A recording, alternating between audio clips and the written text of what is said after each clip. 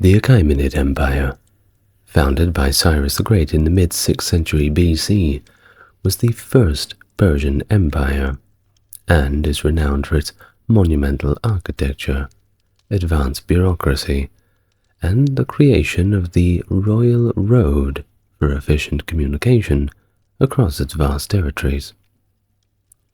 The Achaemenids were notable for their tolerance and respect for the diverse cultures that were within their empire, allowing conquered peoples to maintain their own customs and beliefs.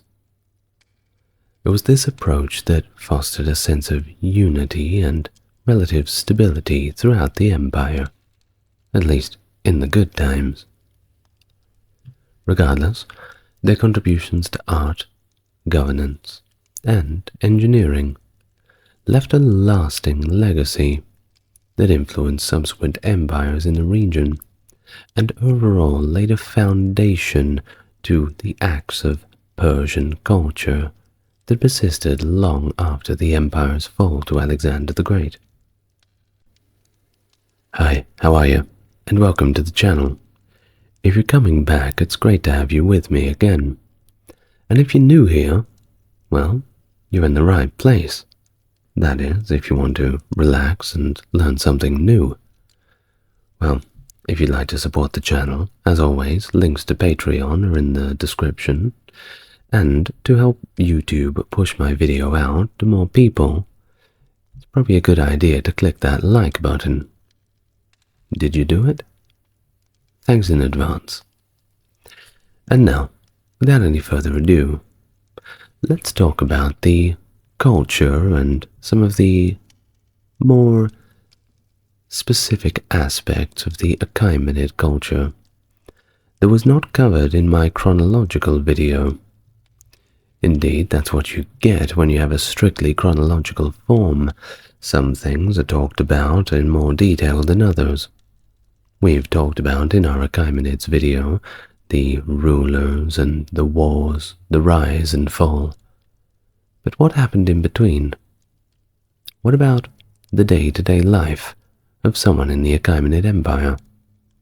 Well, that's what it's all about today. So, in no particular order, I'm going to go through some cultural aspects of what it would have been like to be in the First Persian Empire. Get relaxed. Let's start. The Achaemenid Empire, known for its expansive governance and cultural achievements, significantly shaped the structures of subsequent empires across Asia and the Middle East. Its methodologies in administration were highly influential and set precedents that were emulated even by the Greeks and the Romans. This Persian model was notably pivotal for the Abbasid Caliphate of later times, and heralded in the Islamic Golden Age, with its epicenter right back in the heartland of Mesopotamia, close to ancient Babylon. The Abbasids drew heavily from Persian aristocracy for support, incorporating Persian linguistic, architectural, and cultural elements into Islamic society. In fact, a lot of the things that you see in Islamic art are borrowed from the earlier Persian empires.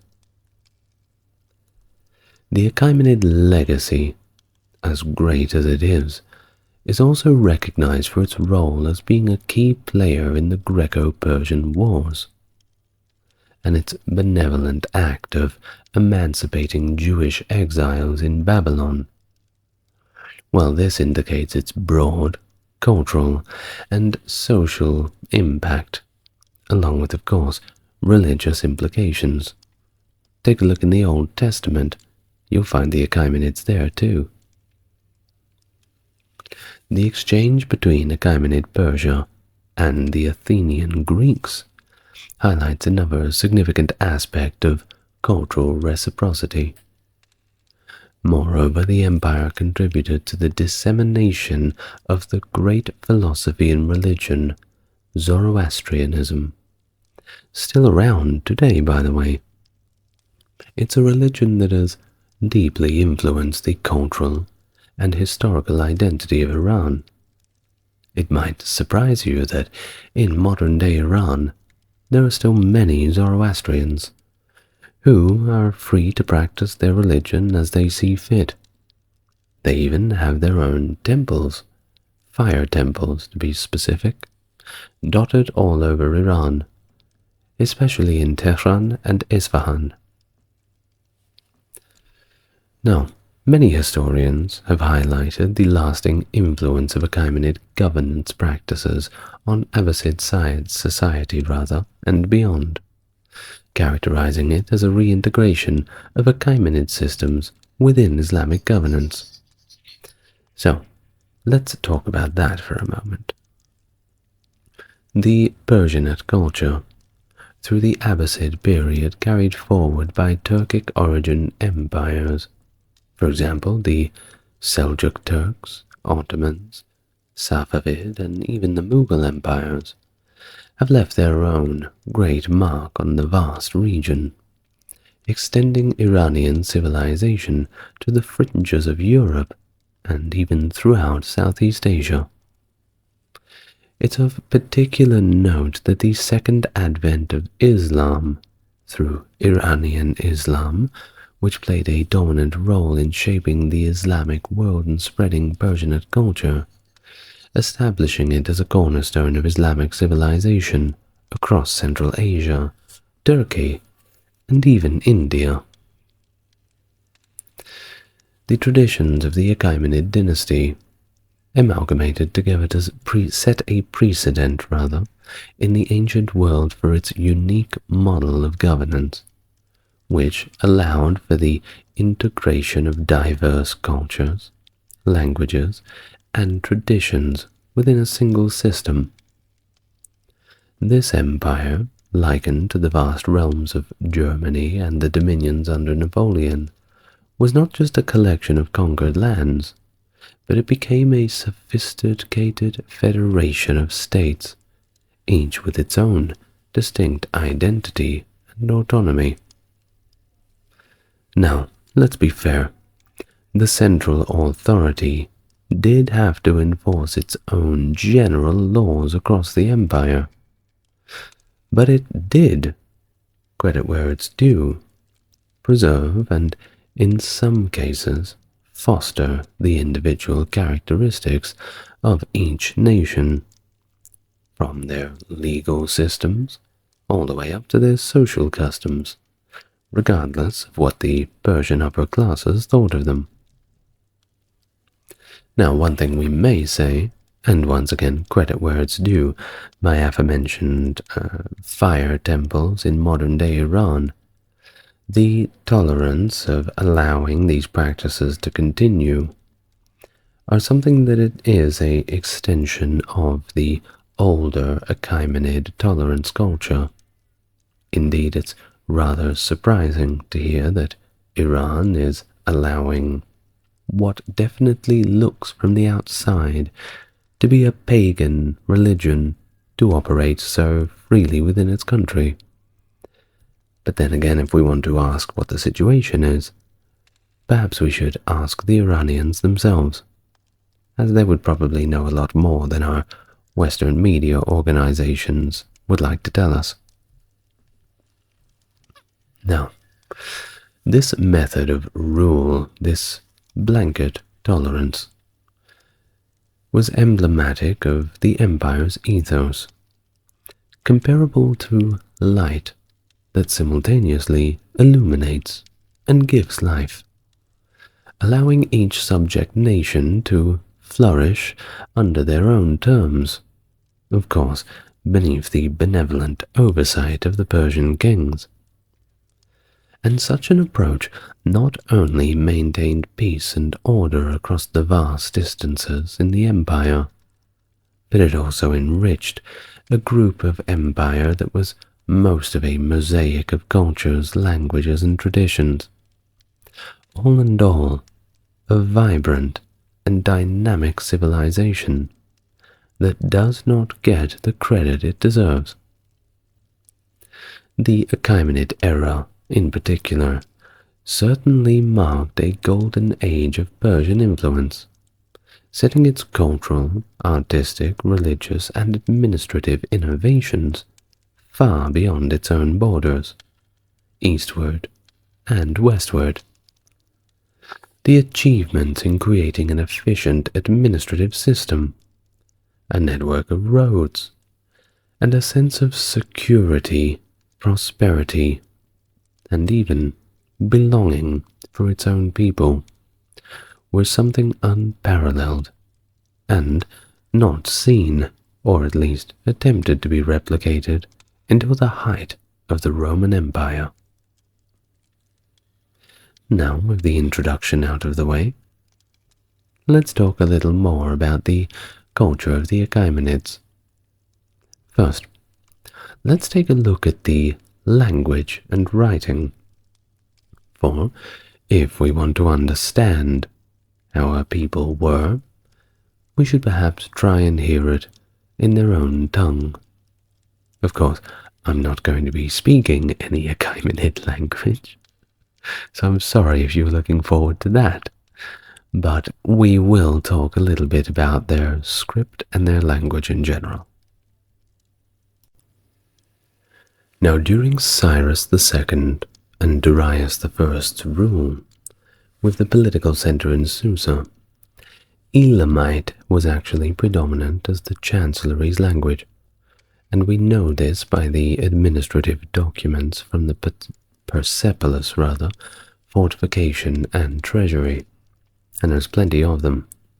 Of course, it's very easy to preserve cuneiform records because they were all written on clay tablets, so we're still pulling them out of the ground.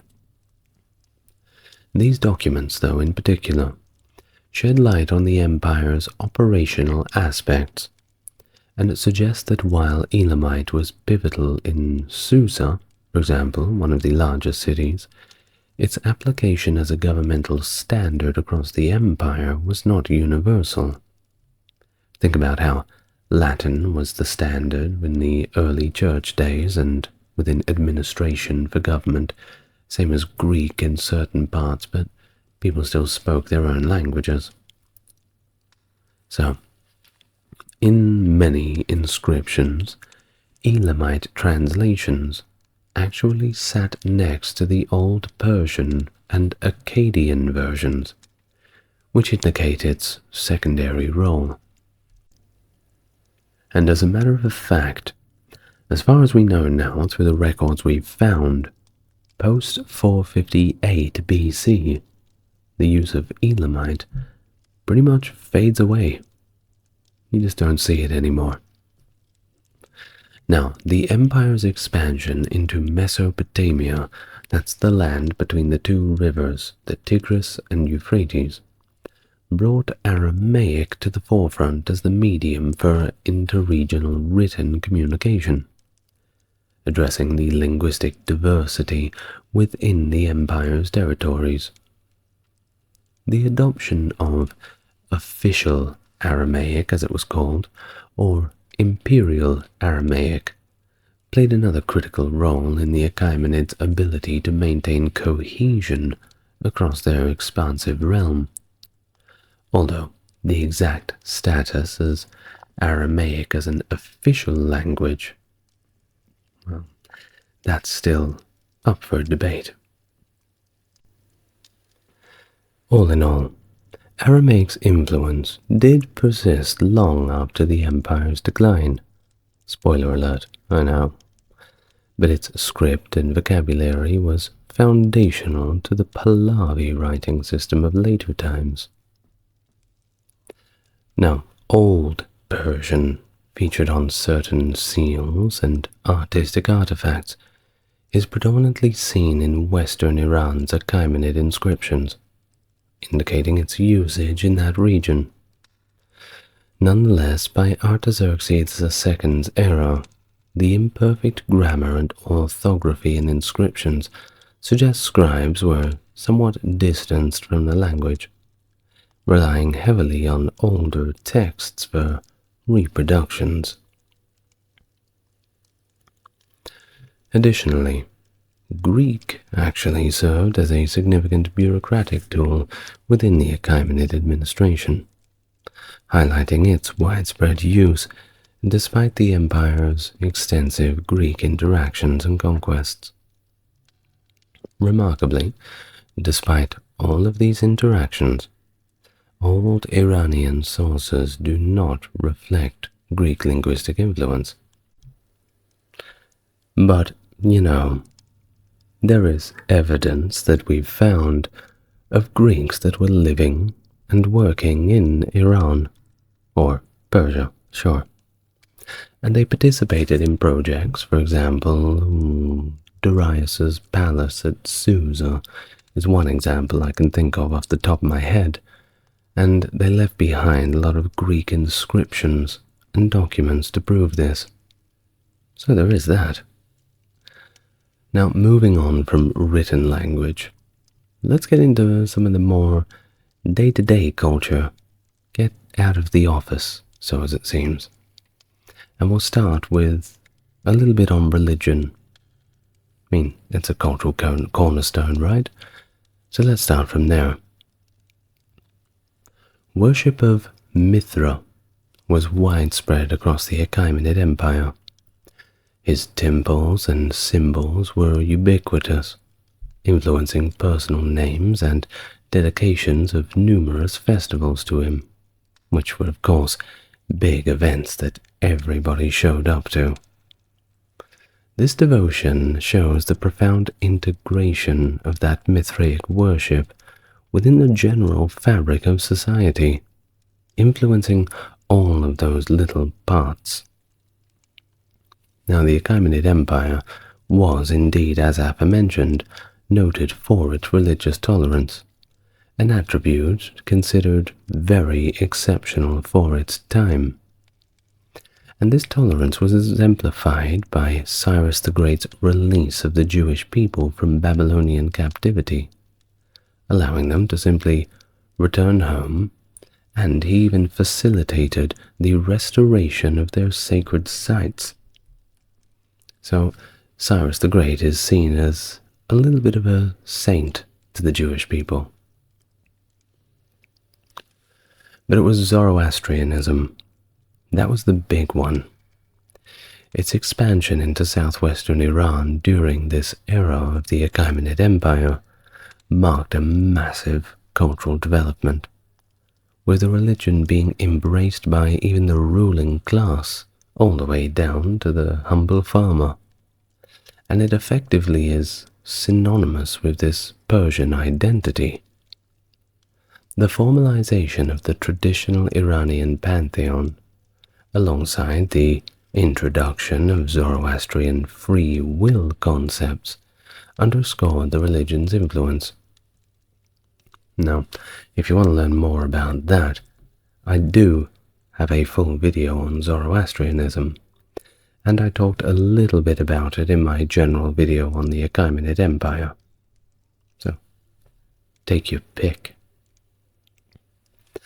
Now, Herodotus, observing during Artaxerxes and Darius II's reign, highlighted the Persians' very distinct religious practices, which included sacrifices to natural elements without the use of idols, altars, or even temples. And all of this leads us to the conclusion that their gods were rather transcendent in nature and omnipresent. You didn't just have to show up to the temple to see the god. They were everywhere.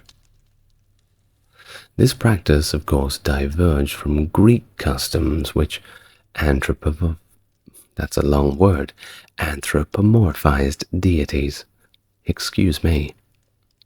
Of course, it's all a little difficult for the Greeks to understand, but they got their head around it eventually.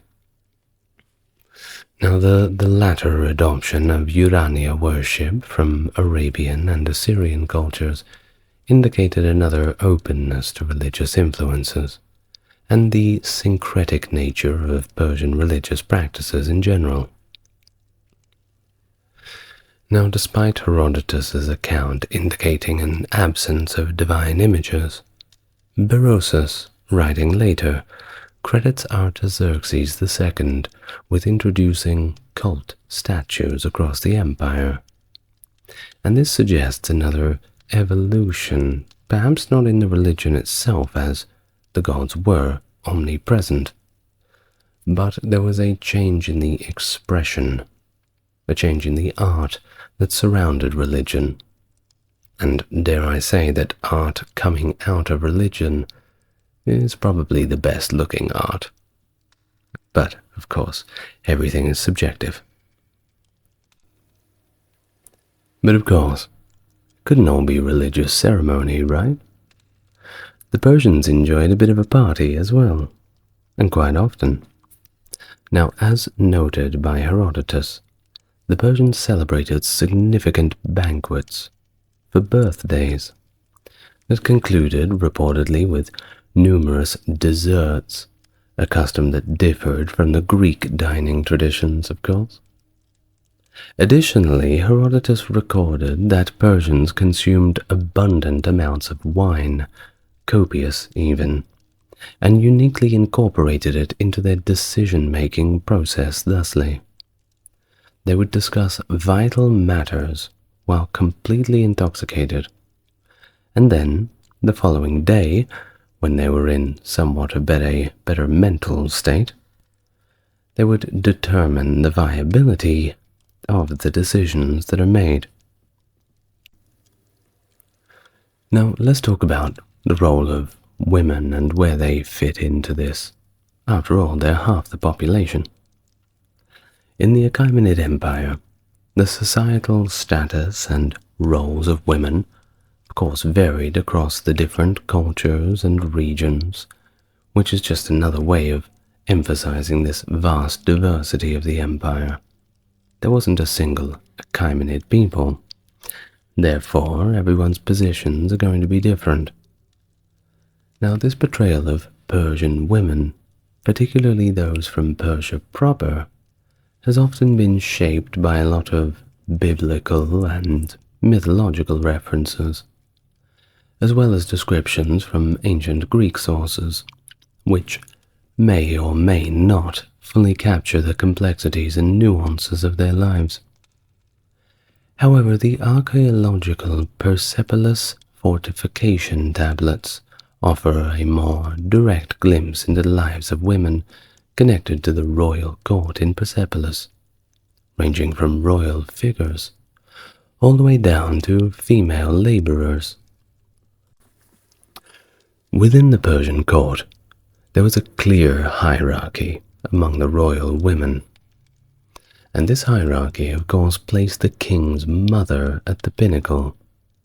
Not a new idea, followed in descending order by the queen, the king's daughters, his concubines, and finally the other royal women of the household. Marriages for the king typically involved a female from the royal family or a noble woman closely related to a satrap or another prominent Persian figure.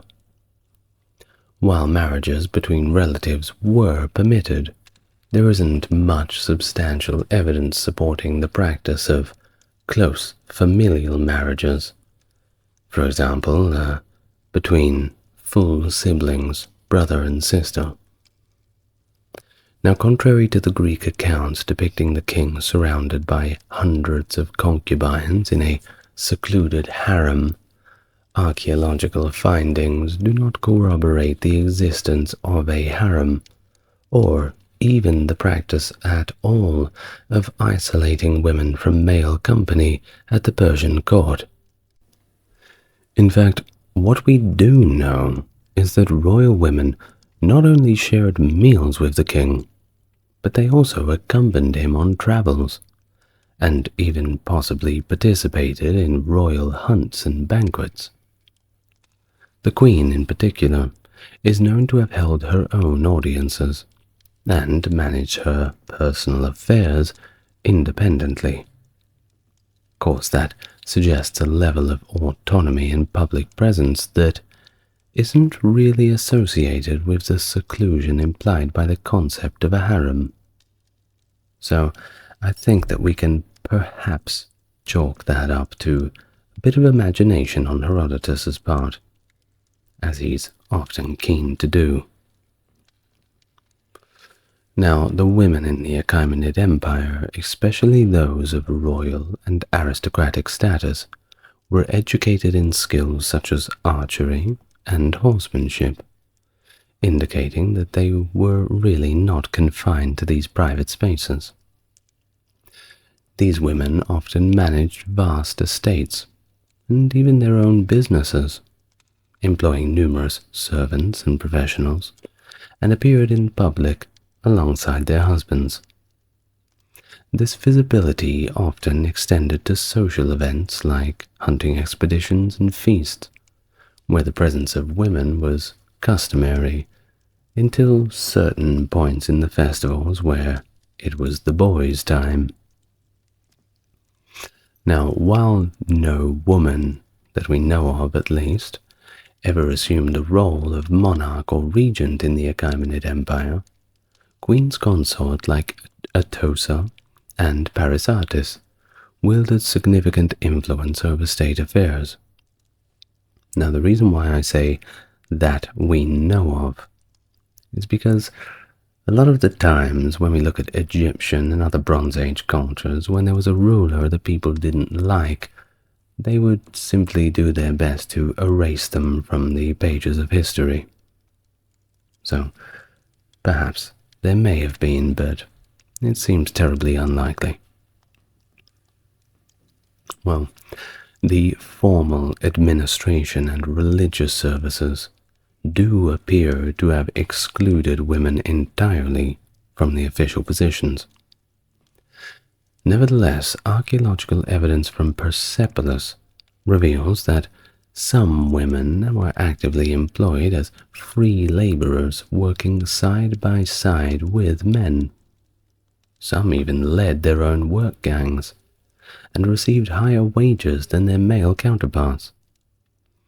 Although generally, 99% of the cases, women's wages were lower, unless they were exceptionally skilled craft workers, and even in that case, it was most likely then just equal pay to their male counterparts. Now, what about art and architecture? Well, there's plenty of that left over. It was emblematic of an empire that spanned 3 continents, and it stands out for its synthesis of diverse cultural elements amalgamated into a distinctive Persian ethos. The empire's builders and artisans drew from a broad palette that included Median, Assyrian, and even Asiatic Greek influences, all molding together into something that was uniquely and recognizably Persian. This rather eclectic approach is evident across the vast territories that were once under Achaemenid sway, all the way from the Mediterranean, reaching to the Indus River. It manifests in the monumental stone structures and paradisiacal gardens segmented by flowing water.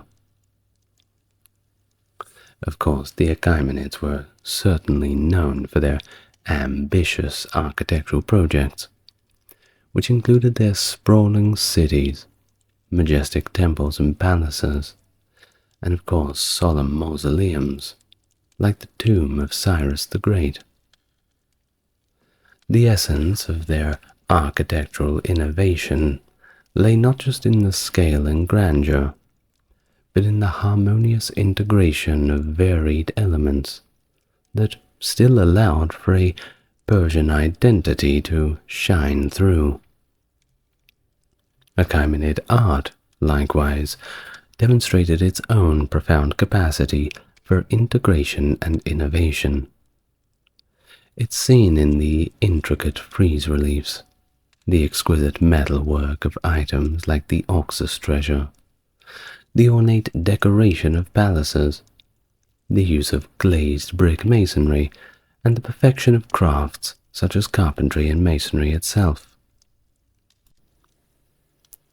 Persian art was categorized by its ability to absorb and transform artistic styles and techniques from across the empire's vast territory, and really make something from all the best parts of them.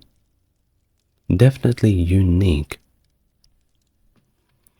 Of course, all of this amalgamates in the Palace of Persepolis, which stands out as that quintessential testament to Achaemenid architectural and artistic achievement.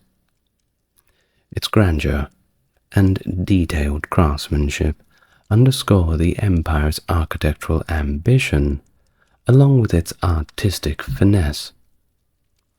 Darius I's account of constructing his palace at Susa reveals the global scale of resources and craftsmanship that went into the Achaemenid projects. Materials and artisans were sourced from across the wide ranges of the empire.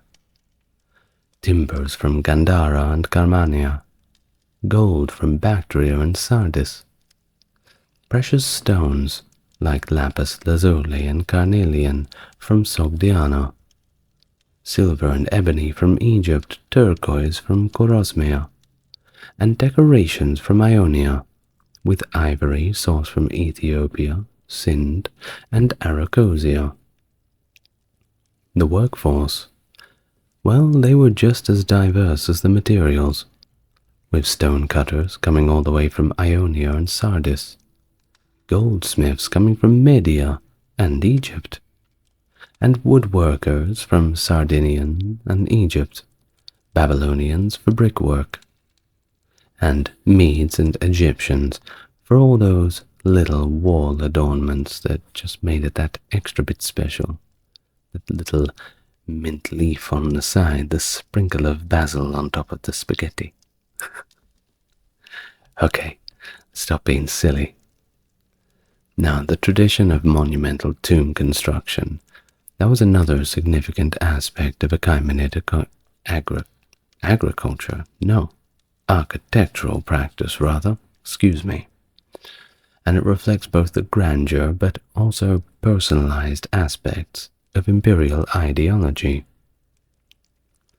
The most iconic of these sepulchral monuments are found at Nash el-Rustam, an ancient necropolis, which is located roughly 12 kilometers northwest of the ceremonial capital, Persepolis. The site is renowned for hosting the rock-cut tombs of 4 Achaemenid sovereigns, that being Darius I, Xerxes I, Artaxerxes I, and Darius II. Each tomb carved into the face of a limestone cliff stands as an example to the might, piety, and enduring legacy of the kings intended leave behind, and a legacy left behind they certainly did. Now, beyond Nashk-e-Rustam, other Achaemenid monarchs chose somewhat different locations for their resting places, demonstrating a diversity in burial practices within the dynasty. Wasn't like in Egypt how everyone was just crammed into the Valley of the Kings, depending on the dynasty, of course. Notably, Artaxerxes II and Artaxerxes III commissioned their tombs adjacent to Persepolis, closer to the empire's spring capital. These tombs, while following the architectural tradition of their predecessors, signify a fairly obvious continuation, but also an evolution of the royal sepulchral tradition, with each monarch making a personal mark through their choice of location and even design. Which brings us to the very notable tomb of Cyrus the Great, that founder of the Achaemenid Empire, which occupies a unique place within the Persian necropolis tradition.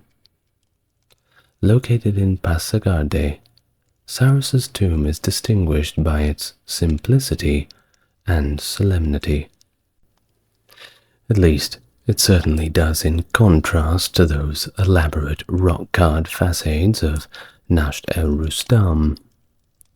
Now this monument, you may have seen it before. It's actually recognized as a UNESCO World Heritage Site. Yeah, you can go there. And it not only marks the resting place of the empire's founder, but it also symbolizes the inception of the Achaemenid architectural and cultural legacy. It's through these diverse burial sites that the Achaemenid rulers sought to immortalize their reigns and ideologies. Now, a little bit on Cyrus the Great, because if you want to understand Achaemenid culture, you better understand Cyrus the Great. The foundation of the empire by Cyrus marked the beginning of a new era in the Near East. His establishment of a multi-state empire governed from the 4 major capitals of Passagarde, Babylon, Susa, and Ecbatana was a testament to the empire's vastness and diversity. This innovative system of governance allowed for the integration of various cultures and regions into a broad, cohesive imperial structure, while also granting a degree of regional autonomy through the satrapy system. Each satrapy served as an administrative unit, typically organized and based on geographical boundaries, and was overseen by its own satrap, or governor. Now this structure was complemented by a general who oversaw military recruitment and maintained order, and also a state secretary who was responsible for keeping official records. These positions created a direct line of communication and accountability to both the satrap and the central government, ensuring efficient administration and control across the empire's extensive territory. The military and administrative innovations of Cyrus were instrumental in the empire's expansion and consolidation, especially the notable creation of the Immortals. You may have heard of them, an elite unit of 10,000 highly trained soldiers. This exemplified the empire's military and strategic capabilities. And don't believe the movies. They were actually a lot better at fighting than, is it Frank Hubert who did the 300 film? I can't quite recall. Either way, they were a lot better than the comic books will tell you. Additionally, the establishment of an extensive postal system, that's right, the post system, based on a network of relay stations known as chapar khane, facilitated rapid and reliable communication. The discovery of the Persepolis Administrative Archives in the 1930s provided unprecedented insights into Achaemenid administrative and governmental systems. With a smaller portion in Aramaic and a singular tablet identified written in Old Persian, shed light on the inner workings of the Achaemenid administration. The presence of numerous seals and seal impressions among these documents shows the bureaucratic process and data flow within Persepolis, and it gives us a pretty good glimpse into the daily management of the empire's affairs over a period of around 50 consecutive years from 509 to 457 BC. The introduction of the Persian darik, a gold coin, alongside its silver counterpart of lesser value, the siglos, by Darius I, marked a significant milestone in the economic history of the Achaemenid Persians, and, frankly, the world. This bimetallic monetary standard, a pioneering concept at the time, laid the foundation for economic systems that would persist well into the modern era. Darius's reign was characterized by far-reaching economic reforms, including the establishment of a standardized coinage system that facilitated trade and economic integration within the vast empire. The daric, in particular, became a symbol of Persian wealth and economic power, playing a critical role in the empire's commercial activities. Darius had also revolutionized the empire's economic structure through the implementation of a regulated and sustainable tax system. I'm sure that made him popular. This system was meticulously designed to reflect the economic potential and productivity of each satrapy, ensuring a fair and balanced contribution from each region. The tax assessments varied significantly, with Babylon, for instance, being required to contribute a substantial amount in both silver talents and provision for the army. India's tribute highlighted its renown for gold, while Egypt, with its abundant crops, was tasked with becoming the granary of the empire, contributing both grain and silver. So really, it wasn't that bad. I mean, if you had an abundance of a certain thing in your lands, well, why not use your tax that thing to pay your taxes, rather? It wasn't just give us money. It was basically give us what you can. But then again, if you didn't give enough, perhaps the taxman would come to your door. While the taxation on subject peoples was not merely a means of filling the empire's coffers, but it was also a method of integrating the diverse regions under Persian rule through a single, unified economic policy. The evidence suggests that the empire also regulated the slave trade. Well, unfortunately, they had that as well. So they imposed taxes on private slave sales, indicating another advanced level of administrative control and an early form of sales tax. Now, beyond the economic reforms, and just before we finish up, Darius's reign was notable for the codification of the data, a comprehensive legal system that laid the groundwork for future Iranian laws, reflecting the emperor's commitment to justice and order throughout his domain. Moreover, the construction of Persepolis as the new ceremonial capital embodied the empire's glory and sophistication, serving as just one more testament to why Persia is an unforgettable empire. In the expanse of the eastern Eurasian steppe, a tale unfolds from the annals of ancient Chinese chronicles, a tale of a formidable group of nomadic tribes known to us as the Xiongnu. This narrative begins in the 3rd century BC and stretches all the way to the waning years of the 1st century AD, painting a picture of a people whose lives were interwoven with the rhythms of the steppe. The Xiongnu, however, weren't just any group of nomads. They represented a tribal confederation, a sophisticated amalgamation of different peoples, united under a common cause and leadership. Hello and welcome to the channel. If you're new here, it's good to meet you. And if you're coming back, it's good to see you again.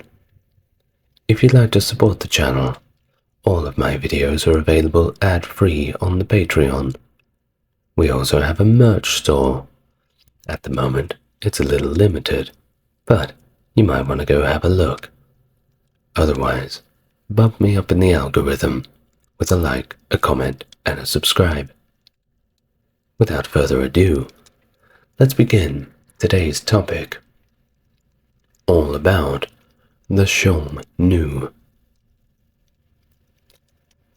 Before the emergence of the Xiongnu as a dominant force in Central and East Mongolia, the region was home of the slab grave culture, known for its unique burial practices, and traced back to the ancient Northeast Asian origins, enduring until the 3rd century BC.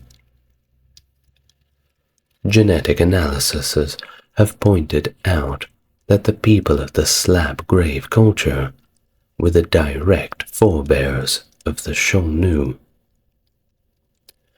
The formation of the Xiongnu, as such studies do suggest, was not a simple affair, but rather involved significant mixing with populations from West Eurasia, adding even more layers of complexity to this mysterious ancestral tapestry. Well, let's go back and try and trace some of the roots of these ancient peoples. In the era of the Western Zhou dynasty, spanning from 1045 to 771 BC, the Zhou faced continuous skirmishes with various nomadic tribes to their north and northwest. These tribes, bearing names like the Shenyun, Guifang, and several others simply identified as Rong, including the Shirong, Shanrong, and Quanrong, were known for their incursions into Zhou territories. Interestingly, the Zhou's own northward expansion, especially into the Wei River Valley, encroached on these nomadic tribes' traditional lands. This, of course, prompted frequent confrontations. Early Chinese history is such as this. The established dynasties versus the barbarians. The aggressive push northward led to the displacement of the Siwa culture, as the Zhou dynasty sought to extend its reach. A significant turning point came in 771 BC, when the Quanrong tribes overran the western Zhou's capital, Haojing, leading to the fall of the last western Zhou king. Following this, the responsibility of managing the northern frontier fell to the Qin state, who was previously a vassal of the Zhou. To the west of the emerging Xiongnu power, the Pazyryk culture flourished in the period between the 6th and 3rd centuries BC.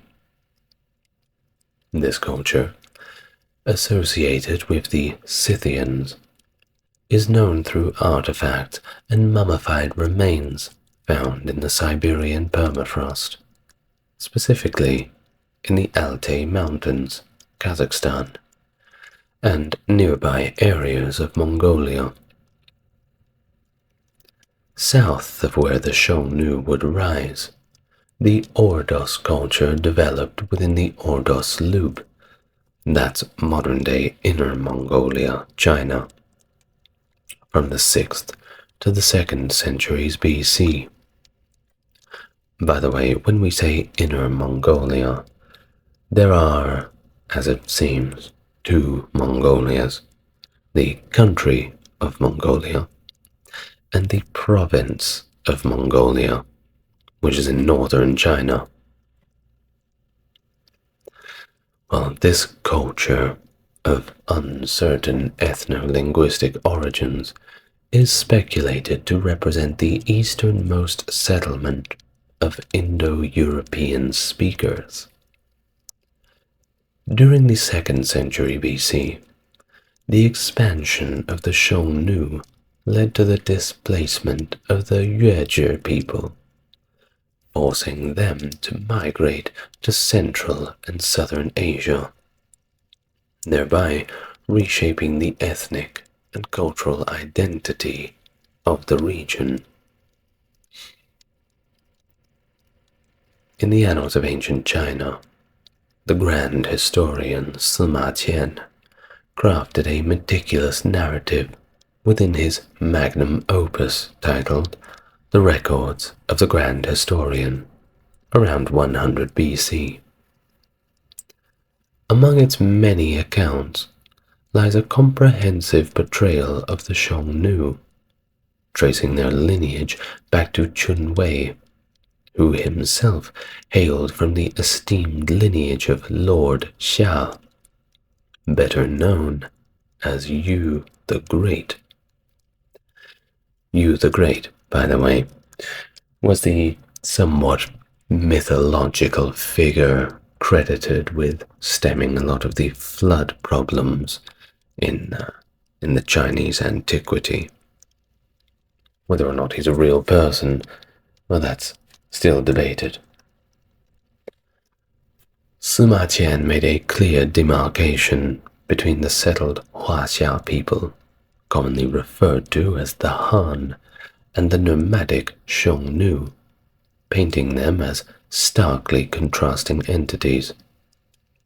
Civilization versus nomadic society, encapsulated by the Hua-Yi dichotomy.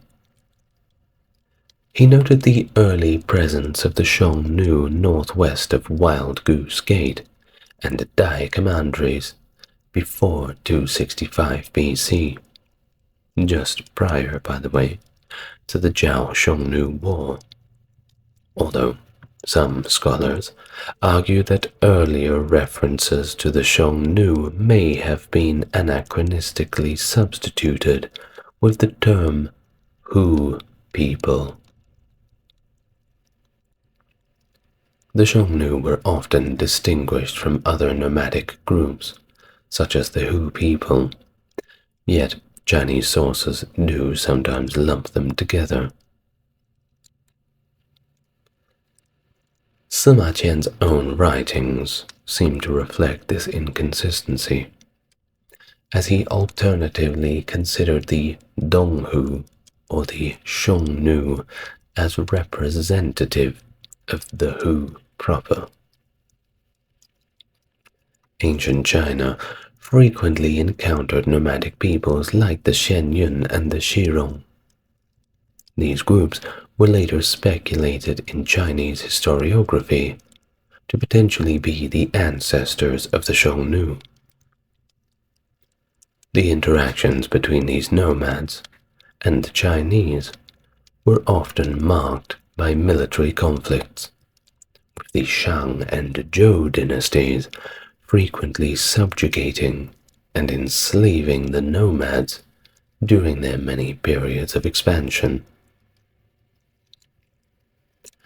During the tumultuous warring states period, the states of Qin, Zhao, and Yan aggressively expanded into nomadic territories inhabited by the Xiongnu and other Hu peoples. The Zhao-Xiongnu War stands out as a significant example of these confrontations. It has been proposed that the Xiongnu were part of a Xirong subgroup known as Yiqu, who had long resided in Shanbei, and had been influenced by Chinese culture for generations until they were displaced by the Qin dynasty. Qin's military campaigns against the Xiongnu resulted in the expansion of its territory, of course, at the expense of the nomads. After the unification of the Qin dynasty, that was the first unified dynasty of China, by the way, the Xiongnu posed a constant threat to its northern borders, particularly during times of natural disasters, when they were more likely to seize the moment and launch attacks, capitalizing on the already confused enemy. Now the dawn of the Xiongnu's ascendancy is shrouded in the tales of Toman, their inaugural leader, who held sway from 220 to 209. In a pivotal moment in 215, Emperor Qin Shi Huang dispatched the formidable General Meng Tian to curb the Xiongnu's burgeoning influence. Meng Tian's relentless campaign culminated in the expulsion of the Xiongnu from the Ordos Loop, compelling Toman and his people to seek refuge in the expansive Mongolian plateau. With Toman's demise in 209 BC, the reins of power then fell to his son, Modu, a figure destined to leave his mark on history. In the face of the looming threat posed by the Qin dynasty, Modu Chanyu orchestrated the consolidation of the disparate Xiongnu tribes into a formidable confederation. This transformative move endowed the Xiongnu with newfound strength, enabling them to muster large armies and execute more sophisticated military strategies.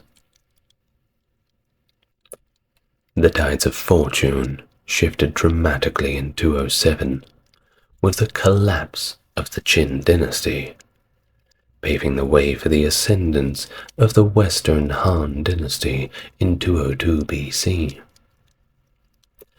Amidst this tumultuous backdrop of instability, the Xiongnu thrived, embracing Han agricultural techniques and adopting aspects of the Han lifestyle, including the utilization of slaves for labor, and of course, the construction of Han-style dwellings.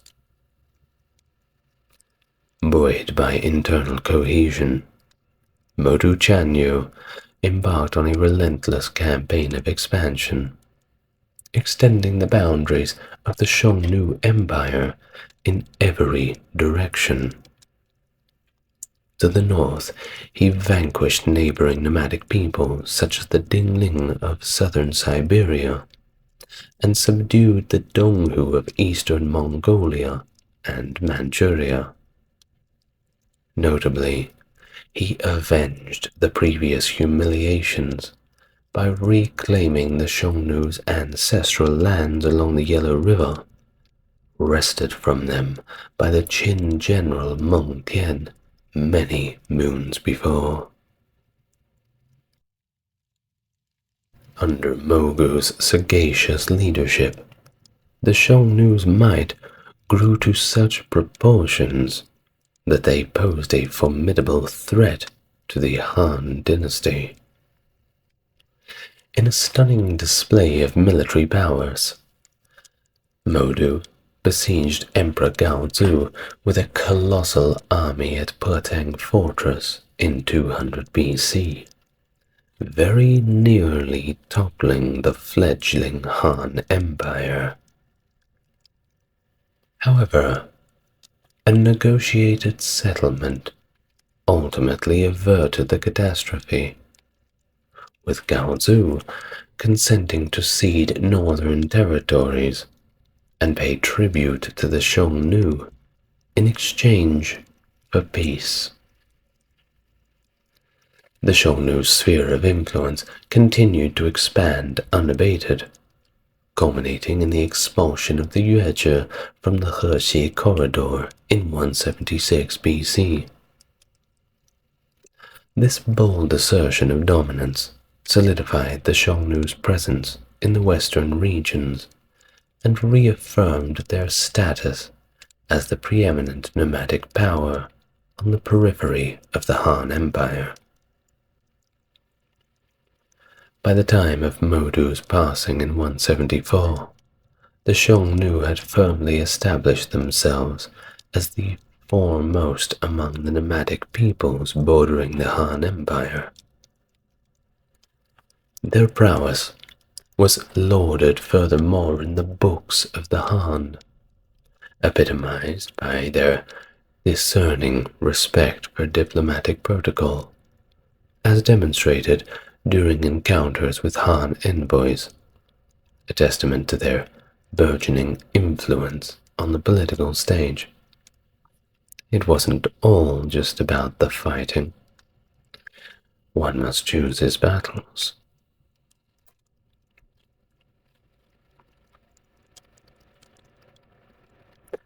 At the apex of Xiongnu society stood the Chanyu, a title synonymous with the Emperor of China, wielding unrivaled authority over the realm. Assisting the Chanyu were the Tuqi kings, with the Tuqi kings of the left typically designated as the heir apparent. All of this indicates a hereditary succession pattern.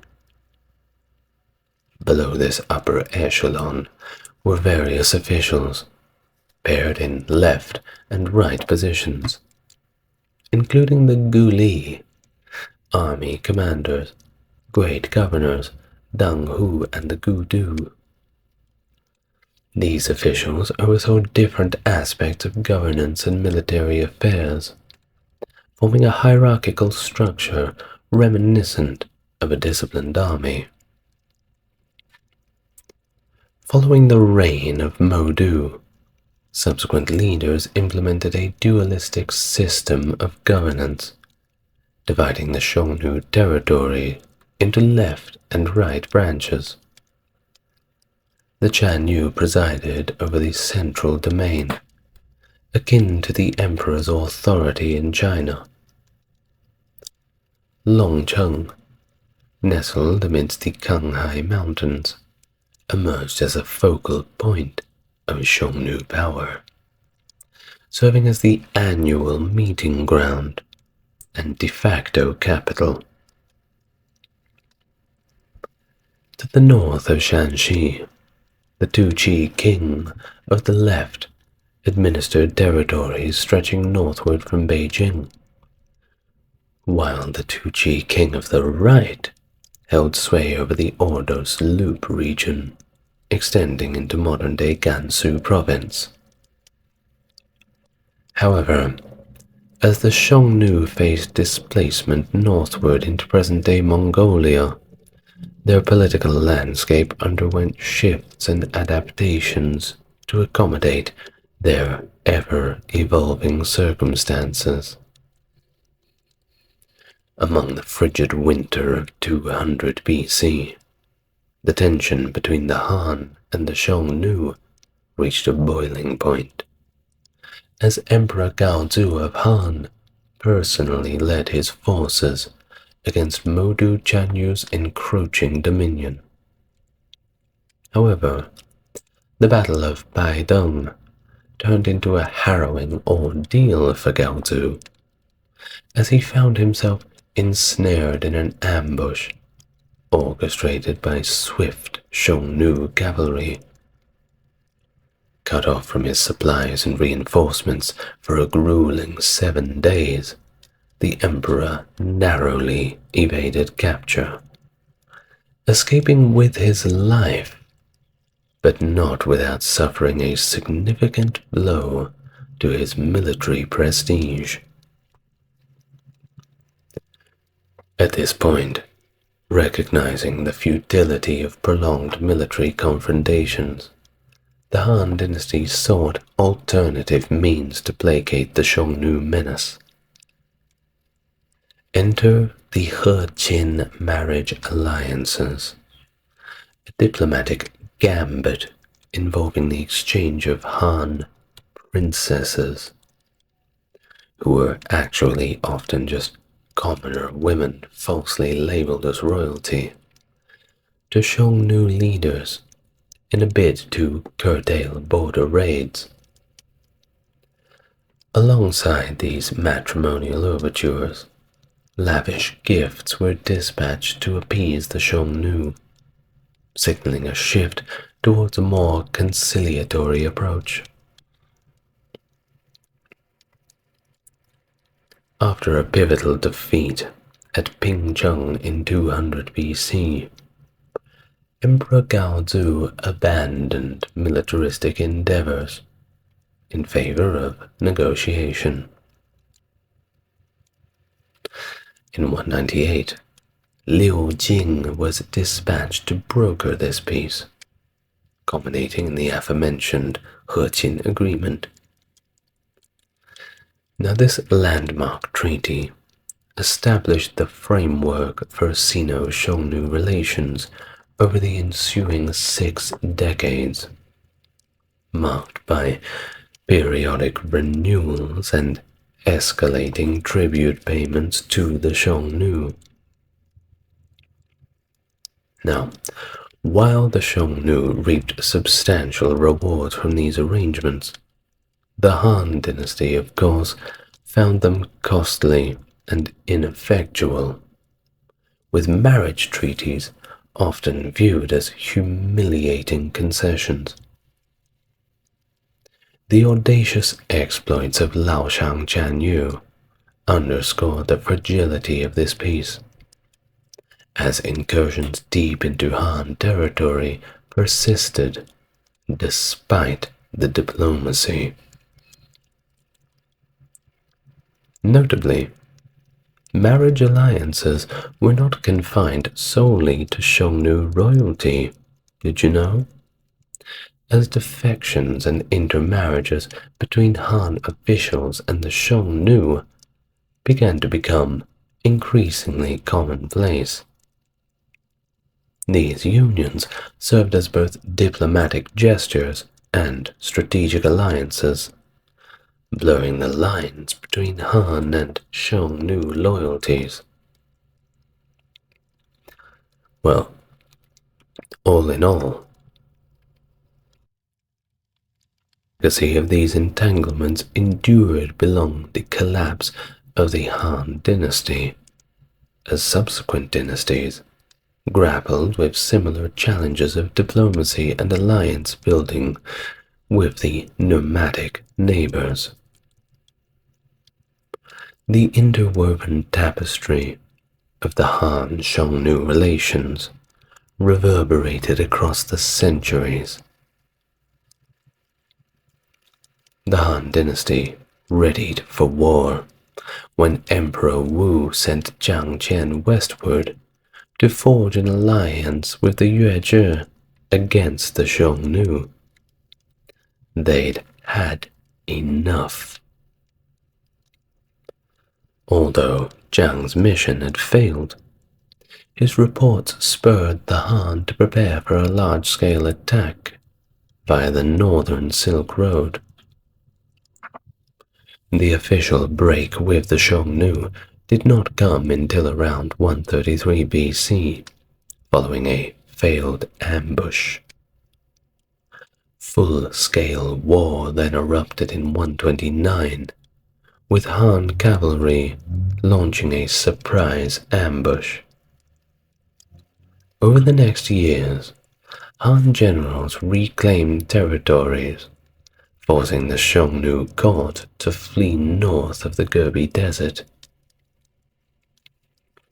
Logistical challenges hindered prolonged campaigns, but the Han managed to secure victories, including the War of the Heavenly Horses against Dayuan.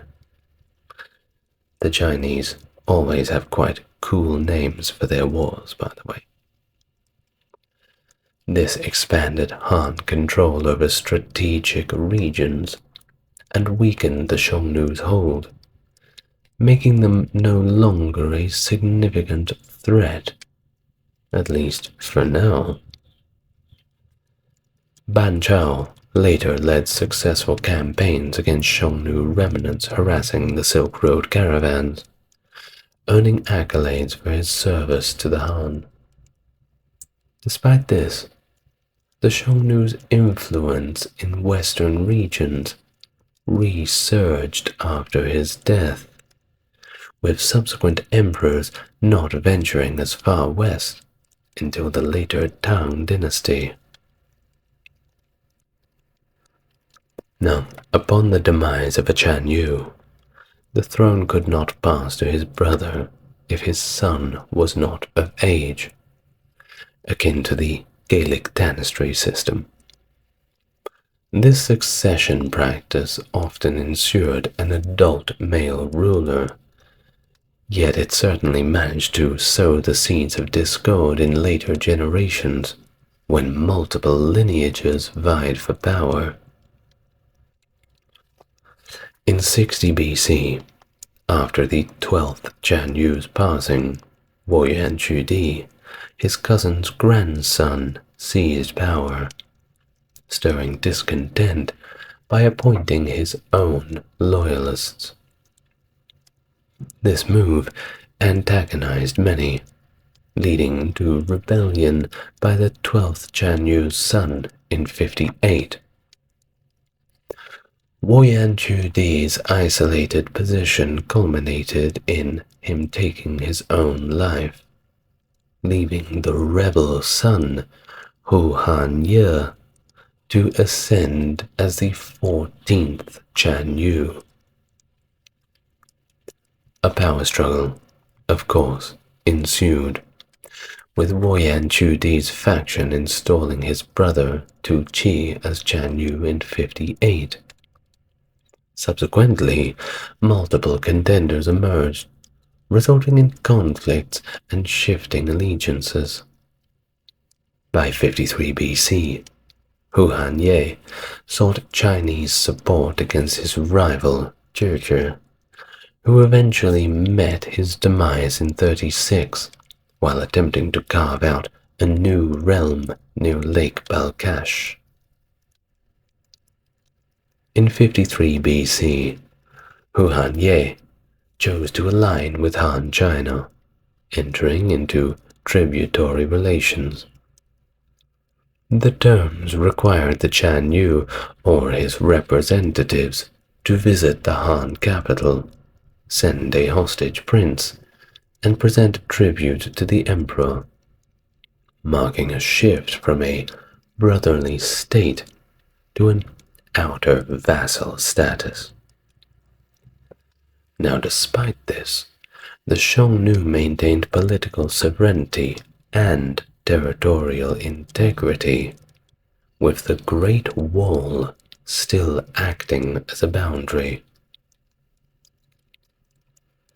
Hu Han-ye sent his son as a hostage to the Han court, and personally paid homage to the emperor in 51 and subsequent years, receiving generous rewards for it. However, when he sought to marry an imperial daughter, Emperor Yuan declined, offering ladies-in-waiting instead. Meanwhile, Zhi, upon learning of his brother's submission, sent envoys with tribute, but never paid homage personally.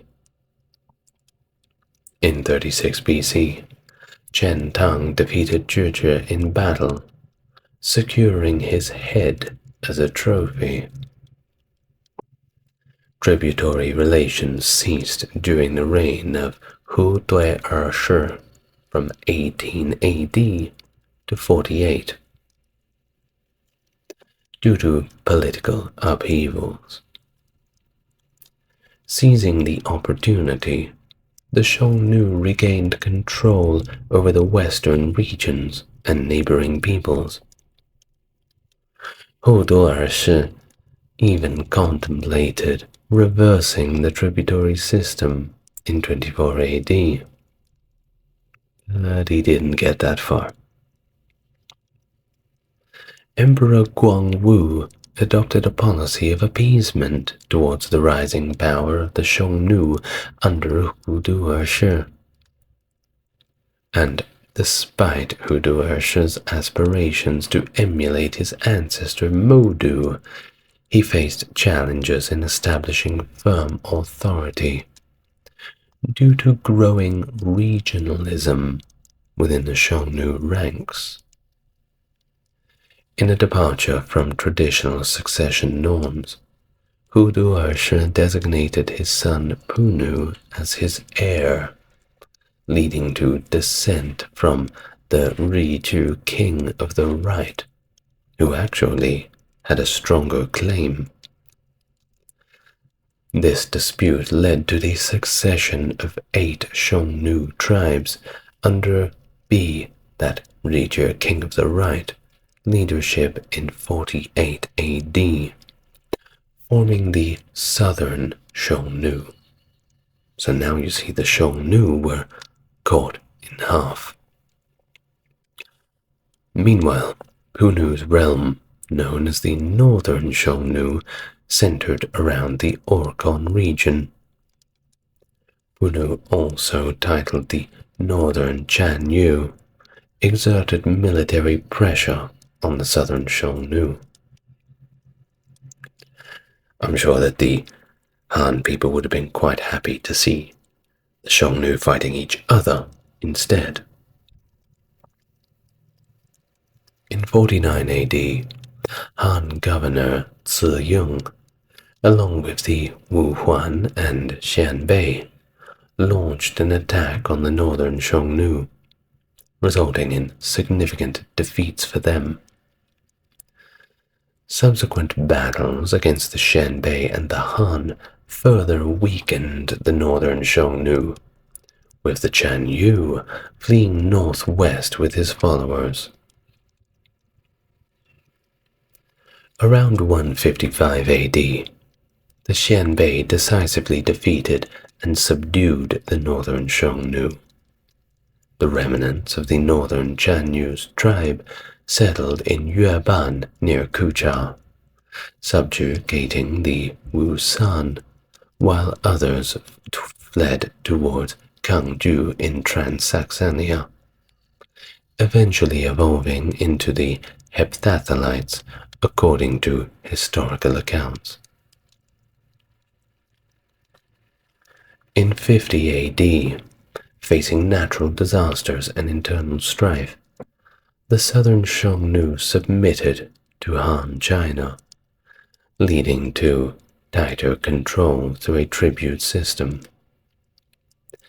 They were resettled in frontier commanderies alongside Han settlers, fostering economic reliance on trade with the Han.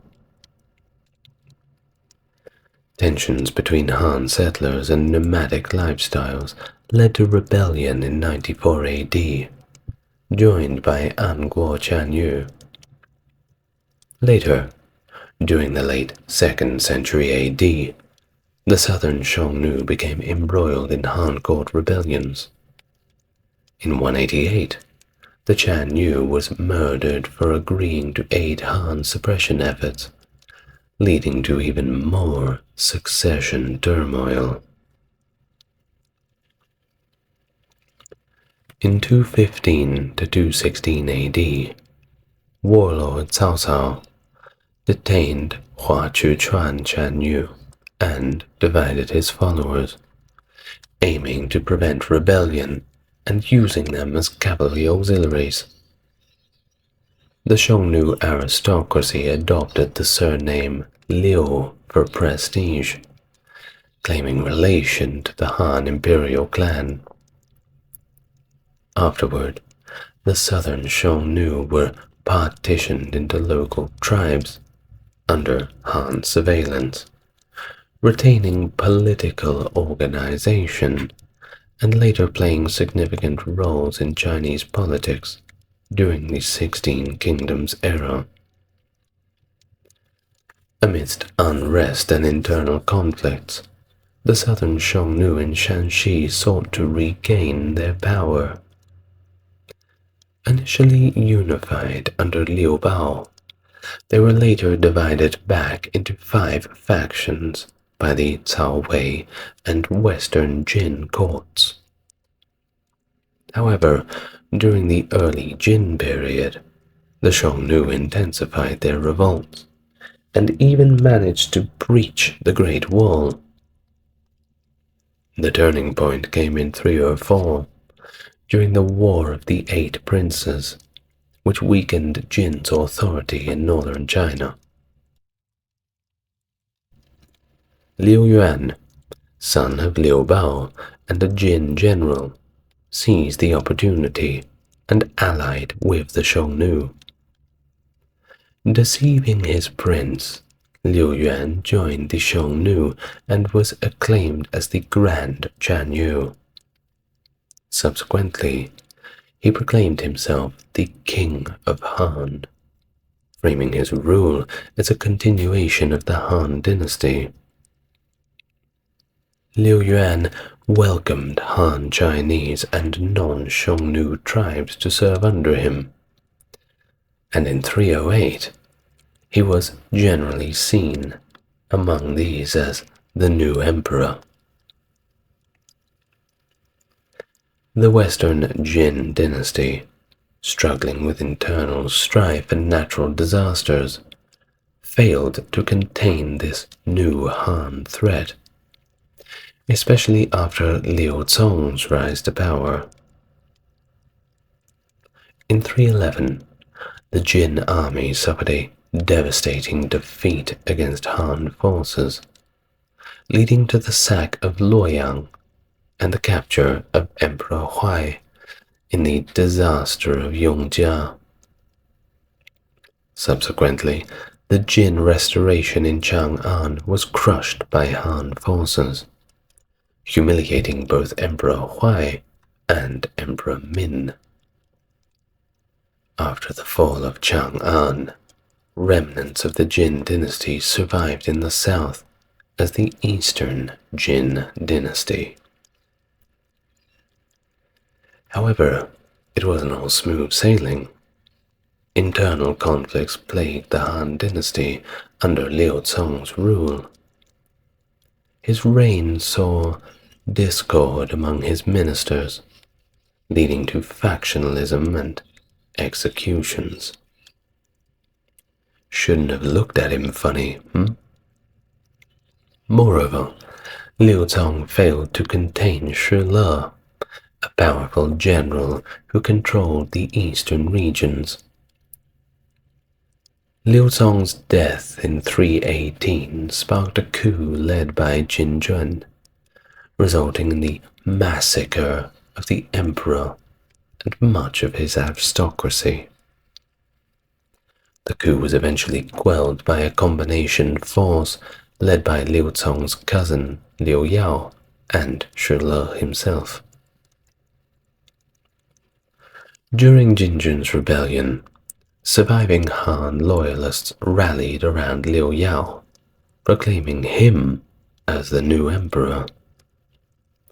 In 319, Liu Yao relocated the capital from Pingyang to Chang'an and renamed the dynasty as Zhao. Unlike his predecessors, Liu Yao emphasized his Xiongnu lineage by honoring Modu Chanyu and distancing himself from the previous goal of restoring the Han dynasty. However, Liu Yao's reign continued the legacy of Liu Yuan and Liu Cong, leading historians to collectively refer to it as Han Zhao. In the same year, Shi declared independence and established his own state of Zhao, challenging Liu Yao's authority over northern China. This distinction led historians to differentiate between Han Zhao and Shi Le's later Zhao, referring to the former as former Zhao. Liu Yao then consolidated his rule over the Guangzhou region and expanded westward by defeating remnants of the Jin dynasty and vassalizing territories like former Liang and Chuochi. Despite his efforts, however, Liu Yao's attempt to seize Luoyang and later Zhao ended in defeat, as he was captured and summarily executed by Shi Le's forces in 329, with Chang'an falling to later Zhao, and the Han Zhao dynasty, well, they came to an end, paving the way for later Zhao's dominance over northern China for the next 2 decades. The Tiefu tribe, descended from Zhubei and connected to the Dugu branch of the Xiongnu, rose to prominence under the leadership of Liu Hu in 309. Engaging in a rebellion against the western Jin from Shanxi, Liu Hu's tribe was eventually displaced to the Shuofang commandery in the Ordos Loop. Despite being vassals to stronger neighbors, the Tiefu maintained their presence in the region until they were vanquished by the Northern Wei dynasty in 392. Liu Bobo, a surviving member of the Tiefu tribe, sought refuge with the Qiang-led later Qin after going into exile. Tasked with guarding Shuofang, Liu Bobo rebelled in 407 and established the Hu Xia dynasty, adopting the surname Helian. Helian Bobo's military campaigns contributed to the decline of later Qin, culminating in his conquest of the Guangzhou region from the Eastern Jin dynasty in 418. Following Helian Bobo's demise in 425, the Xia dynasty faced rapid decline due to pressure from the Northern Wei. By 428, both the emperor, Helian Chang, and the capital fell to Wei forces. Helian Ding, Bobo's brother, succeeded him and expanded Xia's territory by conquering the western Jin in 431. However, he was ambushed and captured by the Tu Hun while campaigning against northern Liang, leading to the downfall of the Xia dynasty. Helian Ding was then executed by the Wei dynasty in the following year. Tongwangcheng, one of the capitals of the Hu Xia dynasty, was constructed during Helian Bobo's reign. Discovered as recently as 1996, Tongwangcheng has been designated as a cultural relic under the top state protection by the State Council.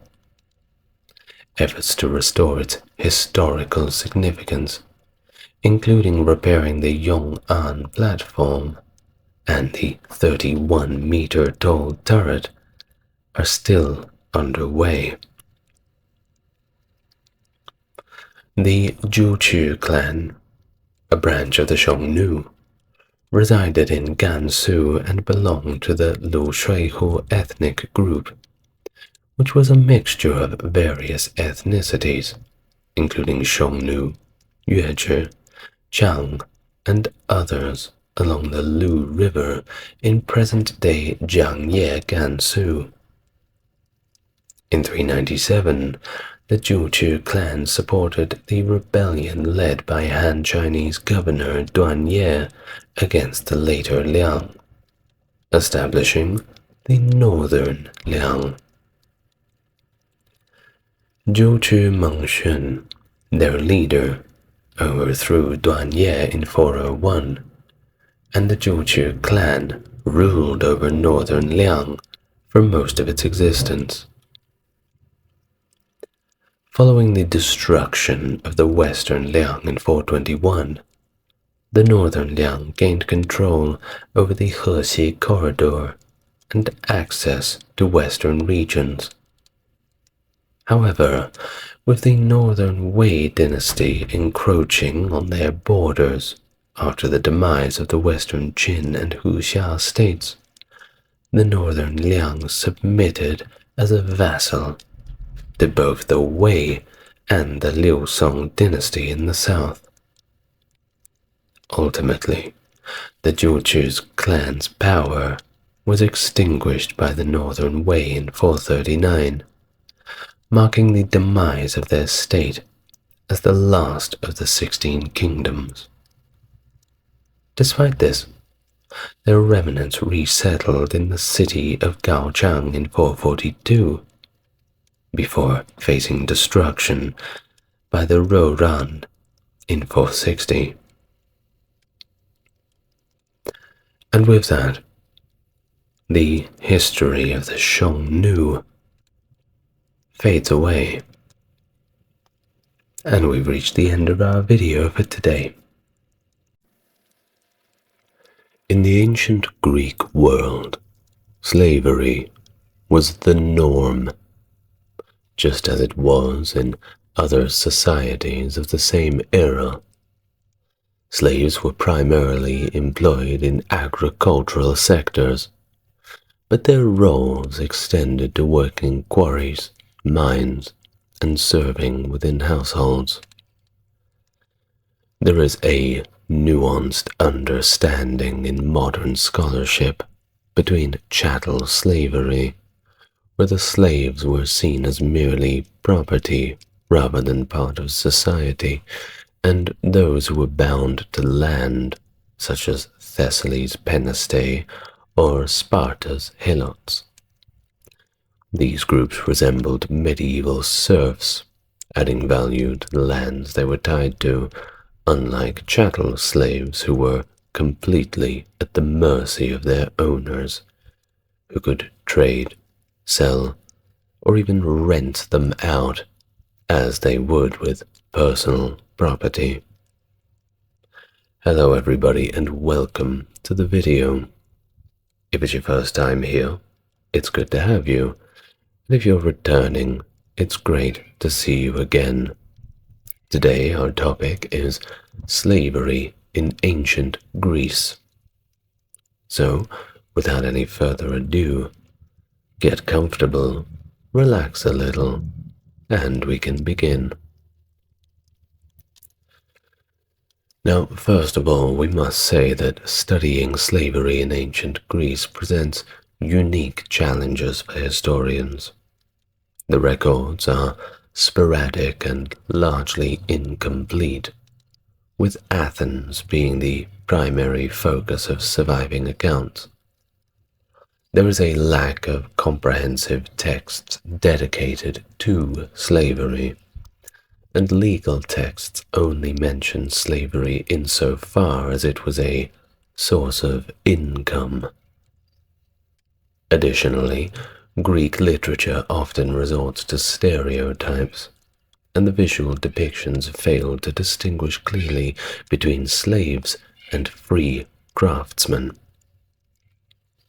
Now, with this in mind, we are going to do our best with the information that we have to provide a rather brief but general picture of what it was like to be a slave in the ancient Greek times.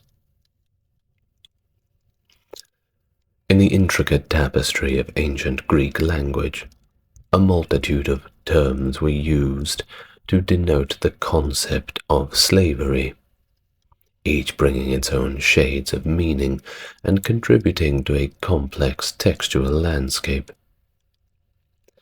This diversity in terminology often leads to ambiguity in modern interpretations, especially when these terms are extracted from their original contexts some 2,000 years ago. In the epic narratives of Homer, Hesiod, and Theognis of Megara, slaves were referred to as dmos, a term generally used but specifically denoting war captives considered as spoils of war, essentially viewed as the property of their owner, a conquered people. Now, during the classical era, the term anthropodon, meaning one with the feet of a man, was contrasted with tetrapodon or quadruped, signifying livestock, to distinguish human slaves from animals. The predominant term for slaves was doulos, juxtaposed with the term for free man, eleutheros. An archaic version of this, found in Mycenaean inscriptions, appears as doero for male slave, or doera for female slave, highlighting very early linguistic evidence of slavery. Now, the term doera, persisting into modern Greek, meaning work, was metaphorically extended to describe various forms of subjugation, including the dominance of cities or parental authority over offspring. The term oiketes, meaning one who lives in the house, specifically referred to household servants. Additional terms offering more nuanced understandings of slavery, contingent upon their contextual use, of course, include therapon, meaning companion in Homeric times, as in the companionship between Patroclus and Achilles, or perhaps Meriones and Idomeneus, which evolved by the classical period to mean servant. So remember that, therapon meaning companion, and by the classical period, servant. Akolothos, translating to the follower or the one who accompanies, and its diminutive form typically used for page boys. Pais, meaning child, applied similarly to houseboy, or used derogatorily for adult slaves. Soma, literally body, used in discussions of emancipation, further illustrating the varied and context-dependent vocabulary related to slaves in ancient Greece.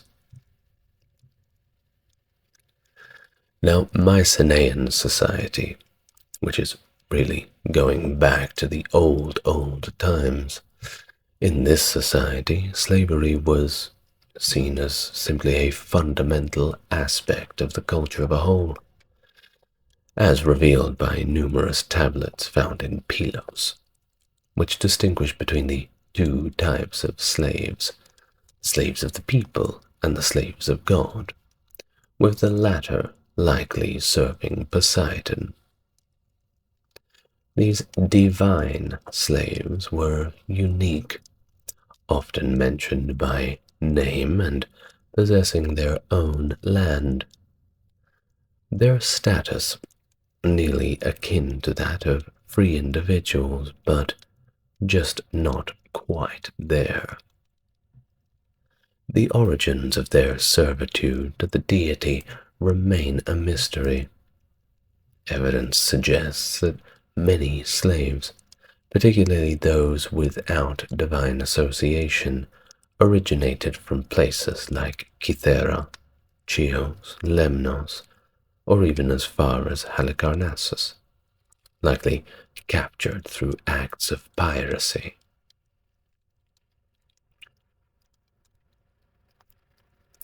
These records also highlight that relationships between slaves and free people were not uncommon, with slaves having the capability to work and own land.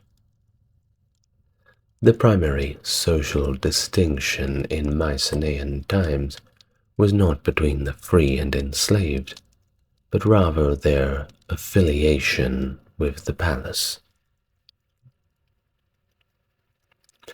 Moving on now and transitioning to the Homeric era, we can observe a notable shift in social structures and terminology for slaves, reflecting the conditions of the Greek Dark Ages. The term for slave evolves from doero or doulos to demos, and in works like the Iliad, slaves are predominantly war-captured women, while the men faced ransom, or if they were very unlucky, death. The Odyssey continues to portray slaves mainly as women, serving as household servants or concubines, though it also introduces male slaves, such as the loyal swineherd Eumaeus, who is integrated into the household's core. Despite the intimate integration into the household, however, slavery was still considered as a great dishonor, as Eumaeus himself laments the loss of virtue upon becoming a slave. Now, where did it all start? Well, that's kind of hard to tell. Slavery has been around for as long as warfare and subjugation of the conquered has. The origins of slave trading in the Archaic period are therefore murky, with the 8th century BC poet Hesiod mentioning the ownership of demois, though their status remains ambiguous. The existence of douloi is further confirmed by later poets and the draconian laws of the 7th century BC, which permitted violence against slaves. By the time of Solon in the late 6th century BC, laws were in place that restricted the activities of slaves, marking a period where references to slavery became more frequent and its practice a lot more widespread. Now, this era saw the concurrent rise of the democratic processes and the expansion of slavery, highlighting a paradox within Greek history, where the advancements of freedom and the institution of slavery progressed hand in hand. In ancient Greece, the realm of politics was exclusively reserved for citizens and seen as the most noble of pursuits, with all other vocations being delegated to non-citizens whenever it was possible. This delineation emphasized the significance of status over the nature of one's work. Agriculture stood as the cornerstone of the Greek economy, where slavery played a critical role. Even the most modest of landowners might possess one or perhaps two slaves, with the holdings of the affluent boasted scores, employed as either basic laborers or overseers. The debate continues over the extent of slave labor in agriculture, but it is widely acknowledged that rural slavery was a significant aspect of Athenian life, distinctly different from the vast slave populations on the Roman latifundia. Mining and quarrying sectors also heavily relied on slave labor, with substantial numbers of slaves often rented out by wealthy individuals. For instance, the Strategos Nicias leased 1,000 slaves for work in the silver mines of Laurium in Attica. The income from such an investment was of course considerable, with Xenophon noting a return of 1 obolus per slave per day. They were making very good money. He even proposed that Athens could enhance its citizens' welfare by purchasing a large number of slaves to be leased out, suggesting a ratio of up to 3 state-owned slaves per citizen. Of course, this is probably not a good idea. There's only so far you can take slavery. If the slaves begin to outnumber you, well, for obvious reasons, this could begin a few problems. Craftsmanship and trades were other areas where slaves made significant contributions. Workshops, unable to rely solely on family labor, employed a large number of slaves. For example, one shield factory of Lysias operated with 120 slaves, and the father of Demosthenes utilized the skills of 32 cutlers and 20 bed makers in his own enterprise. Of course, domestic slavery was also widespread, with the roles of slaves extending into the households of their masters. Male domestic slaves often served as stand-ins for their masters in their trades or as companions on journeys, and in times of war, they might serve as assistants to the hoplites. Female slaves were primarily engaged in household duties, such as cooking and weaving textiles, illustrating the diverse and integral roles slaves held in ancient Greek society across various sectors. Now, how many slaves were there? Was it 1 to every wealthy house? 2 to every wealthy house, and 1 to every modest one?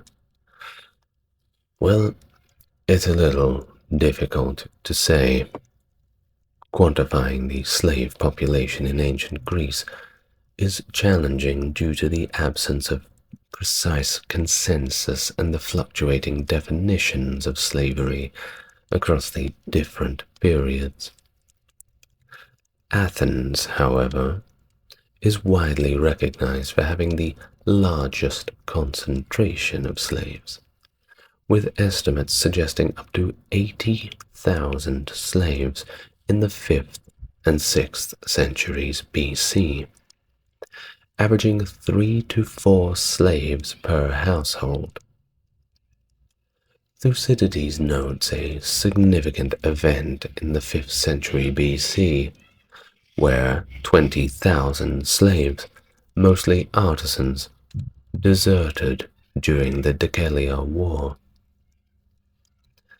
The minimum figure mentioned, around 20,000 slaves during Demosthenes' era, suggests a ratio of about 1 slave per Athenian family. That's a lot of slaves. A more formal attempt to tally the population was made by Demetrius Valerius between 317 and 307, who reported 21,000 citizens, 10,000 metics, or resident foreigners, and a staggering, and I must laugh, 400,000 slaves in Attica.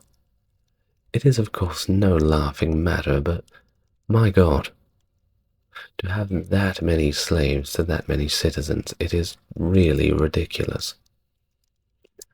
Now this figure, translating to 13 slaves per free man, is of course viewed with skepticism by some scholars, who argue that such a ratio is of course implausible given the economic indicators of the time, such as wealth distribution and food supply logistics.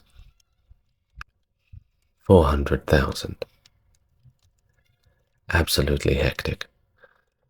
Well, literary and historical sources indicate that owning slaves was commonplace among free Athenians, and of course it was so common that it was seen as completely normal.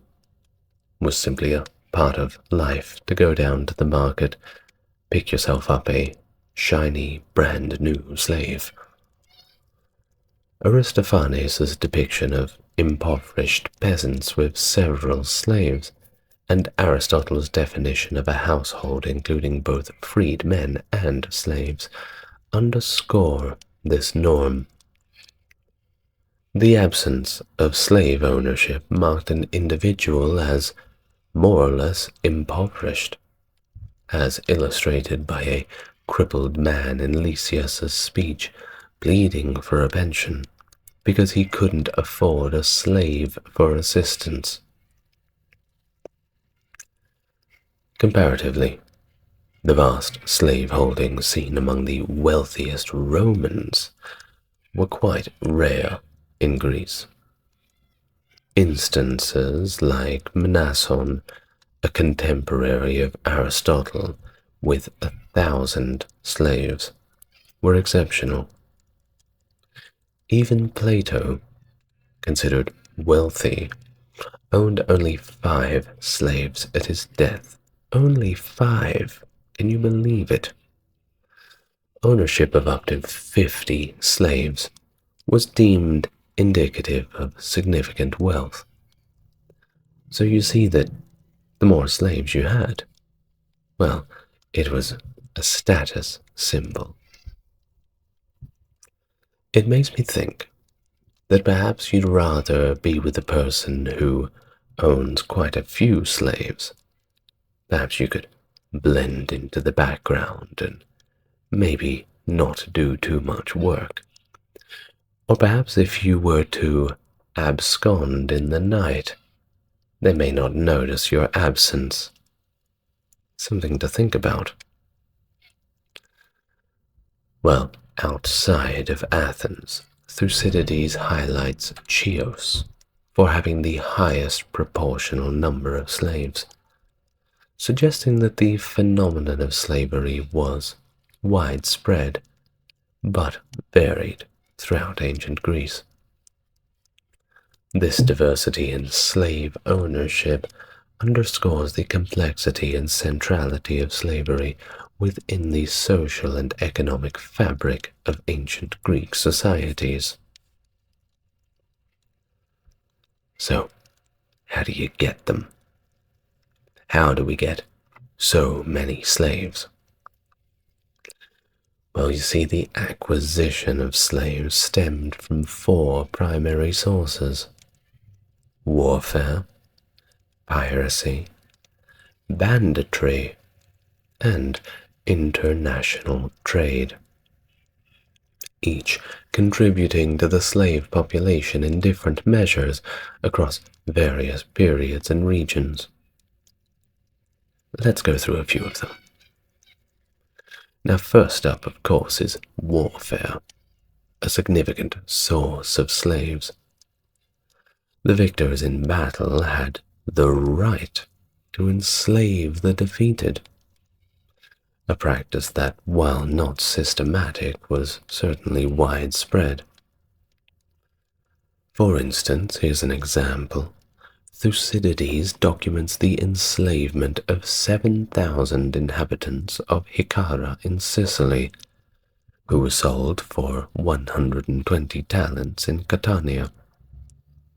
Similarly, the populations of Olynthus, not Olympus, Olynthus, in 348 BC, Thebes in 335 BC by Alexander the Great, and Mantinea by the Achaemenid League were all reduced to slavery. And I mean all of them. Even the kids. Of course, they could be slaves when they grow up.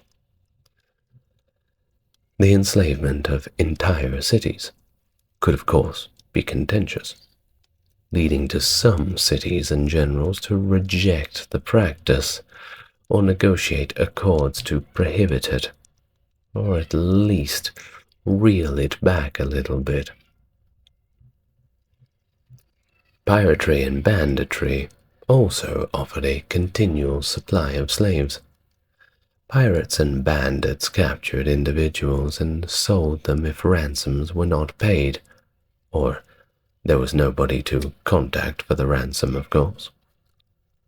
Certain areas like Acarnania, Crete, and Aetolia were notorious for such practices, with piracy described as just a traditional way of life, just another job.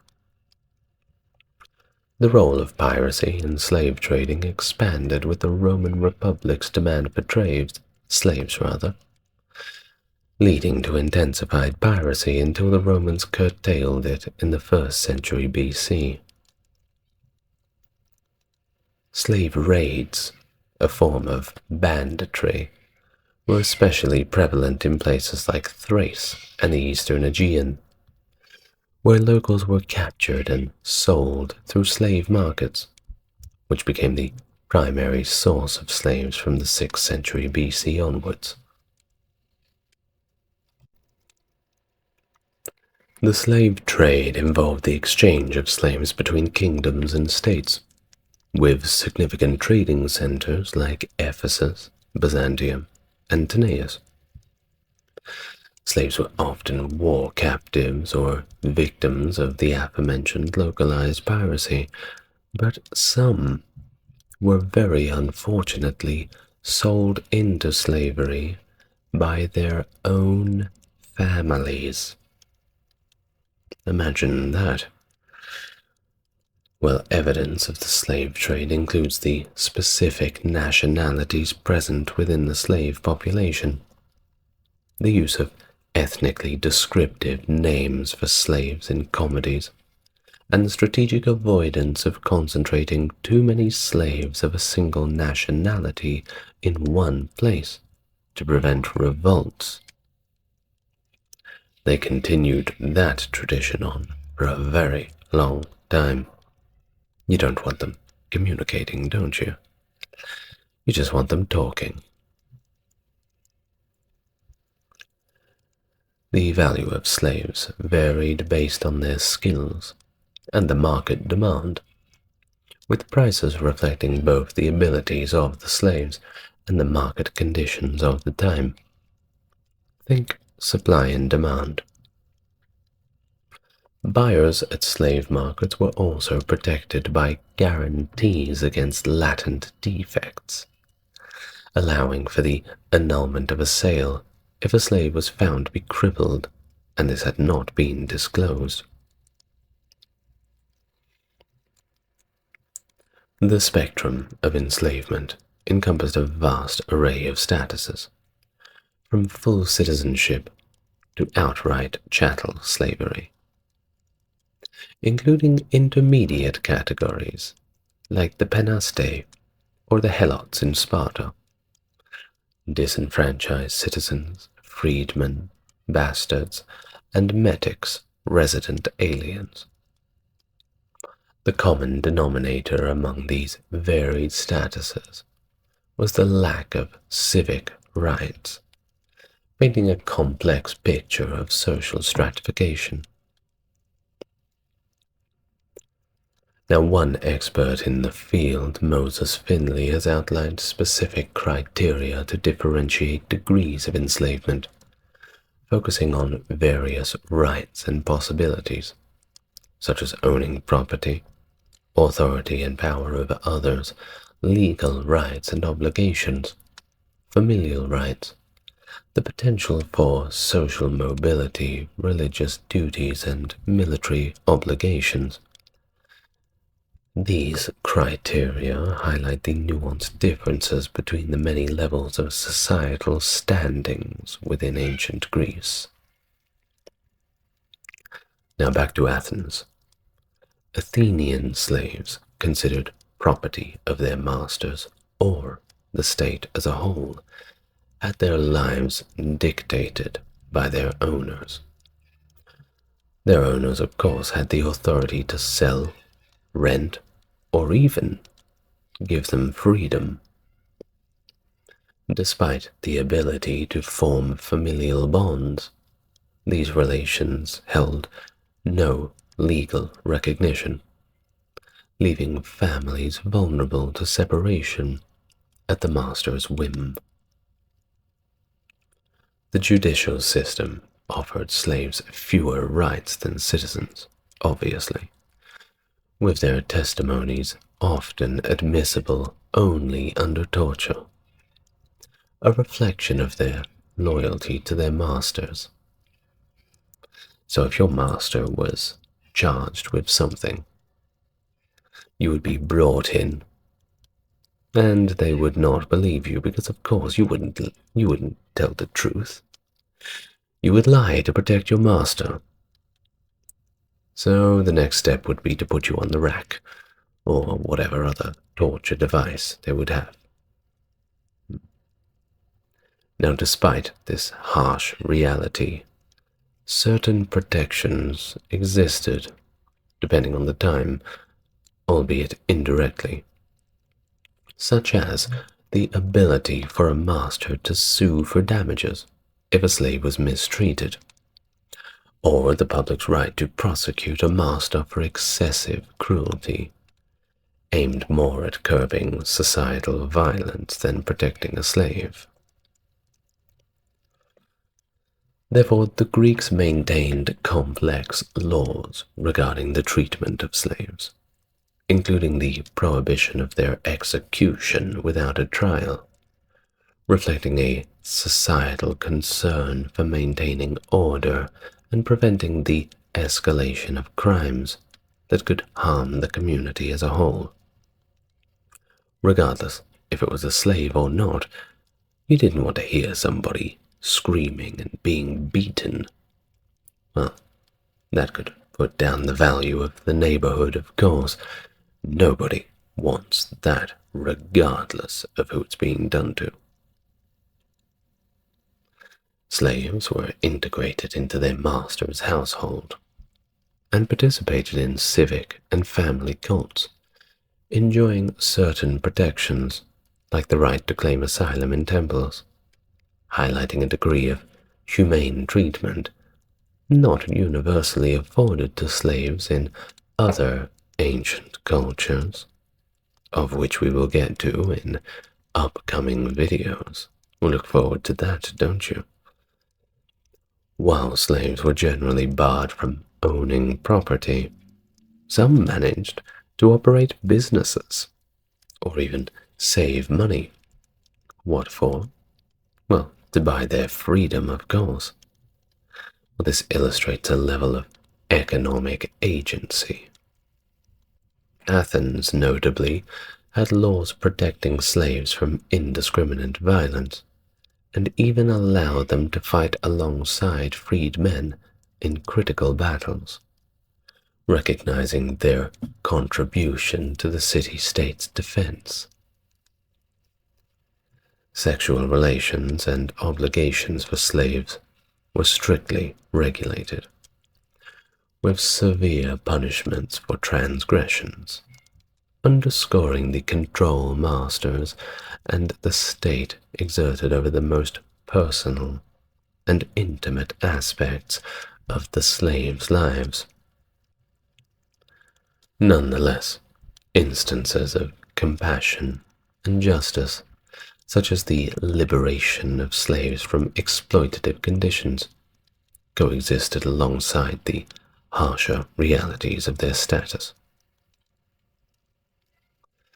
This intricate system of enslavement in ancient Greece reveals a society deeply entrenched in the nuances of status and rights, where the line between freedom and bondage was both stark and permeable, reflecting the complexities of human relations and societal organization. Manumission, or the practice of freeing slaves, was present in Chios as early as the 6th century BC, indicating a tradition of emancipation in ancient Greece. Initially, emancipation was an oral process, requiring only witnesses and sometimes a public ceremony at places like theaters or tribunals. Athens, however, banned public emancipations in the 6th century BC to prevent disorder. Obviously, the other slaves may get a little bit jealous and have some ideas of their own freedom if they were to see it so publicly flaunted. And we couldn't have that, couldn't we? By the 4th century BC, this practice of manumission had become more widely spread, leading to the creation of inscriptions on stone at sacred sites like Delphi and Dodona, dating mainly from the 2nd and 1st centuries BC and the 1st century AD. Sometimes manumission was collective, as recorded on the island of Thasos in the 2nd century BC, often as a reward for slaves' loyalty during wars or some other kind of outstanding service. Typically, slaves had to buy their freedom, sometimes with loans from their masters or others.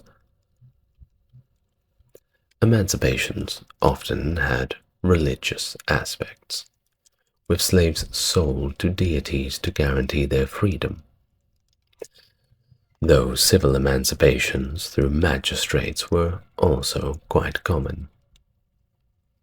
Freed slaves could gain complete or partial freedom, with the latter sometimes involving ongoing obligations to their former masters.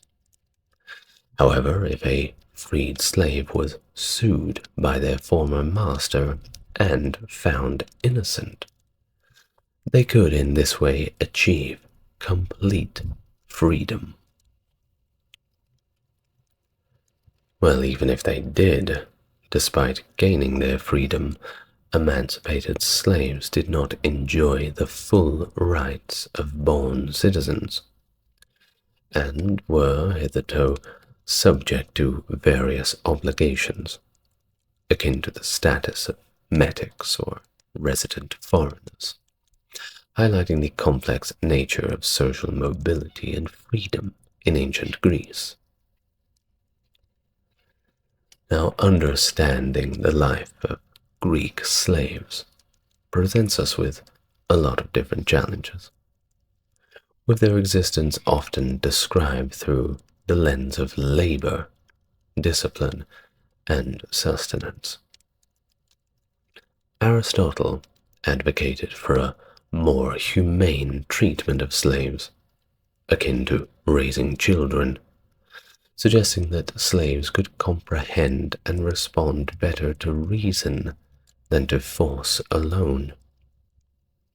Quite a radical idea for the time, to talk to your slaves rather than just beating them. Xenophon compared the management of slaves to domestic animals, with punishment for disobedience and rewards for good behavior. a drastic departure from Aristotle's more humane ideas. Greek literature frequently depicts the harsh realities of slave life, including routine beatings, a method used alongside the control of basic needs to compel work. Scenes from Aristophanes' plays illustrate this brutality, even going so far as to mock the misfortunes and conditions of slaves. All of this highlights how normalized this cruelty was within society. The experiences of slaves varied widely depending on their roles. Those working in the mines of Lorion or in brothels faced particularly severe conditions, while public slaves and those in professions like crafting or banking had more autonomy, sometimes even managing to save enough to buy their freedom without having to take loans. The potential for emancipation served as a significant motivation for many slaves. Despite the harsh conditions, some ancient texts remark on the comparatively better condition and treatment of Attic slaves, noting that their liberties and protections against arbitrary violence. However, the mass desertion of 20,000 slaves during the Peloponnesian War indicates the limits of this perceived leniency, especially among skilled workers who were perhaps among the better treatment in the slave hierarchy. The phenomenon of slave escapes was notable enough to inspire comedy plays in ancient Greece. Yet there's no record of large-scale revolts akin to Rome's Spartacus uprising, likely due to the dispersed nature of the slave population, which hindered collective action. Instances of individual defiance, including attempts on masters' lives, though rare, punctuate the narrative of slavery in ancient Greece, underscoring a complex picture of submission, resistance, and the human struggle for dignity and freedom. Thank you very much for listening today. What a horrible thing to learn about. Well, unfortunately, the practice of slavery continues into our modern world. Indeed, it still exists, and is certainly an evil that we should probably do a little bit more to root out. Well, all that we can do at the moment is learn about it and be aware. Thank you very much for joining me. I'm the ASMR historian, and once again it's been a pleasure. Always is, always will be. I will see you in the next video, where we'll have another exciting and perhaps more palatable topic. I'll see you next time. Good night, everyone.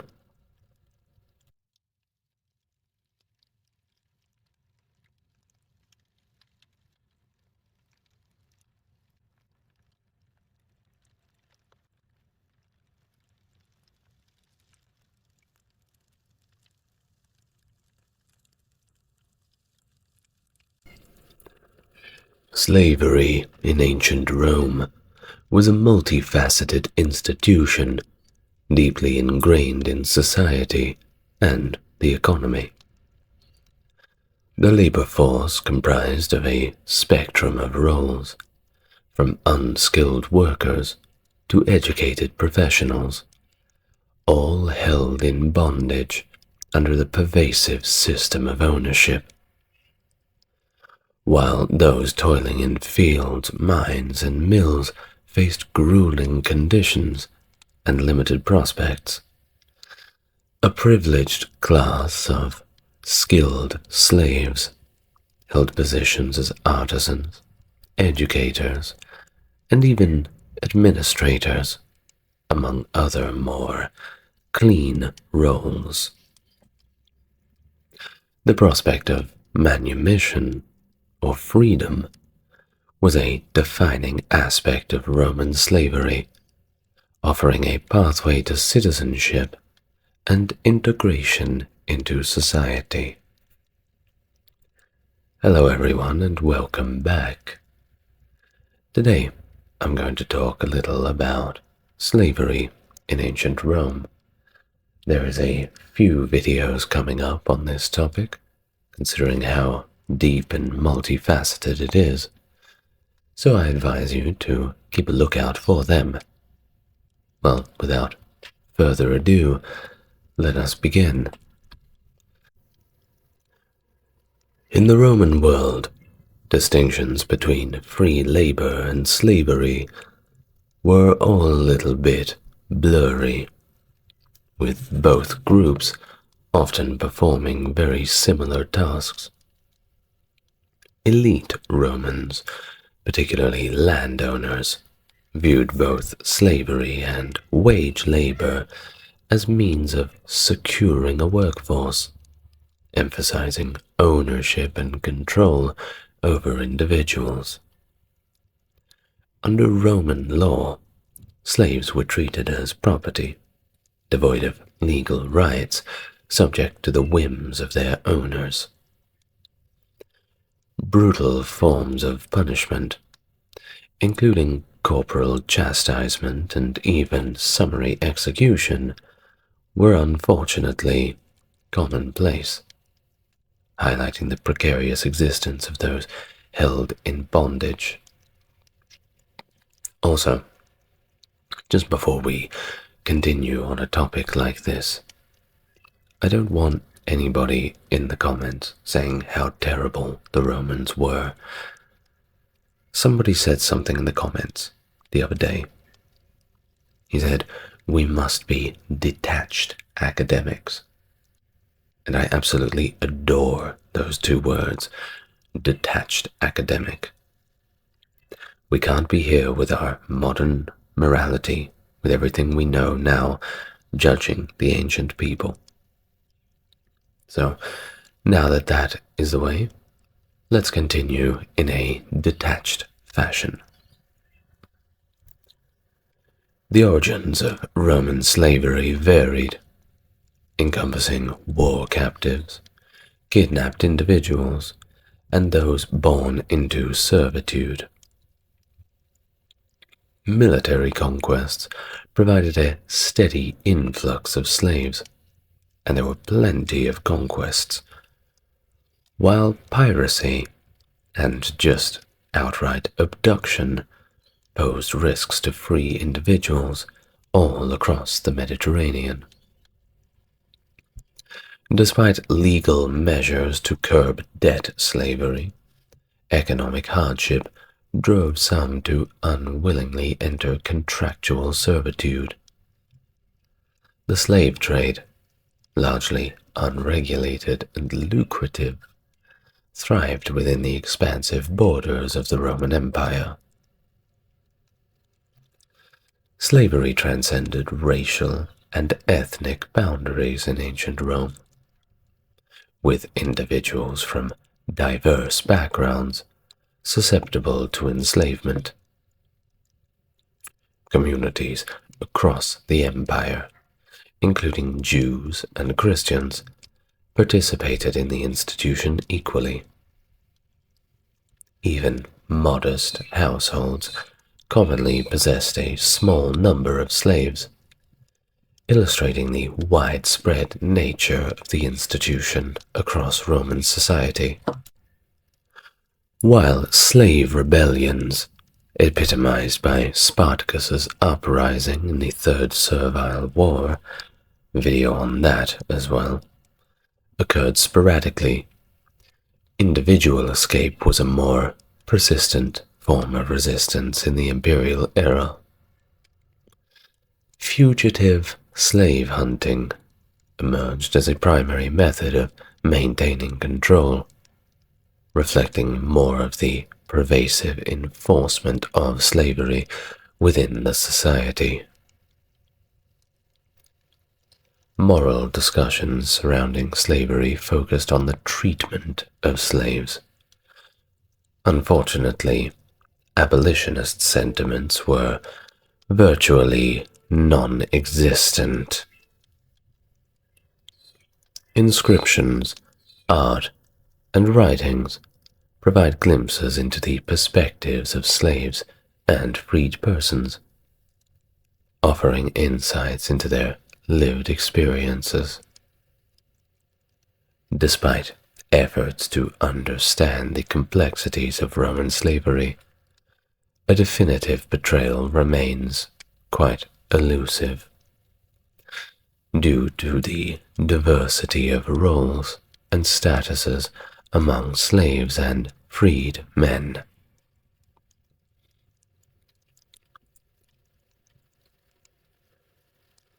From Rome's earliest historical period, domestic slavery was a fundamental aspect of familial and societal structures. The concept of familia encompassed all dependents of a household, particularly slaves, who played integral roles in daily life. The pater familias, or head of the household, held absolute authority over all members, of course including slaves, with the power of life and death entrusted to him. This patriarchal control over the household was deeply ingrained in Roman society and dates back to legendary times. So, unlike their Greek neighbors, Rome boasted a pretty diverse population that integrated former slaves as citizens. Well, manumitted slaves were granted Roman citizenship. That was a freed slave, reflecting Rome's heterogeneous composition and inclusive approach to citizenship. By the way, don't get carried away. This doesn't look like a Netflix documentary. This is more of a thing where we have integrated Gauls, Germanics, Etruscans. Of course, there may have been a few Africans around, but like I said, this is no Hollywood movie. Moving on. The myths surrounding Rome's founding, such as the legend of Romulus and Servius Tullius, underscore the role of former slaves and freed men in the city's emergence and development, portraying them as integral contributors to Rome's strength and cultural fabric. After all, the Romans tended to have the attitude that they themselves could one day become slaves. Who knows how the tides could turn? So they lived with this in mind.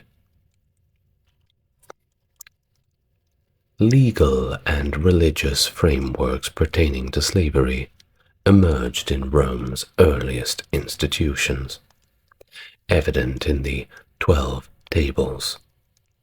That's the earliest Roman legal code. Provisions regarding manumission and the status of freed men highlighted the significant demographic of former slaves and their legal rights within the society. Legal scholars like Gaius and Ulpian delineated slavery as a concept recognized by ius gentium, the customary international law governing relations between nations and individuals.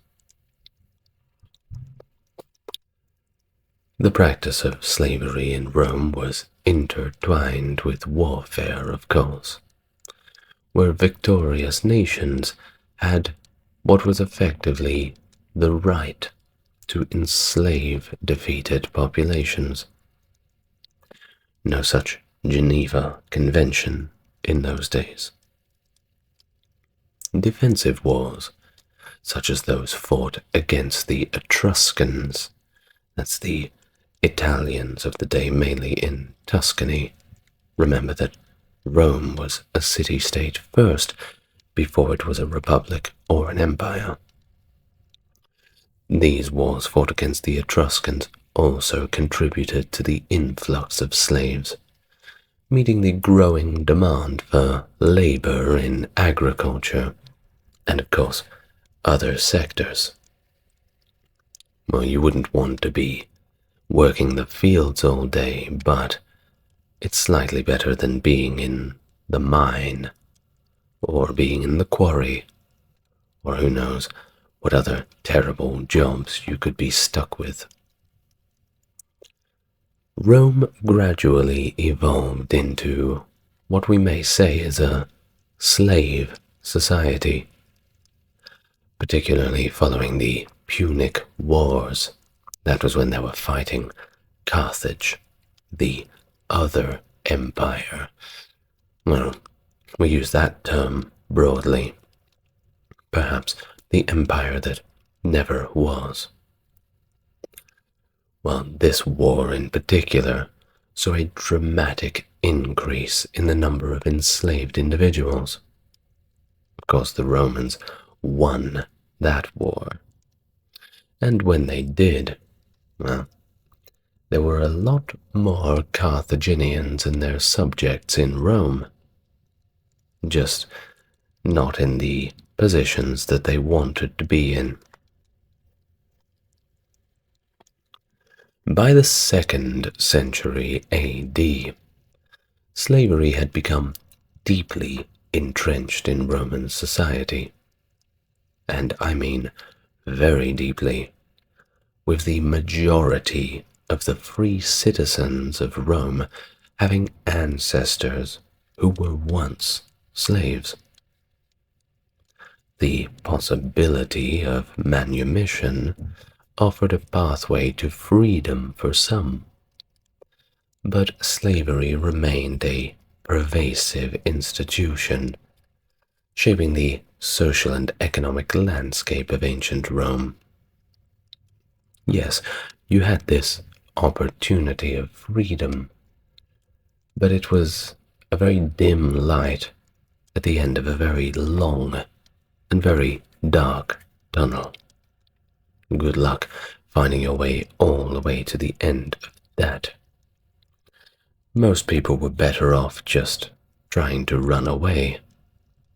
Just do your best to run as fast as you possibly can, because if they find you, well, you're going to wish you had never made that choice. In early Rome, debt slavery was permitted under the harsh terms outlined in the 12 Tables, leaving free-born Romans vulnerable to enslavement due to financial hardship. However, a law enacted in the 4th century BC curtailed creditors' abilities to enslave defaulting debtors through private actions, although legal judgments could still compel debtors to work off their debts.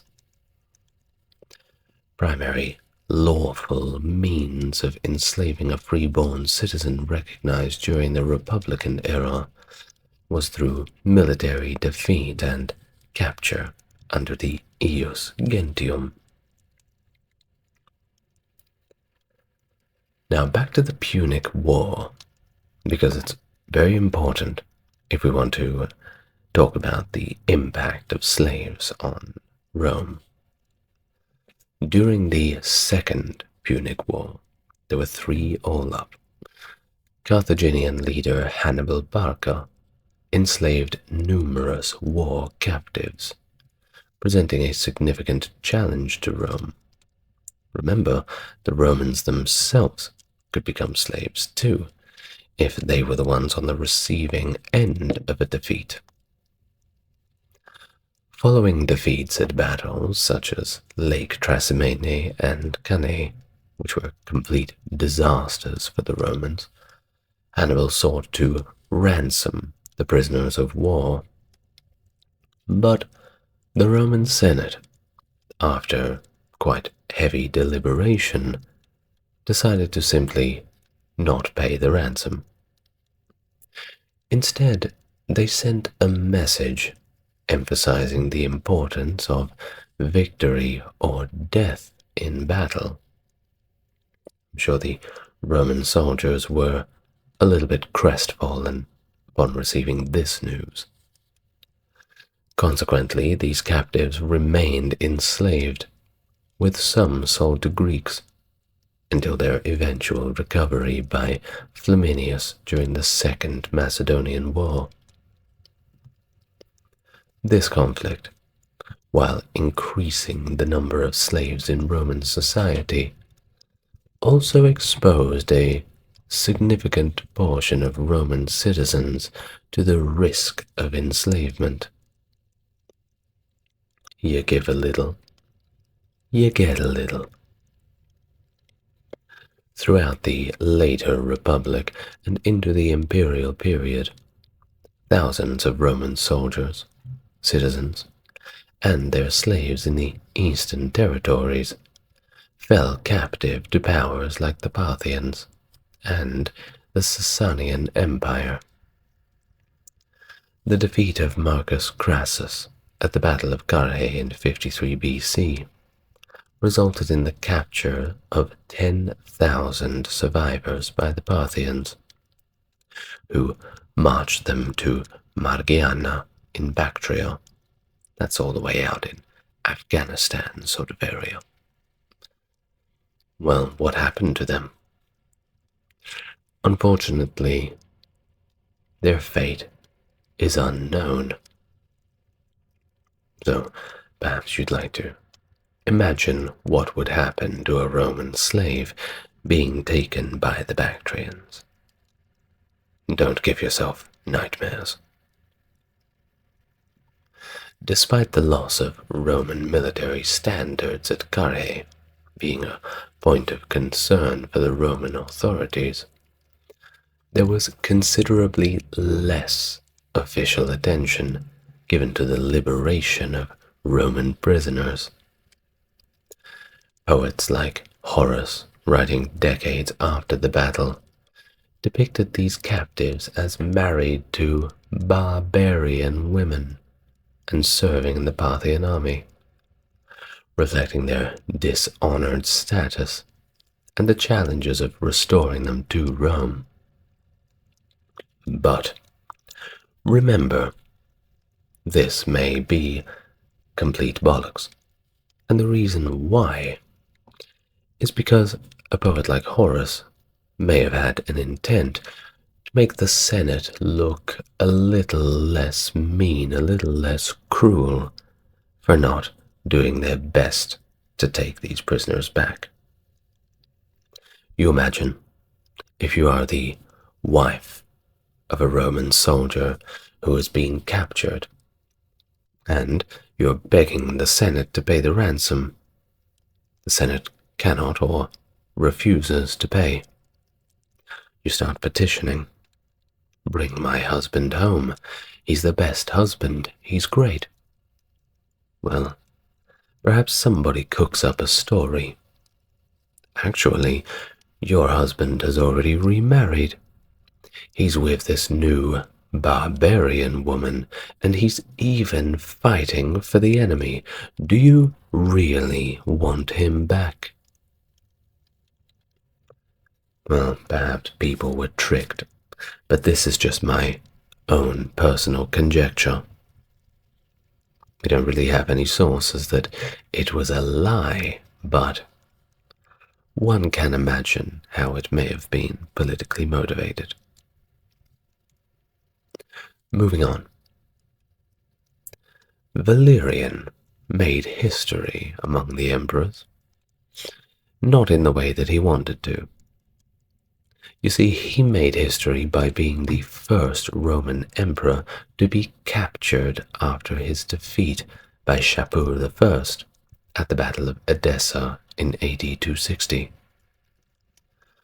According to accounts from, albeit hostile, Christian sources, the aging emperor endured a harrowing ordeal, treated as a slave, and subjected to various humiliations.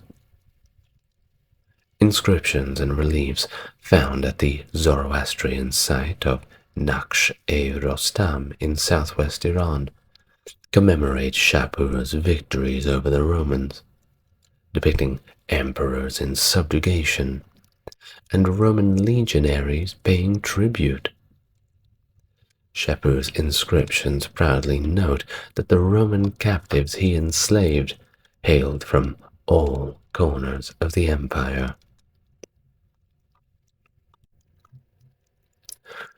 Now, a Roman who became enslaved in war faced significant legal and social consequences.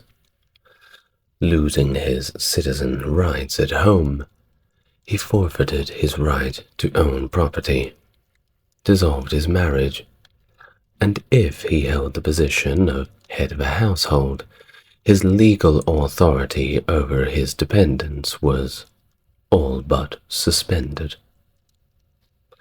Upon his release from slavery, his citizen status might be reinstated, along with his property and authority, but his marriage required a new agreement of consent from both parties to be re-established. The loss of citizenship stemmed from submission to an enemy sovereign state, distinguishing captives of war from those seized illegally by bandits or pirates, who retained their citizen status and could not be ransomed or freed without compromise. The process for reintegrating war captives, known as post-liminium, involved their return after passing out of Roman jurisdiction and recrossing their own threshold. However, not all captives were eligible for reintegration. Treaties might permit the enemy to retain some as slaves of the enemy. You just hope that you're not on the receiving end of that agreement. Ransoms could be paid to redeem captives individually or collectively, with individuals ransomed by someone outside of their family required to repay the amount before regaining full rights. An investigative procedure established under Emperor Hadrian determined whether returned soldiers had been captured or surrendered willingly, with traitors, deserters, and those who had failed to attempt escape deemed ineligible for restoration of citizenship under the aforementioned system of post-liminium. This post-liminium law also applied to enemy seizure of movable property, allowing military support slaves to be taken by the enemy to be returned to their Roman owners and restored to their former slave status. Imagine being called movable property. Not the best nickname. Thus, post-liminium served as a mechanism for reintegration and restoration of rights for both war captives and seized property. underpinning the legal framework of Rome's dealing with enemy captives and confiscated possessions. In ancient Roman law, the concept of liberty, or the absence of servitude, was central to the definition of a slave. Cicero emphasized that true liberty did not lie in having a just master, but rather in having no master at all. While the common Latin term for a slave was servus in Roman law, a slave as property was referred to as a mancipium, a term indicating possession, control, and of course, subordination. Agricultural slaves, certain farmland and even livestock, fell under the category of res mancipi, requiring a formal legal process for ownership transfer. The exclusive right to trade in res mancipi was a privilege reserved for Roman citizens only, distinguishing them from free non-citizen residents. At the pinnacle of Roman society was the Roman citizen who owned property, the pater familias, or head of the household.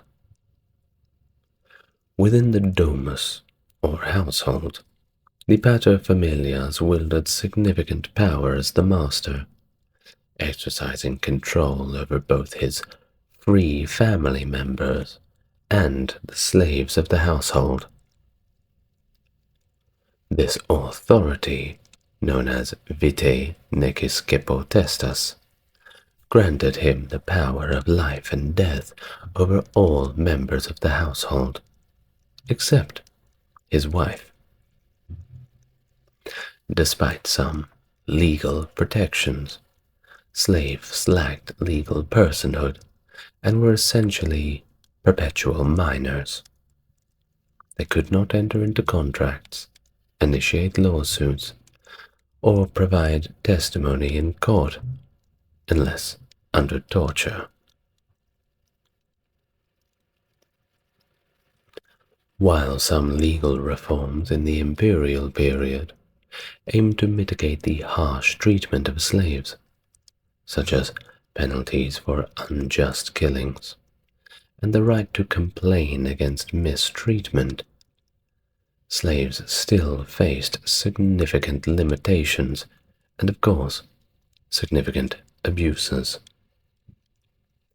For example, even though they gained some standing to complain about mistreatment, their inability to file lawsuits or testify without torture hindered their ability to seek justice. So there was really not much point. The rights they were given were rather hollow and pointless. Very unfortunate for the slaves. Moreover, laws under Constantine II targeted specific religious groups, such as Jews, restricting their ownership of Christian slaves and attempts to convert them to Judaism. Overall, while there were incremental improvements in the legal treatment of slaves over time, while they were still slaves, they remained vulnerable to exploitation and abuse, lacking the fundamental rights and protections enjoyed by their free Roman citizen counterparts.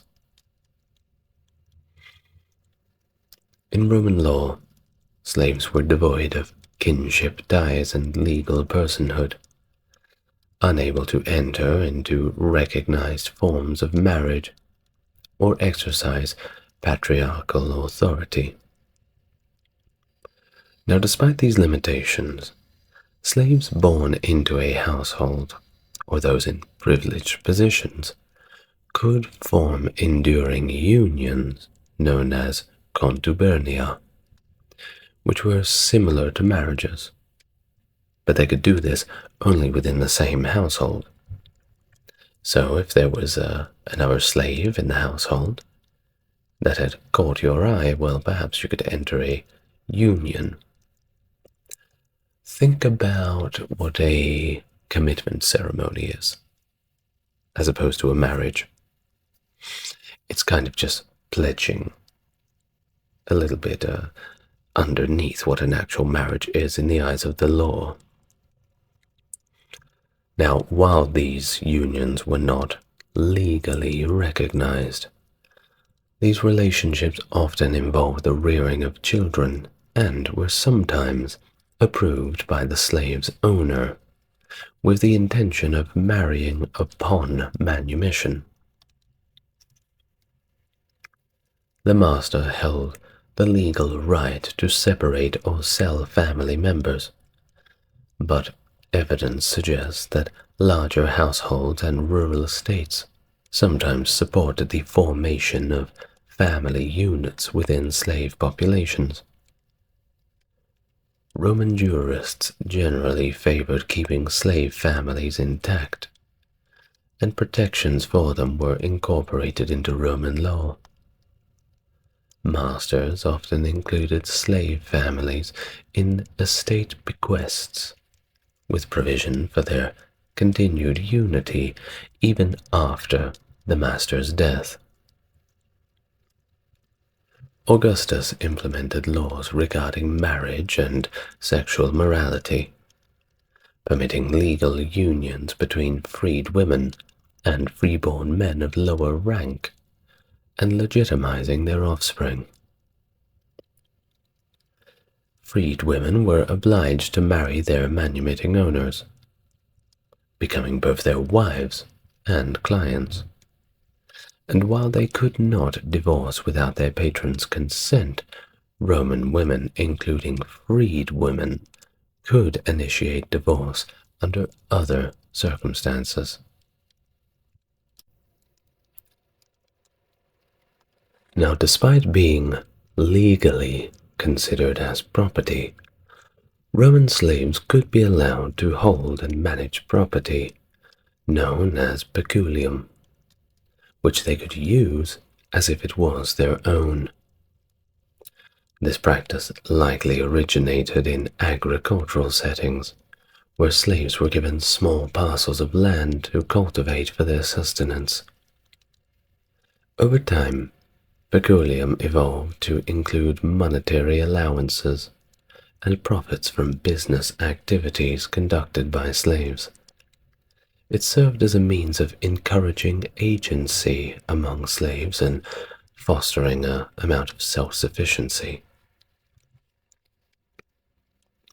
The peculium also enabled slaves to save some earnings with the hope of purchasing their freedom, a chance at manumission. While there was a risk of the master reclaiming these earnings, Imperial era protections allowed for the enforcement of manumission agreements between slaves and their masters. With business savvy, some freedmen amassed considerable wealth, highlighting the potential for economic advancement, even among the most downtrodden of the population. Manumission, the legal act of releasing a slave from their master's control, was a significant milestone for slaves seeking freedom. The term manumissio literally translates to releasing from the hand, symbolizing the liberation of the slave from bondage.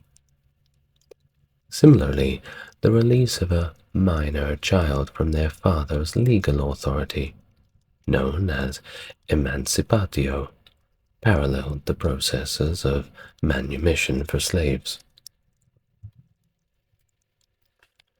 Slaves within the emperor's household were often freed between the ages of 30 to 35, although this should not be considered standard for all slaves, and it wasn't that good considering the life expectancy of the day.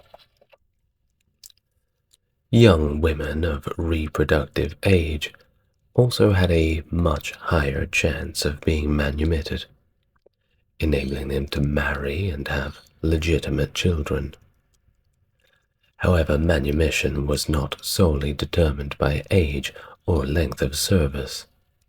Instead, it often resulted from negotiations between the master and the slave. There were 3 legally binding forms of manumission: by the rod, by the census, and by the terms of the owner's will, all ratified by the state.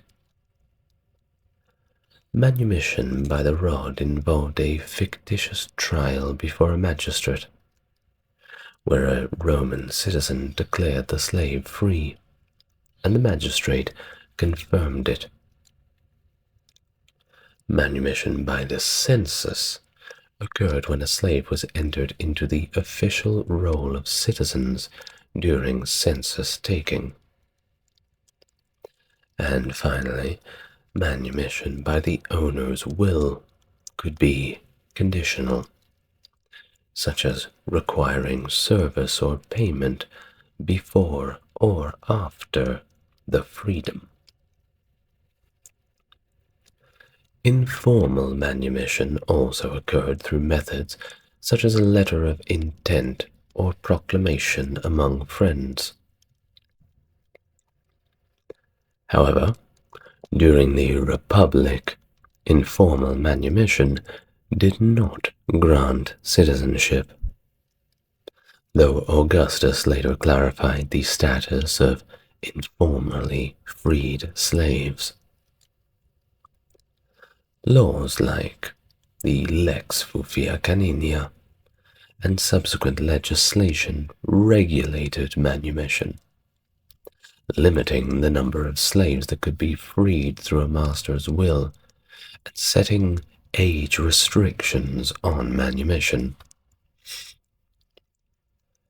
By the early 4th century AD, things were about to change.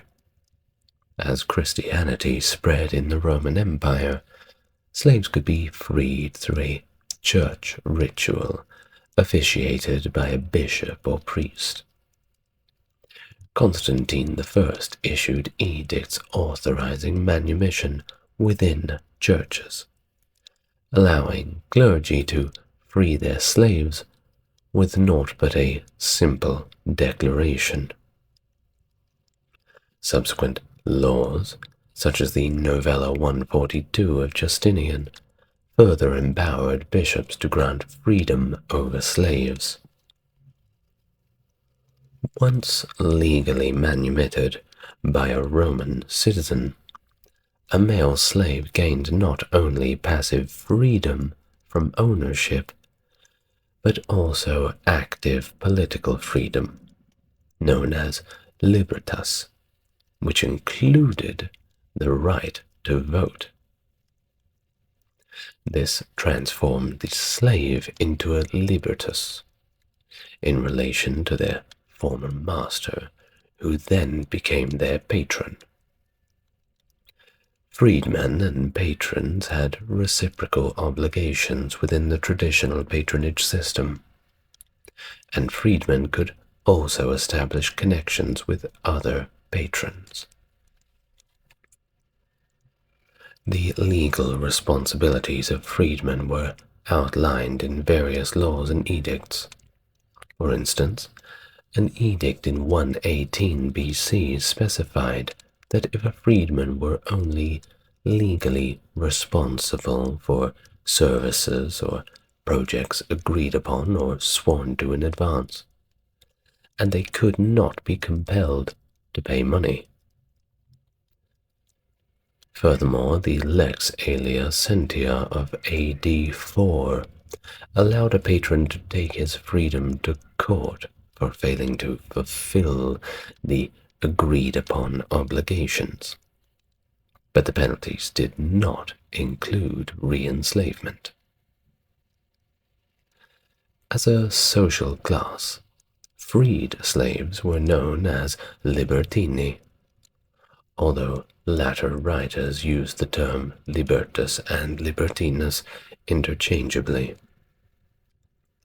Libertini were not entitled to hold certain prestigious offices of Rome or achieve senatorial rank, but they could hold local offices in provinces and colonies. Limitations on freedmen did not extend to their sons, by the way. Now, during the early imperial period, some freedmen actually managed to wield considerable power, particularly those within the emperor's household. However, their influence was curtailed by laws enacted by emperors like Hadrian. Despite this, many of them found their success, such as Lucius Arlenus Demetrius and Lucius Arlenus Artemidorus, who established a profitable cloak dealership. Gotta do business somehow. Everybody needs a good cloak. Some freedmen accumulated significant wealth, really went on the grind. Another example was the owners of the House of the Vetii in Pompeii. Though you must remember that they may still face social stigma from the traditional aristocracy. However, not all freedmen enjoyed the same rights and privileges. Those categorized as dedicatae held no rights, even after being freed, as they were considered a potential threat to society due to their previous treatment by their masters. Dedicatae were excluded from the universal grant of Roman citizenship made by Caracalla in AD 12.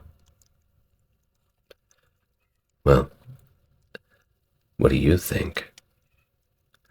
Do you think the laws might have at least offered some credence to the slaves? After all, they have to have something.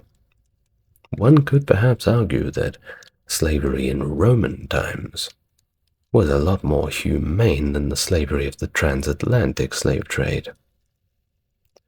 And of course a lot more humane than the Barbary pirates and the Arab slave trades. Well, we're not here to argue about that and add up the worst possible parts of slavery. We can all just agree that it was in general pretty awful. But what is not awful is clicking that like button and the subscribe button. I don't know if you heard the school bell in the background, but that's a good place to end it on. Well, good night, everybody. I'll see you in the next video.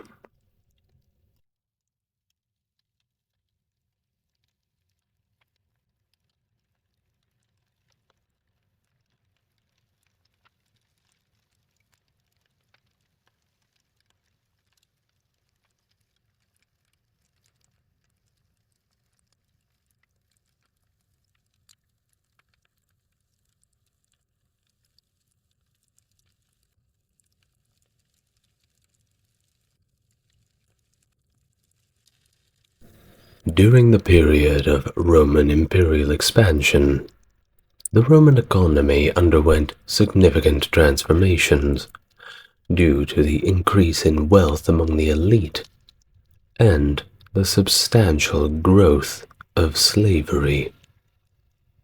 Wealthy landowners in Italy purchased multitudes of slaves to work on their vast estates, resulting in a boom in land investment and also agricultural production.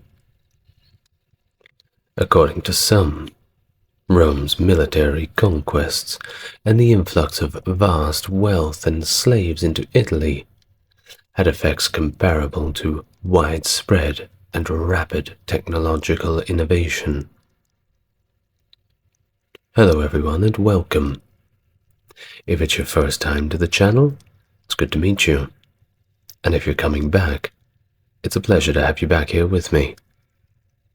If you'd like to support the channel, the best thing you can do is leave a comment, like the video and subscribe. This certainly helps the algorithm. And if you would like to go above and beyond, feel free to follow the link in the comments to my Patreon, where all videos are ad-free. Without further ado, let's get on to our video for today, the slave economy of Rome. Scholars hold differing views on how Roman slavery fits within the theories of labor markets in the broader economy. Some, like the economic historian Peter Demin, argue that Rome had a functioning labor market with a unified labor force, in which slavery played its own crucial role. In this perspective, both free and enslaved workers could earn wages, and wages fluctuated in response to labor shortages. This dynamic labor market allowed for mobility and incentivized skilled slaves to make their own way through life, contributing to market dynamism and economic growth. What the Roman jurist Papinian referred to as the regular daily traffic in slaves was a pervasive aspect of life throughout the Roman Empire, extending across borders and involving every part of its vast territory. Despite its widespread nature, the slave trade was only lightly regulated by law. Slave markets were present in most cities of the empire, with Ephesus emerging as a major center, at least outside of Rome itself. However, within Italy, Rome stood out as the largest market, with slave traders prominently operating next to the Temple of Castor at the Forum Romanum. Puteoli likely ranked as the second busiest market, while trading also found its place in Brundisium, Capua, and Pompeii.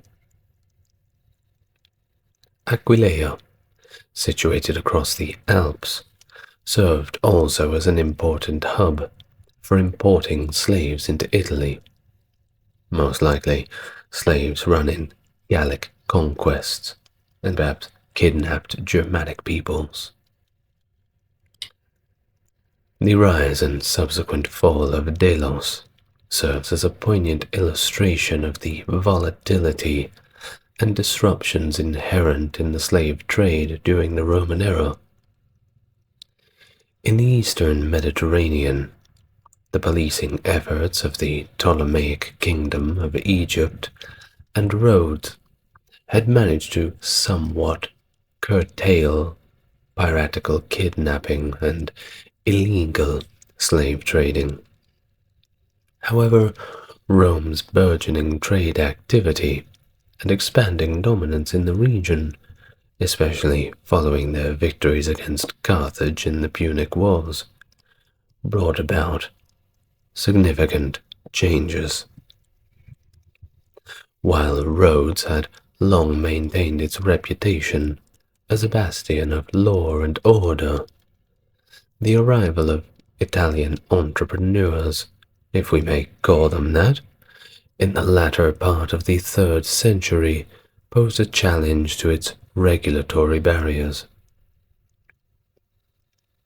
Delos, situated strategically, became a preferred destination for these new traders.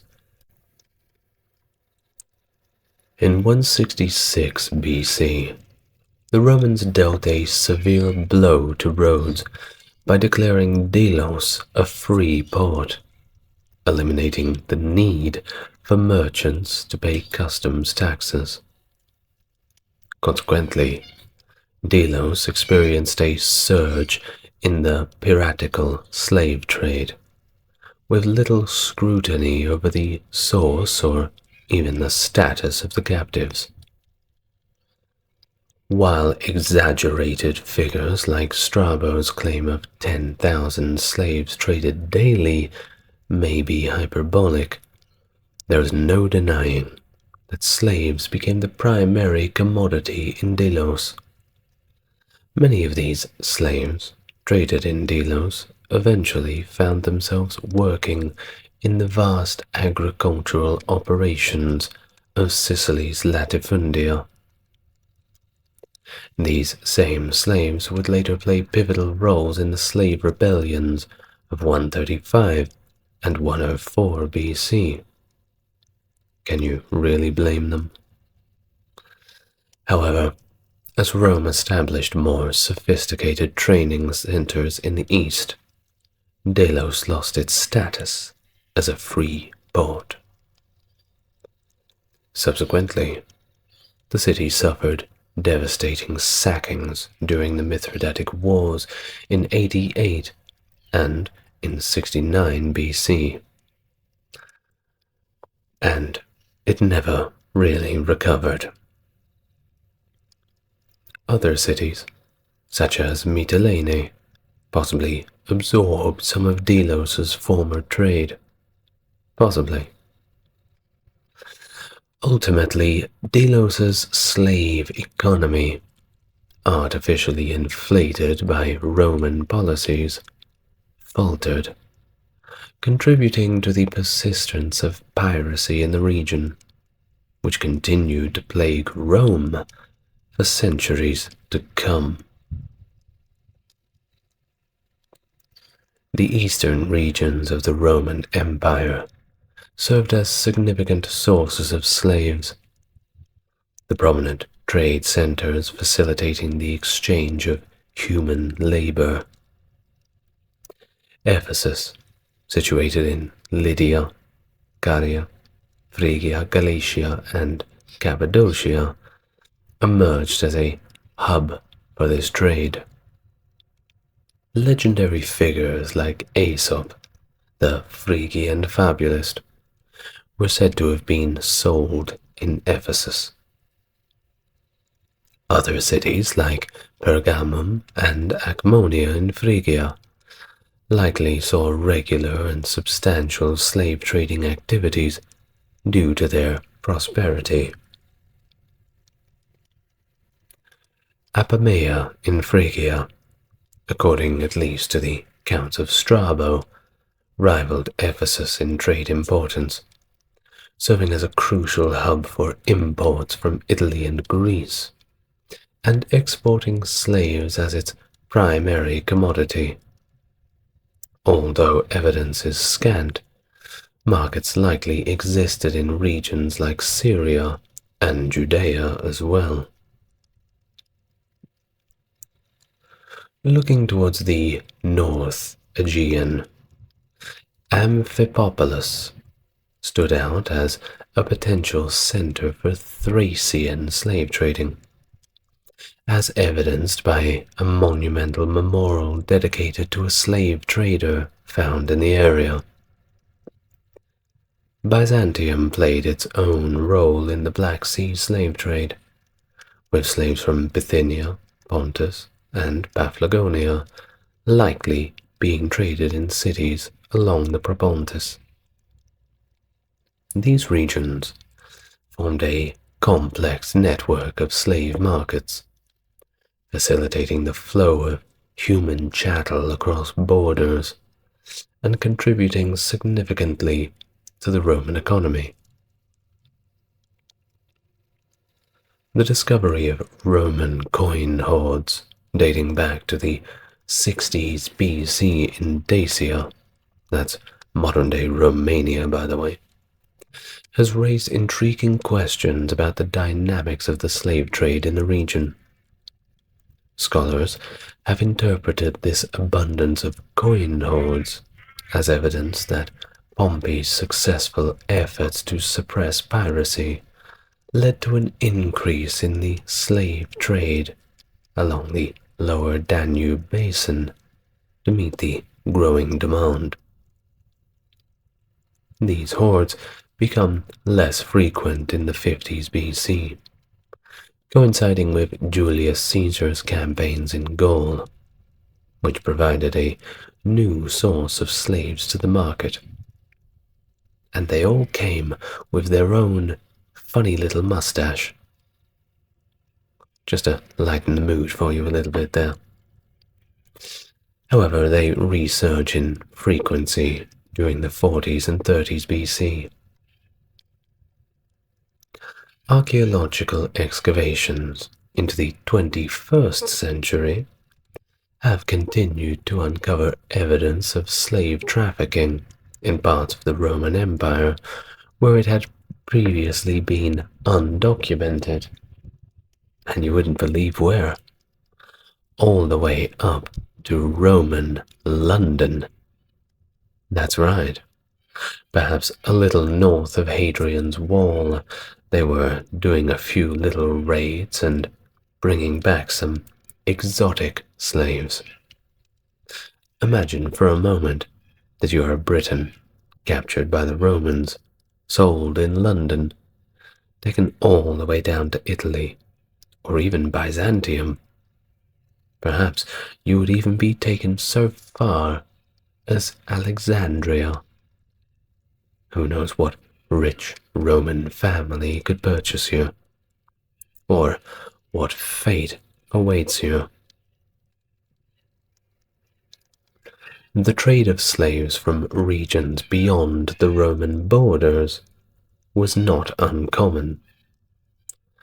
Literary sources like Strabo and Tacitus, as well as epigraphical evidence, certainly seem to attest to this practice. For instance, Thracians were known for their readiness to exchange slaves for salt. Now, it is actually extremely important to get as much salt as possible. After all, you have to preserve your food somehow. Historical accounts also mention the exchange of slaves for goods like wine in pre-conquest Gaul.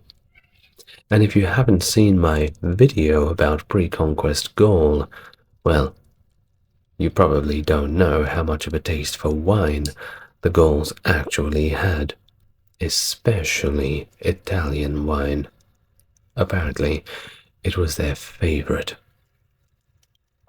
Scholars like Walter Schiedel have suggested that slaves, or enslavables, were traded across borders from various regions, including present-day Ireland, Scotland, Eastern Germany, Southern Russia, the Caucasus, the Arabian Peninsula, and parts of Africa, referred to as the Sudan. So, it's probably Sudan, right? Parthian Empire in the east likely absorbed much of the supply from these regions. Slaves traded on the market were referred to as emptisi, meaning purchased ones. They were distinct from the home-reared slaves born within the familia. If you watched my other video on how Roman slaves came to be, then you'll know that slaves born to slaves were automatically slaves themselves. Talk about inheriting mum and dad's family business, right? Well, emptisi were typically acquired for everyday tasks or labor, but some fetched high prices if they possessed specialized skills or exceptional qualities, such as beauty. I'll spare you the explanation of why. Most of the slaves traded on the market were in their teens and 20s. In Diocletian's edict on price controls in 301 AD, a maximum price for skilled slaves aged 16 to 40 years old was established, with their value set at to double that of an unskilled slave. Actual pricing would vary on factors such as time and place, of course.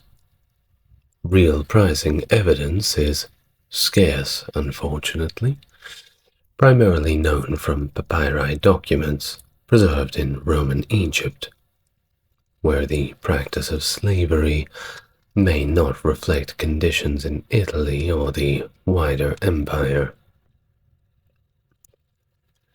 From the mid-1st century BC, the Edict of the Aediles, who oversaw market transactions, included provisions aimed at protecting the buyers of slaves.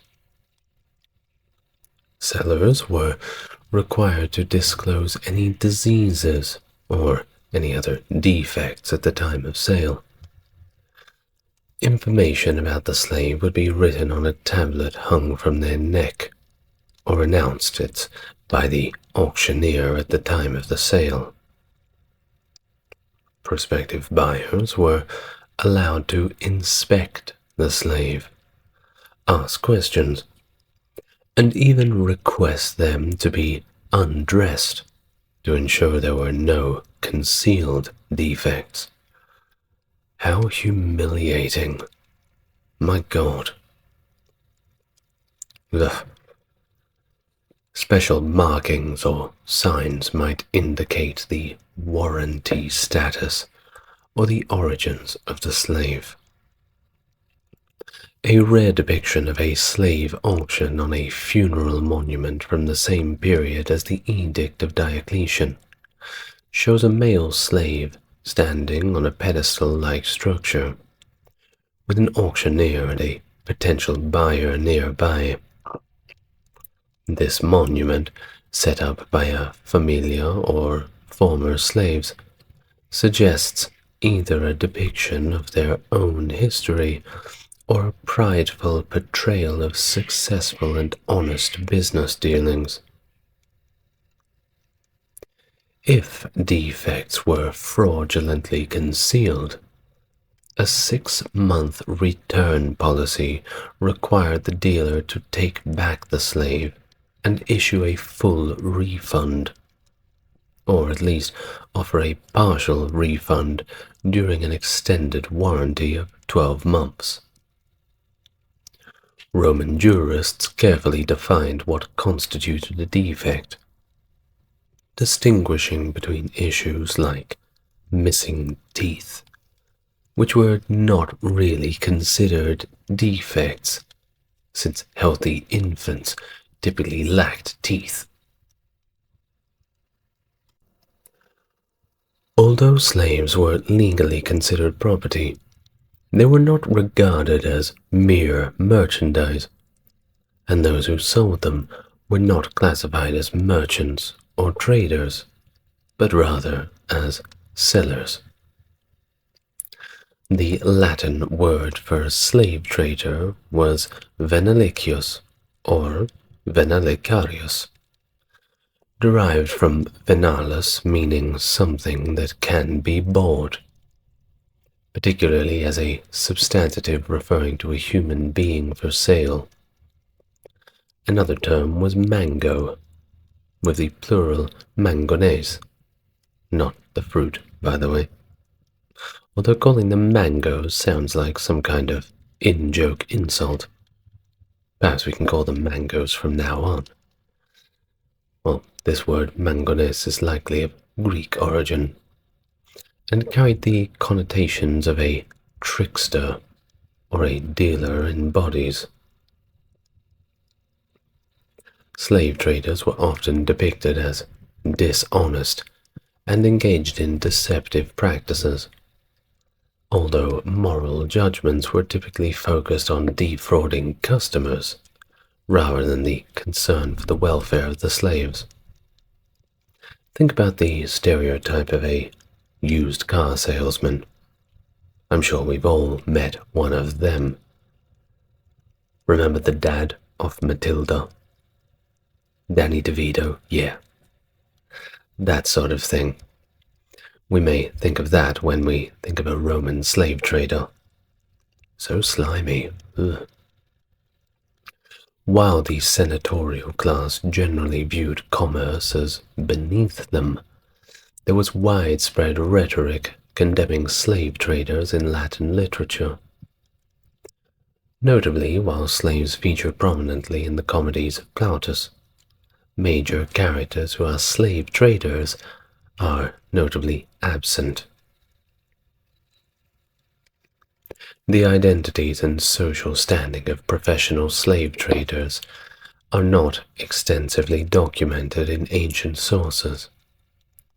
They likely formed trade organizations, possibly to lobby for legislation and raise investment capital. Most known slave traders were Roman citizens, with many being freedmen. Some slave traders, like Tyrannius Flaccus, had prominent social connections, with figures like Mark Antony relying on them for the procurement of good and strong slaves. A few slave traders openly identified themselves as such in their epitaphs, indicating a level of comfort with their occupation. But only a few of them did this. It makes you wonder if the other ones were perhaps gauging in some introspection towards the end of their lives. Inscriptions recognizing them as benefactors suggest that they were prosperous and locally prominent. The Genius Venelici, a guardian spirit associated with the slave market, was honored in these inscriptions, reflecting the normalization of the slave trade as a typical commercial enterprise. Slaves were also sold by individuals whose primary livelihoods lay in other professions, and by merchants dealing primarily in other goods. In late antiquity, Galatians protected by powerful patrons became prominent in the North African slave trade. Elite owners generally acquired slaves through intermediaries, although some, like the future Emperor Vespasian, may have directly engaged in slave trading to restore their fortunes. Yeah, Vespasian most likely did. It sounds like something he would do. During the Roman Republic, the state's revenue from slaveholding was limited, with taxes primarily imposed on manumissions and certain wealthy slave owners. A tax on manumissions, set at 5% of the slave's estimated value, was introduced in 357 BC. By the way, manumissions is kind of like emancipation. It's setting a slave free. You would have known this if you watched my other video on slavery, Did you watch it? Go and watch it after this one.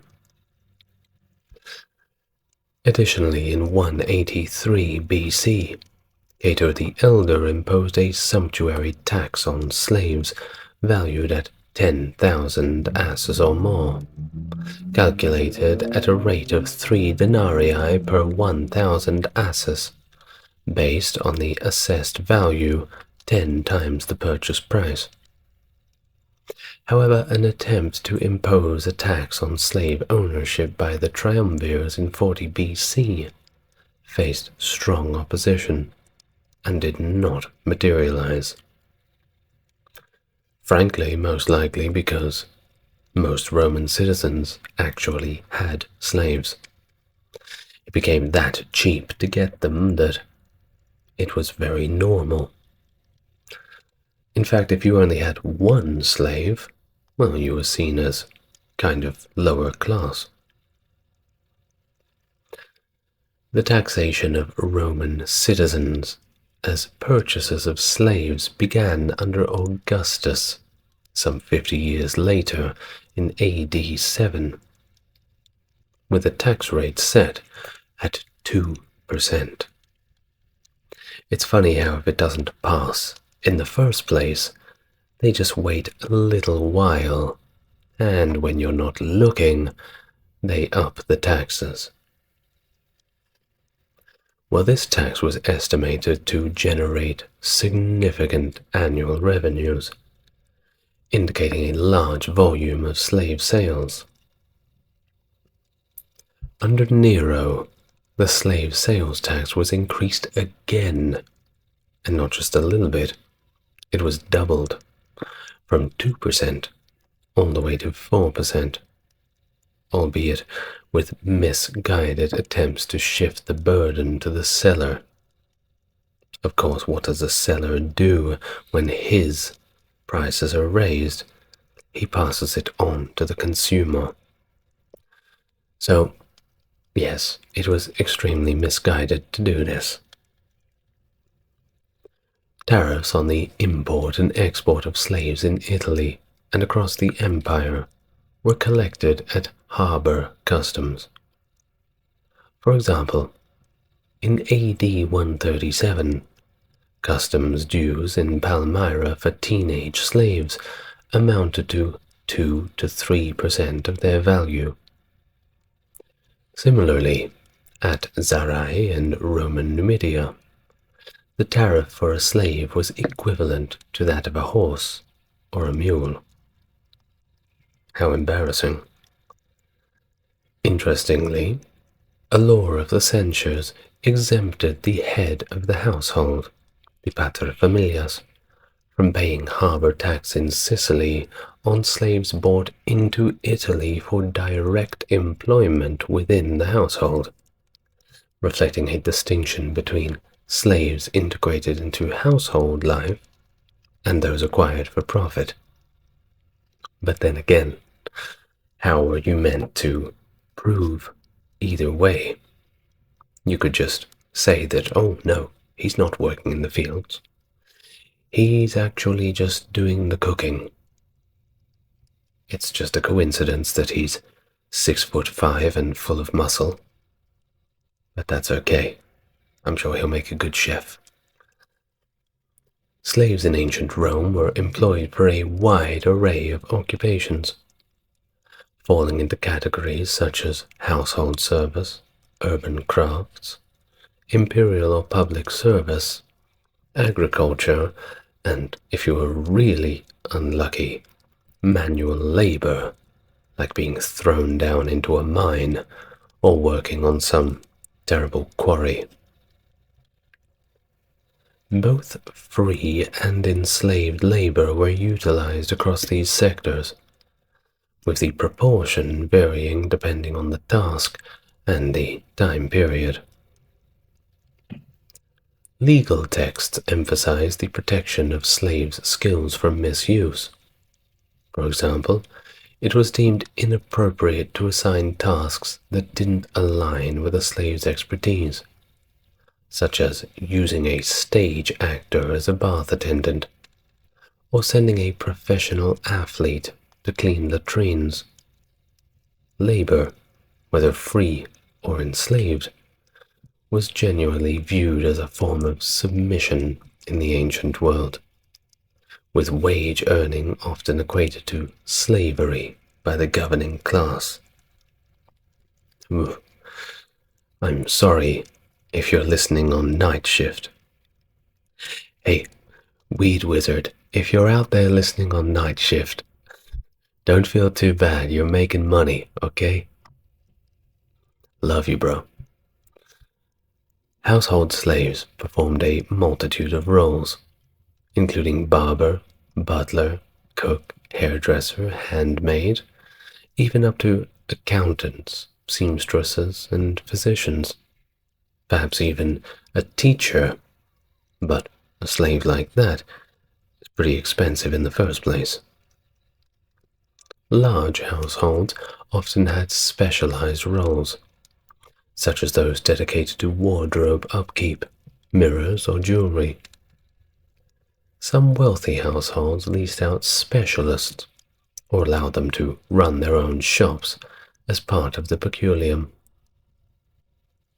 Now, in Roman Egypt, apprenticeship contracts preserved in papyri indicate the training required for various skilled occupations. For example, a beautician required a 3-year apprenticeship. Well, the Egyptians were quite into their makeup. Elite households during the Imperial era could be supported by hundreds of slaves, with estimates suggesting an average of 100 slaves per domus during Augustus's time. Many of the slaves in Rome served in the houses of the senatorial and equestrian classes. While the living conditions of urban household slaves could vary, and they did, they often enjoyed a higher standard of living, at least when compared to many of the free urban poor, although they still typically lived in crowded conditions, in basement rooms, or in cramped spaces. In the city of Rome, slaves not attached to a domus were often engaged in various trades and manufacturing activities. These occupations included roles such as fullers, engravers, shoemakers, bakers, and even mule drivers.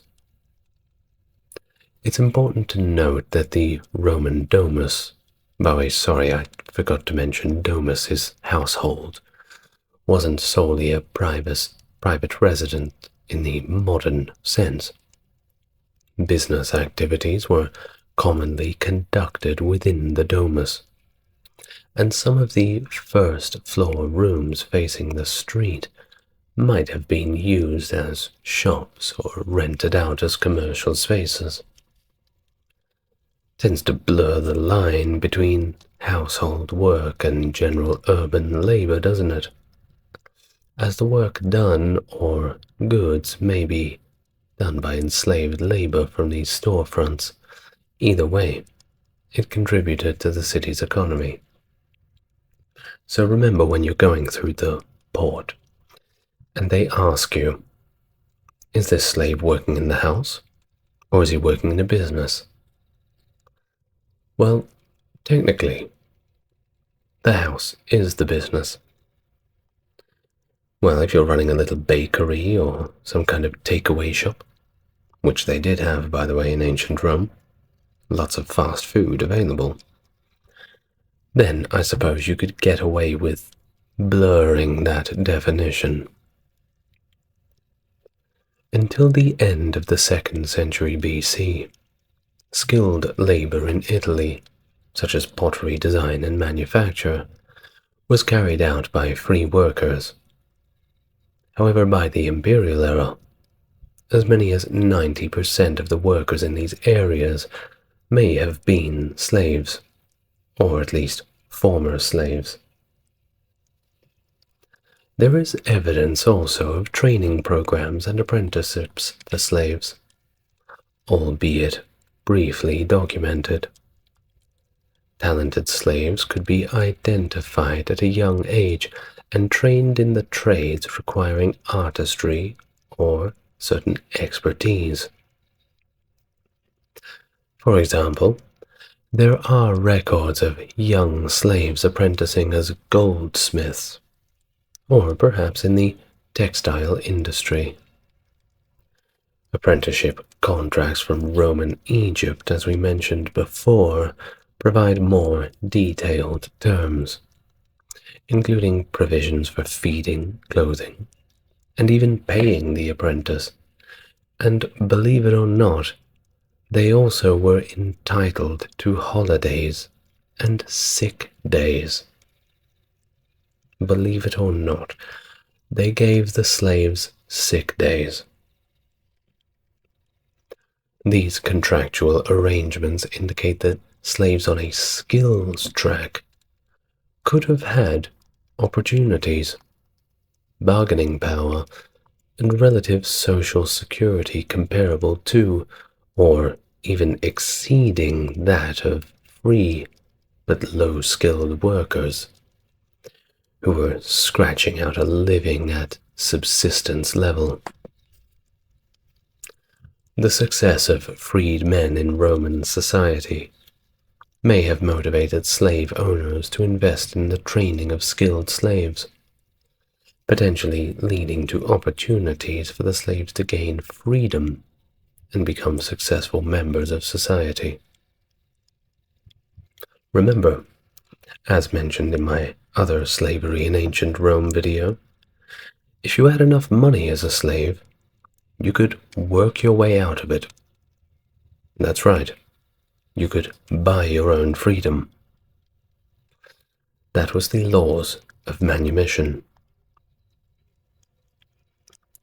In the city of Rome, the actual city, not the empire as a whole, as the city tended to run a little bit differently, both working people and their slaves typically lived in insulae, which were multi-story buildings with shops on the ground floor and apartments above. These apartments often lacked proper kitchens, typically having only a charcoal brazier for cooking. As a result, food preparation and sale were widespread activities conducted by both free and slave labor at pubs, bars, inns, and food stalls known as tabernae, capoane, popine, and thermopolia. However, establishments offering carry-out and dining-in options were primarily establishable and accessible to the lower classes. Fine dining, believe it or not, they also had. It was the feature of wealthy homes that employed enslaved kitchen staff. And if you've ever worked in the kitchen yourself, you will know that it's just like being a slave. I speak from experience. This staff typically included a head chef, a sous chef, and of course his assistants. There were specialized training programs for various culinary tasks, such as poultry carving, which Seneca mentions actually, and carvers who underwent rigorous training to meet the exacting standards of their profession. Now, in terms of architecture, while architects in the Roman world were usually free-born men for hire, or simply just freed men who knew the trade, there were also some high-profile enslaved architects. Examples include Corumbus, who was the slave of Caesar's friend Balbus, and Tychicus, who was owned by the Emperor Domitian. These enslaved architects played significant roles in shaping the built environment of Rome, and sometimes were sent out to other cities in the empire. Farm slaves, probably the most common, known as familia rustica, likely lived in conditions that were more healthful compared to their urban counterparts engaged in trade and manufacturing. In Roman agriculture, it was expected that the majority of the workforce on a farm would consist of slaves. That was just the normal situation. These farm slaves were often compared to speaking versions of the animals they tended. For instance, Cato asked farm workers to dispose of old, sickly slaves in the similar manner to worn-out oxen, highlighting the utilitarian view of slaves as property rather than individuals. Columella even recommended housing slaves next to the animals they cared for. That's pretty mean, isn't it? Imagine the smell. Roman law explicitly equated farm slaves with quadrupeds kept in herds, emphasizing their subordinate status. Of course, once again, the slaves who knew a trade or were doing something else besides farm work, well, they were treated quite a bit better than this. Unlike skilled urban or household slaves, farm slaves were less likely to be granted freedom through manumission. You were kind of stuck. Large farms employing slaves for tasks such as planting and harvesting were not only common in Europe, but also in the Eastern Empire, as referenced in the Christian Gospels. On farms, the ratio of male slaves to female slaves was highly disproportionate, with males possibly making up to as much as 80% of the workforce. Female slaves on farms typically engaged in less back-breaking tasks like spinning and weaving wool, making clothes, and working in the kitchen.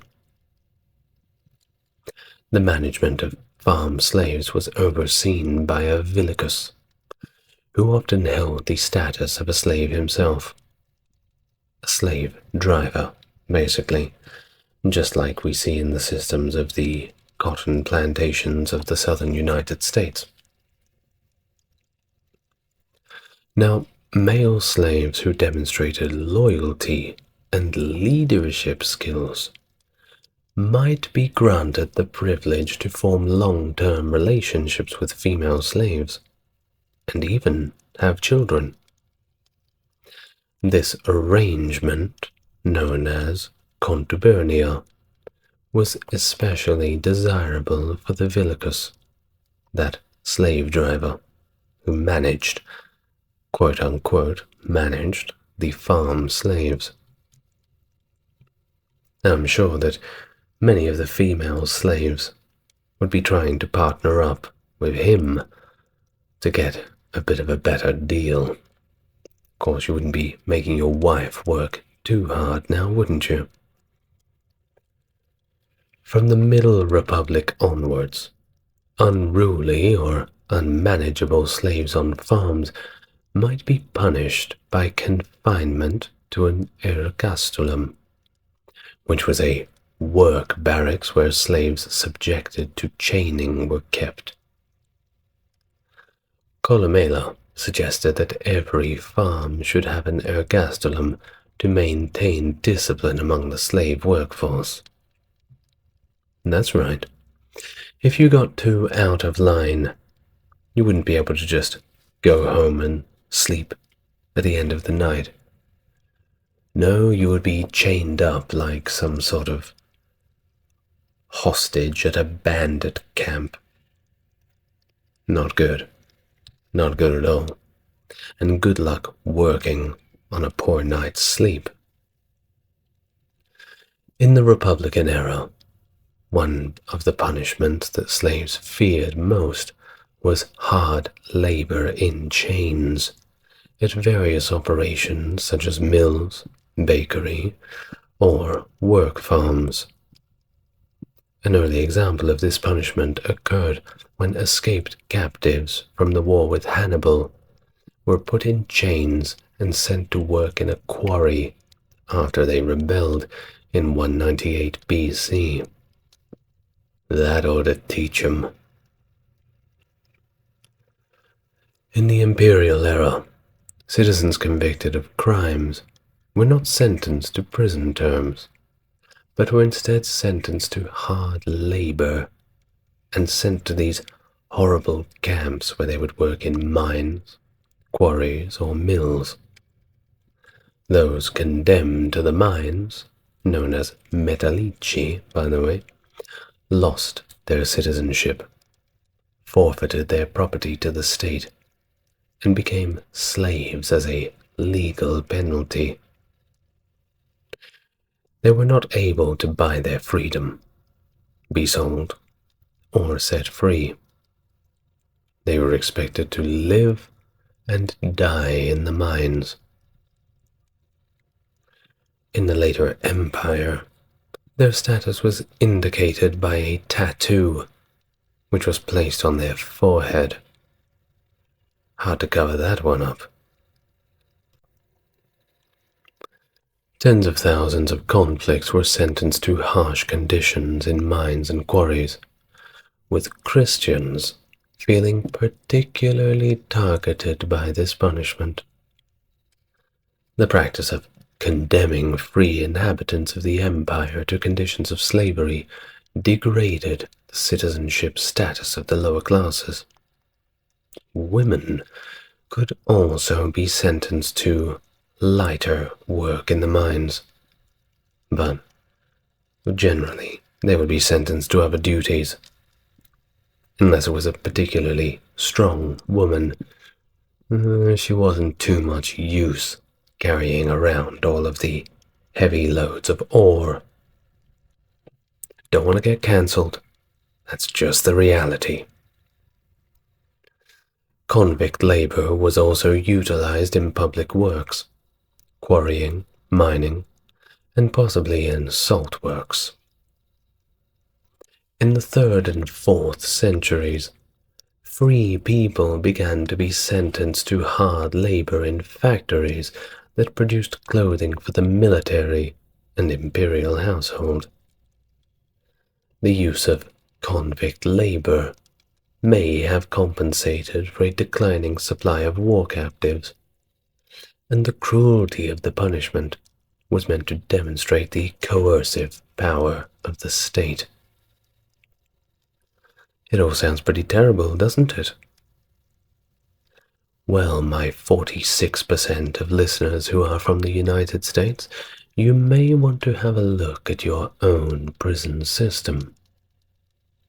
Perhaps it's not as bad as this, but I've seen some rather horrifying material. Anyway, despite the common modern image of galley slaves, the Roman navy did not regularly employ them, except in times of war, where there was a shortage of free oarsmen. A galley slave is one of those poor souls who would be down below the decks of the boat, rowing and rowing and rowing. Difficult job. But think of the gains. While it's likely that merchants occasionally used enslaved oarsmen for shipping, the practice is once again not well documented. A servus publicus populi Romani was a slave owned not by a private individual, but by the Roman people collectively.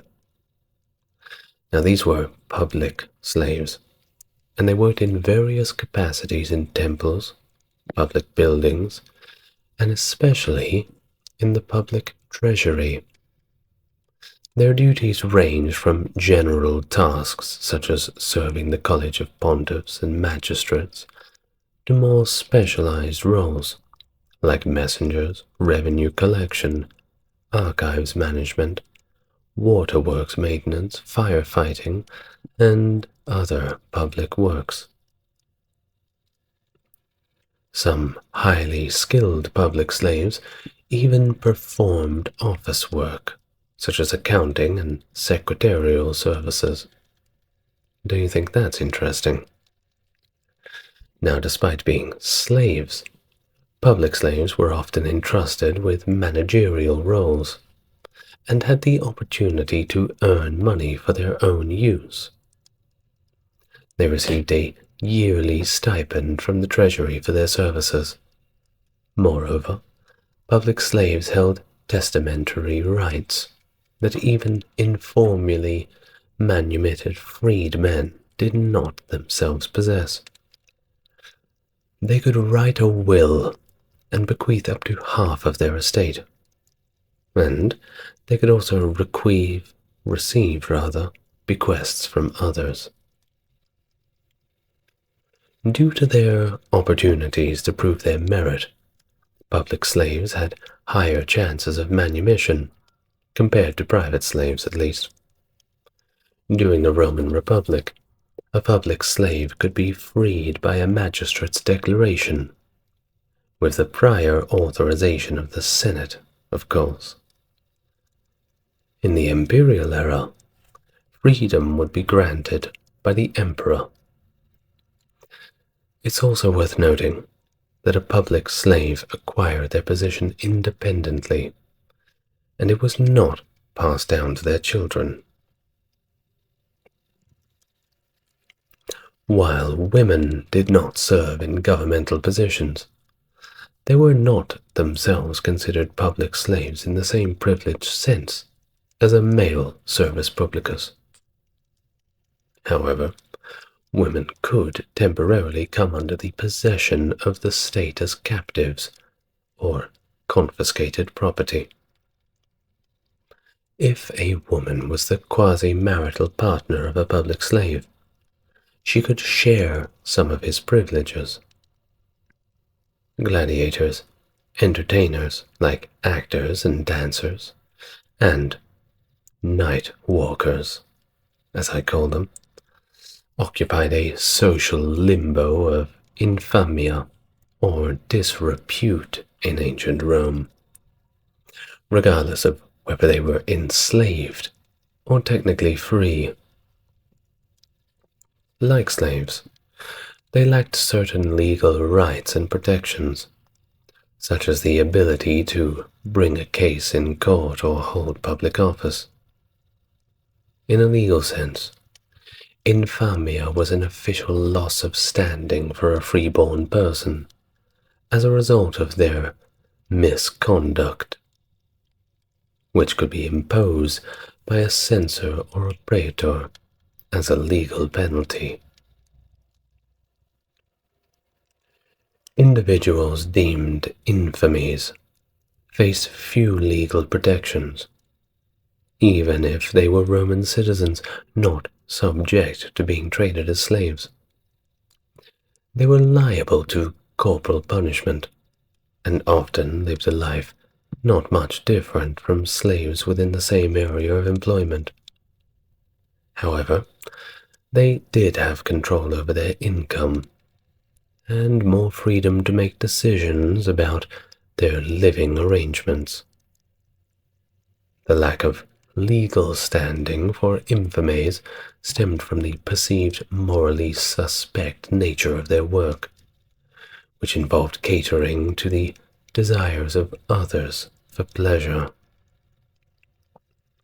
Now, actors were considered subversive because their theaters were venues for free speech, and they could mock politicians from the stage. How dare they? Gladiators, on the other hand, were quite often slaves, although skilled free volunteers also participated. Freeborn gladiators erased the distinction between citizen and slave by taking an oath to subject their bodies to physical abuse, including branding and beatings. Now, women of the night had to be registered, And while it was legal throughout the Roman Empire, it was viewed as worse than slavery by many Romans. Selling a slave against their will to a training camp for gladiators was considered a punishment and rather poor form. And there were bans on selling slaves to pimps or gladiator management without cause. Legislation under Christian emperors also forbade masters from employing slaves as stage actors against their will, or preventing actors from retiring from the theater.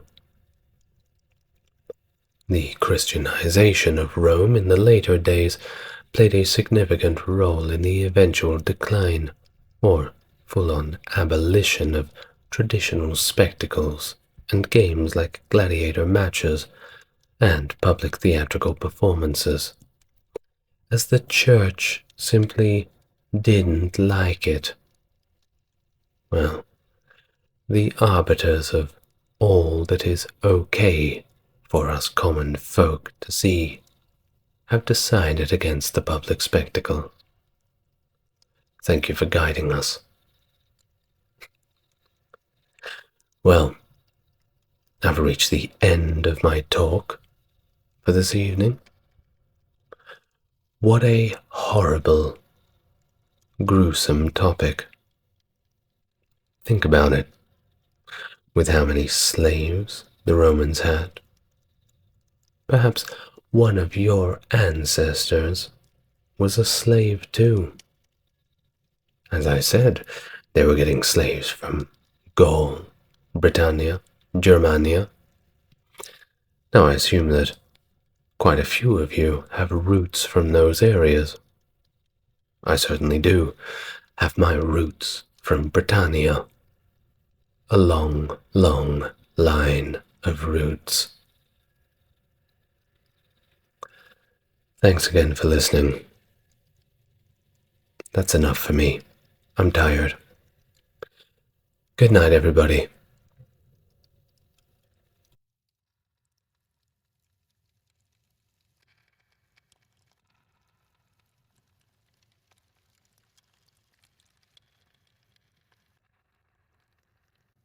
Take yourself back a few thousand years and imagine you find yourself in that most unpleasant of situations. You've become a slave, and you're in the Roman Empire. Well, what was that like? Do you know? If you don't, you're about to find out. I'm about to tell you how exactly one would find themselves in that most horrible of positions. So if you'd like to join me, I'd invite you to get relaxed, and we can begin our topic on how to become a slave in ancient Rome. In ancient Rome, the path to slavery was multifaceted, reflecting the complexities of Roman society. One common route, of course, was capture in warfare, where individuals from conquered territories were enslaved and subsequently brought back to Rome. But it wasn't just that route. Debt bondage also played a significant role, with free-born citizens sometimes being forced into slavery, or even putting their own hand up to become a slave if they couldn't repay their debts. Children born to slave parents were automatically considered slaves themselves, while criminals could be sentenced to slavery as a kind of punishment. Additionally, illegal practices such as abduction and trafficking contributed to swelling the slave population. Surprisingly, some individuals even chose voluntary enslavement as a last resort to escape poverty. These are the kinds of things we're going to discuss today. This diverse array of circumstances that demonstrates the pervasive nature of slavery in ancient Rome, affecting individuals from various backgrounds and various situations. There was a saying in ancient Rome: slaves are either born or made. In the ancient Roman world, individuals could find themselves enslaved for any number of reasons. So let's start from the beginning. The fear of slavery was palpable and not merely rhetorical, as expressed in Roman literature. A significant portion of the enslaved populations was considered vernae, individuals born to slave mothers within households or on agricultural estates. Some scholars suggest that free individuals selling themselves into slavery may have actually been more common than many literary sources alone suggest. However, determining the relative populations of these causes of enslavement still remains a source of scholarly debate. During the Republican era, that's from around 509 to 27 BC, by the way, warfare stood as arguably the principal source of slaves, marking a notable surge in the Roman slave population during the Middle and Late Republic eras. Battles could yield captives ranging from hundreds all the way to tens of thousands, often being brought wholesale by slave dealers who accompanied Roman legions. Julius Caesar's siege of the walled town of the Aduatuci during the Gallic Wars serves as a stark example of this. Take a guess how many slaves they got from that one battle. Have you guessed? Well, I may as well tell you. Caesar reportedly sold the entire population of 53,000 to slave dealers the very same day.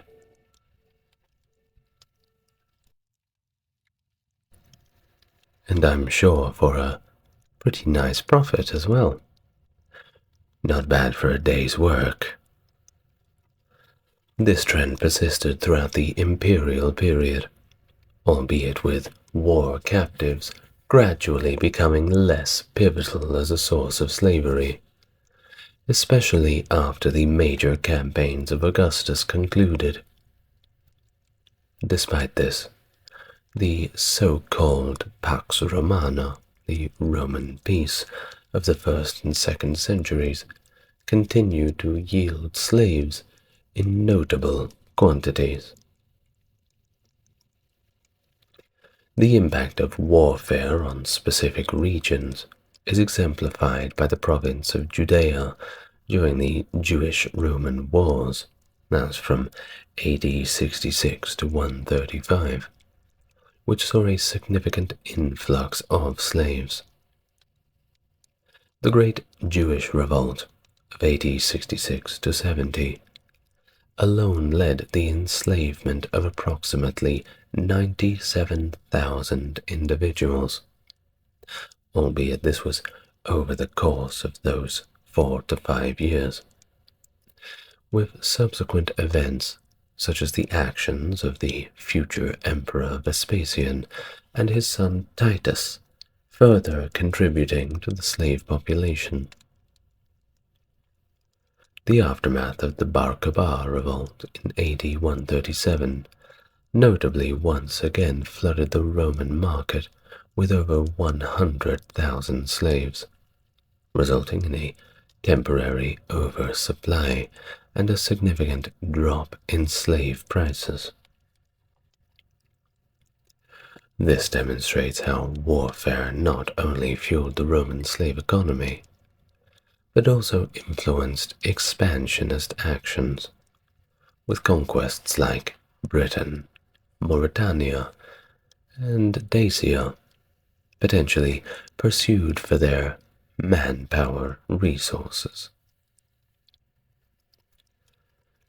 The term servus in Roman culture has an etymology linked to war captivity, suggesting that it originated from the practice of commanders selling captives to spare their lives. This association between enslavement and the preservation of defeated enemies is reflected in Roman mythology, where figures like Romulus were credited with integrating war captives into society through enslavement rather than execution. Julius Caesar's actions during the Gallic Wars provide a historical example of this practice, as survivors were sold sub corona, under the wreath, symbolizing their salvation from death. This cultural belief and connection between defeat in war and enslavement extended beyond the myth and the history, permeating Roman society and shaping many artistic representations.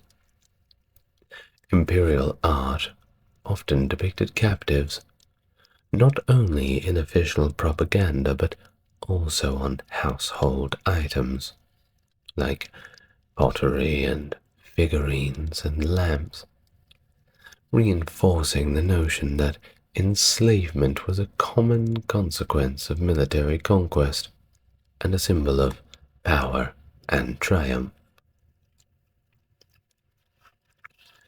Piracy has long been intertwined with the grim practice of human trafficking. The primary aim of kidnappers was not necessarily immediate enslavement, but rather the simple pursuit of profit. People just trying to make a living, scratch out some kind of work in a very difficult world. Captives were often held for ransom, with their relatives expected to pay hefty sums for their release. Those invested in securing the captive's freedom were often willing to pay more than what the captive might fetch at a slave auction, considering factors such as individual qualities and, of course, social status. However, there were instances where the ransom demands could unfortunately not be met. In such cases, the captive's fate hung in the balance, dependent on whether their owner deemed the ransom amount worthwhile. In scenarios where multiple individuals were taken from the same city, efforts to secure their release could extend to public funds, albeit once again with uncertain outcomes. Desperate captives sometimes resorted to borrowing ransom money from opportunistic lenders, effectively plunging themselves into debt bondage. Selling the kidnapped victim on the open market, well, that was seen as a last resort. You'd get better money from a private sale. The precariousness of travel during ancient times is exemplified by the story of Julius Caesar, who himself fell victims to Cilician pirates in his youth. That's right, he was captured. Recognizing his high value, however, the pirates demanded a substantial ransom of 20 talents. They knew what they had. What legend has it that Caesar, displaying his characteristic boldness, insisted that they raise the ransom to 50 talents. Enduring 38 days in captivity, he waited for the ransom to be delivered. Upon his eventual release, Caesar is said to have sought retribution against his captors, subjecting them to the same fate reserved for slaves: crucifixion. That's right. After the ransom was paid, well, he got some guys, went back, and taught them a lesson. It's a pretty Chad move, I will say. Now, within the Jewish community, the redemption of enslaved Jews was often encouraged by rabbis, reflecting a sense of communal responsibility and compassion. However, they also cautioned against paying inflated ransoms, advising that captives should not be redeemed for more than their asserted value. This perspective was rooted in the belief that excessive ransoms could inadvertently incentivize further enslavement by motivating Romans to capture more Jews. Similarly, in the early Christian church, the act of ransoming captives was considered more like an act of charity, with churches dedicating significant resources to redeem Christian prisoners following the empire's conversion to Christianity. During the 2nd century BC, systematic piracy for the purpose of human trafficking reached its zenith, with the city of Sid in Pamphylia, that's present-day Turkey, emerging as a notorious hub for this rather unpleasant trade. Pompey the Great was credited with quelling piracy in the Mediterranean in 67, although subsequent actions were taken against Illyrian pirates after the Battle of Actium in 31. Despite efforts to curb piracy during the reigns of Augustus and Tiberius, it, well, just continued to remain a persistent concern. Still does, by the way. You never get rid of the pirates. While large-scale piracy was largely brought under control during the Pax Romana, that's the Roman peace, piratical kidnappings continued to contribute to the Roman slave supply well into the later Imperial era, albeit to a lesser extent. Even in the early 5th century AD, figures like Augustine of Hippo lamented the prevalence of widespread kidnapping in regions like North Africa. Notably, the Christian missionary Patricius, later known as Saint Patrick, I'm sure you know him, was himself kidnapped by pirates around AD 400 from Roman Britain, and subsequently enslaved in Ireland, where he eventually achieved sainthood through his missionary work. And apparently he drove all of the snakes out as well. But that's a bit of a story. By the common law of nations, ius gentium, a child born to legally enslaved mother inherited the status of slavery from birth. Known as vernae in Latin, these were slaves born within the household, the domus, or agricultural estate, the villa, of their owners. Now the vernae held a unique position within Roman society, as there existed a stronger social obligation to care for them compared to slaves acquired through other means. Epitaphs often identified them as such, indicating a recognition of their status as being somewhat distinct. In many cases, vernae were the biological children of free males within the household, further complicating their social standing. They did receive preferential treatment, including opportunities for education alongside free-born children, cohabitation as couples, and even the opportunity to have their own children.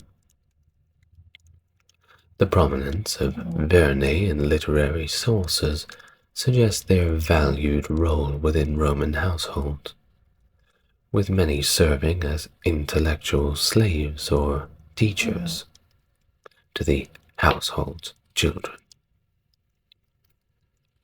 The use of verna in the epitaphs of freed men implies a sense of pride in their birth within a familia, highlighting the complexity of social relationships within the Roman slave world. Birth as a verna could also have a bit more of an unfortunate and darker aspect, particularly depending on the circumstances of the household into which the child was born.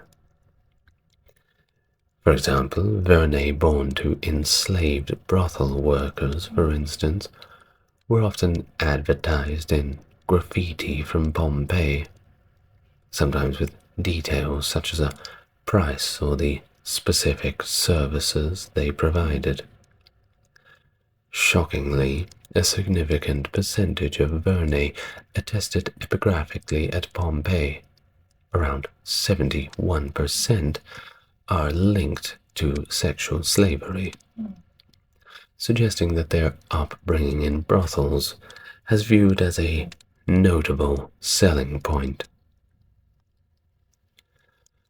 The highlights a stark contrast in the experiences of vernae based on the nature of the household in which they were raised.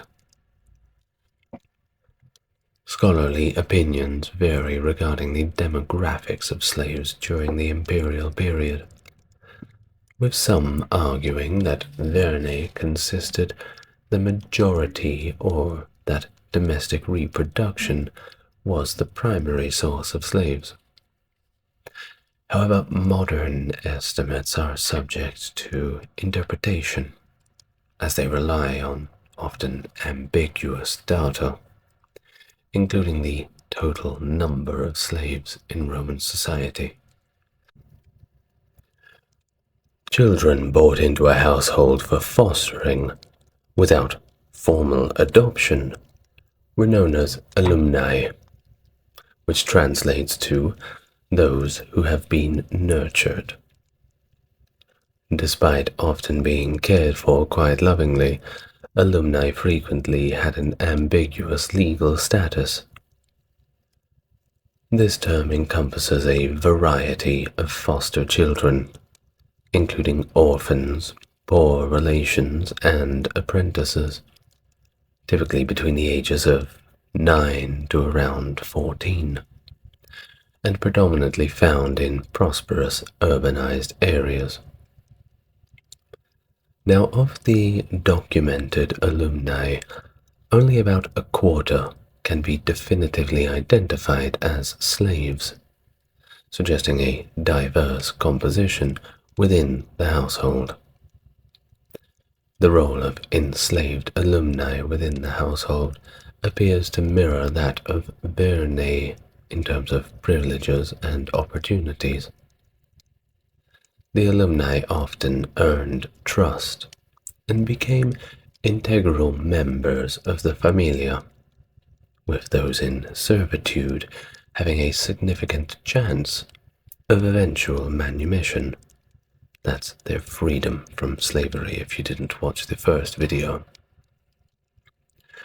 Some were explicitly provided for in wills, such as one case where a trust was established for a young freedman alumnus to be managed by the fosterer's friend until he reached the age of 25. The presence of alumni and vernei involved in crafts and arts indicates a talent served as a means for disadvantaged children to garner recognition and access more opportunities.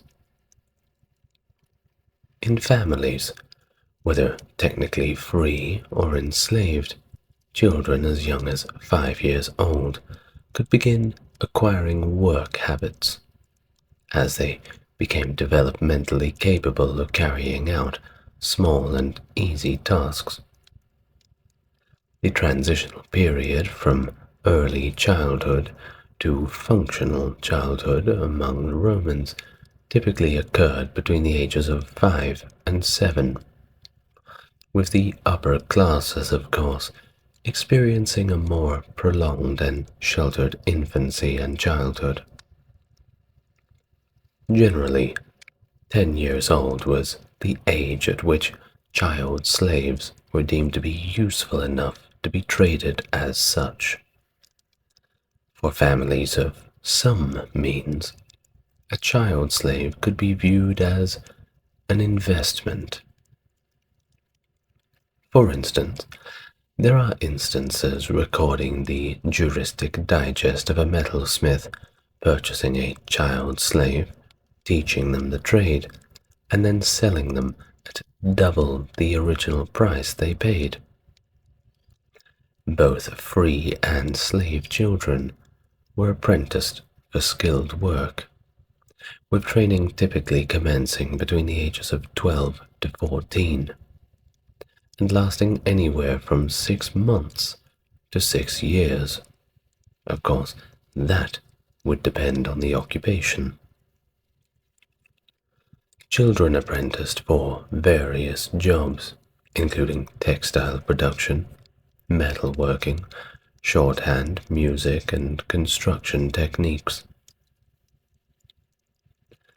In wealthy households of the Imperial era, prepubescent children were often trained for serving food due to the belief that their purity conferred hygienic benefits.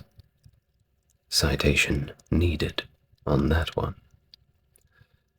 Adolescents as young as 13 might be capably employed in accounting, office work, and various other roles such as heralds, messengers, and couriers.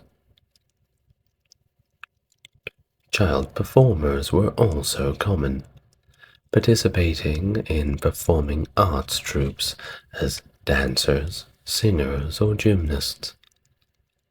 In more rural settings, children born into slavery helped with tasks such as feeding poultry, weeding gardens, gathering fruits, and general tending to animals. There is evidence suggesting that children were employed in certain kinds of ancient Roman mining, especially in gold mines, where they retrieved ore from narrow shafts. Honestly, it's all a little bit horrifying to think of. While osteoarchaeology can identify adolescents and children working alongside adults, it is challenging to determine their status as free or enslaved, as verbal sources in art often don't provide any clear distinctions. Now, additionally, under Roman law, a father had the right to contract out all dependents of a household for labor, blurring the line between free and enslaved child workers. Scholarly perspectives vary on the extent to which child abandonment contributed to the pool of potential slaves in ancient Rome. Orphaned children of poor citizens were particularly vulnerable to enslavement, while those brought into households as fostered alumni often had uncertain legal statuses.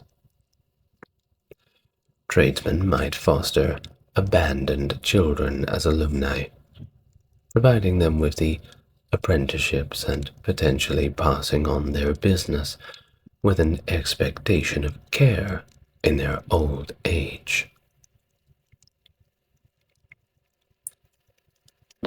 Early Christians also expanded their community by taking in abandoned and orphaned children, creating safe havens where children of various statuses mingled. However, slave traffickers targeted neglected children who roamed unsupervised, and we even have sources of these slave traffickers luring them with sweets, cakes, and even toys. Children obtained in this manner were at heightened risk of being raised as gladiators, beggars, or even more unpleasant professions, often subjected to maiming to evoke sympathy from passers-by. Just when you thought it couldn't get any worse, it just gets worse. Child abandonment, whether due to family death or intentional actions, is distinct from infant exposure, a practice widely observed in ancient Rome and rooted in the myth of Romulus and Remus. Families unable to care for a child would often expose the infant, typically leaving it in outdoor conditions that were likely fatal, effectively constituting a form of infanticide. Even among the upper classes, serious birth defects, and sometimes even minor birth defects, were considered grounds for exposure. Surviving infants might be enslaved, potentially becoming a significant source of slaves. However, healthy exposed infants could also be taken in for fosterage or adoption, although this practice often treated the child as an investment, with birth families required to reimburse expenses if they later wish to reclaim the child. Traffickers could also collect surviving infants for slave training, though the profitability of investing in their nurturing for 5 years before they could provide valuable labor remains quite unclear. Predictable sites for infant exposure, such as urban environments and religious sites, facilitated the trafficking of exposed infants. The first Christian emperor, Constantine, formalized the buying and selling of newborns during their first hours of life. Now, this all sounds a little bit horrible, but he did this to aim to curb the exposure practices or to protect the property rights of unwitting slave owners. Certainly not an ideal situation for anybody. Over time, infant exposure evolved into a legal fiction, allowing parents to transfer control of the newborn to another family before it was ritually accepted into its birth family. The ancient rite of patria potestas granted fathers the authority to dispose of their dependents as they seemed fit, including the ability to sell their own children, similar to selling a slave off to the highest bidder. We'll be giving out a few Father of the Year awards in this section. However, don't judge too harshly. Fathers who resorted to selling their children were often doing so out of pure desperation, and they were completely impoverished. Owning slaves themselves was, of course, beyond their means. Not making excuses for them, but this was not an exercise in greed. By selling their child, the father relinquished his power over them, and the child entered the possession of a master. A law dating back to the 12 Tables, that's the old Roman codes of laws from the Republic, limited the number of times a father could sell his own children, allowing only one sale for daughters, but up to 3 sales for sons, hinting at the existence of nexum, a temporary obligation stemming from debt. To circumvent the free-born status of the child, some parents leased their child's labor up to a certain age, granting the holder of the lease full-time use without ownership. Roman law grappled with the conflict between the sanctity of free birth and the harsh realities of poverty or debt driving parents to sell their children. While there was no legal penalty for children, or parents rather, who sold their children, the sales contracts were technically void due to the child's free status. In better times, parents could redeem their children by reimbursing the original sales price plus an additional fee, of course. Most parents would only resort to selling their own children under extreme duress, such as during periods of heavy taxation or perhaps general economic hardship. The Christianization of the later empire brought about shifts in priorities, with efforts to address hunger and poverty and the eventual abolition of the paternal power of life and death by Constantine, the first Christian emperor. Nexum, originating in the early Roman Republic, was a form of debt bondage contract within the Roman legal system, categorized as a type of mancipatio. In this agreement, a free man would pledge himself as a bond slave or nexus as collateral for a loan. Sometimes a debtor would even offer his son as additional security. While the terms of the contract could vary, the bondsman, despite facing potential humiliation and mistreatment, was theoretically protected from physical punishment as a citizen under law. However, the practice of nexum was abolished by the Lex Potalia Papyria in 326 BC. No, it didn't last very long. The abolition of nexum was often accompanied by a traditional tale, albeit with varying details. Generally, it goes like this. It featured a nexus who, despite being a respectable and attractive individual, endured harassment from the creditor. This cautionary narrative underscored the contradictions inherent in subjecting one free citizen to another's control.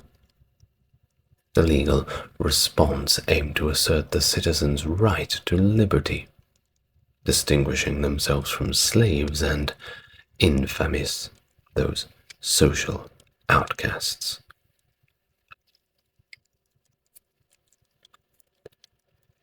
Even after the abolition of nexum, a form of debt bondage might still arise if a debtor defaulted on their obligations. However, enslaving a free person for debt or pledging a minor as collateral for a parent's debt remained very illegal. In such cases, the legal penalties were imposed on the creditor rather than the debtor. The concept of self-sales in ancient Rome, whereby a free-born individual would voluntarily sell themselves into slavery, was also theoretically illegal, as Roman law upheld the inviolability of a citizen's liberty. However, in practice, instances of self-enslavement could occur and might be overlooked unless directly challenged on a legal basis.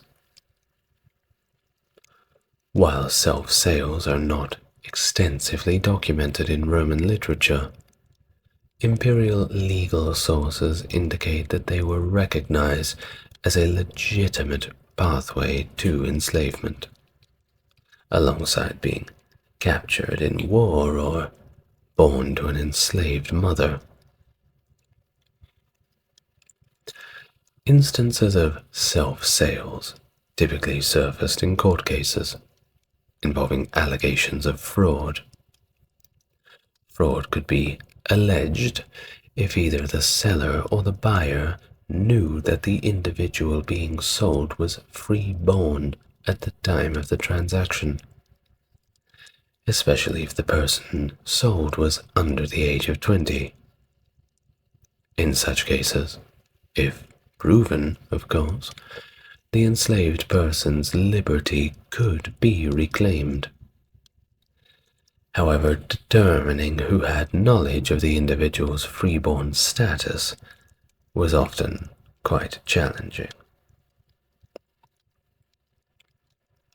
Solid evidence for voluntary enslavement often revolved around whether the individual received a share of the proceeds from the sale, indicating their consent to surrender their rights as a Roman citizen. Those who willingly relinquished their citizenship were considered unworthy of holding it, and permanent enslavement was seen as a fitting consequence.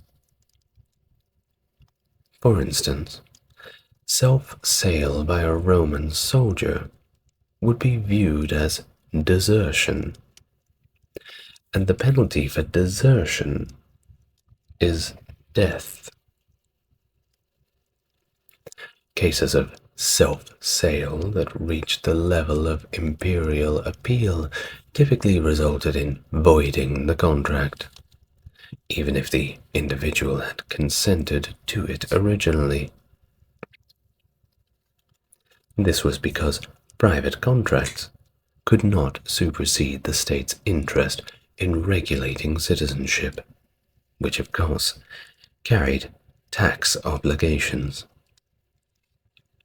Thus, the legality and consequences of self-sailed were quite complex, with legal and societal implications that varied depending on the circumstances and outcomes of the individual case.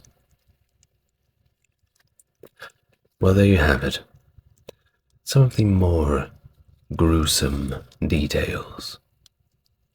But there are plenty more gruesome details to come when we talk about things like slavery. Indeed, the topic itself does start from a gruesome point. Well, thank you very much for joining me again.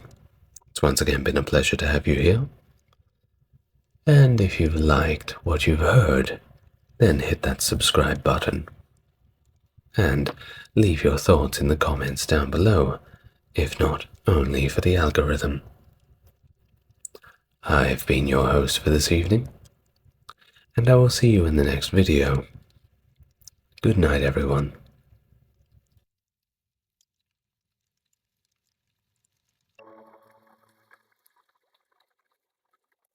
The Third Servile War, known also as the Gladiator War, or the War of Spartacus according to Plutarch, marked the final uprising in a series of slave rebellions against the Roman Republic, referred to collectively as the Servile Wars. This particular rebellion stood out as it directly threatened Rome's heartland in Italy and posed a significant challenge to the Roman military. Commencing in 73 BC, the rebellion originated with the escape of approximately 70 slave gladiators from a school in Capua. These fugitives swiftly overwhelmed the Roman forces dispatched to apprehend them, and within a span of 2 years, their numbers swelled to include roughly 120,000 individuals, encompassing men, women, and children. Surprisingly, the able-bodied adults among them formed a highly effective armed force that repeatedly demonstrated its capability to resist or even defeat Roman military units, ranging from local patrols to trained legions led by consuls.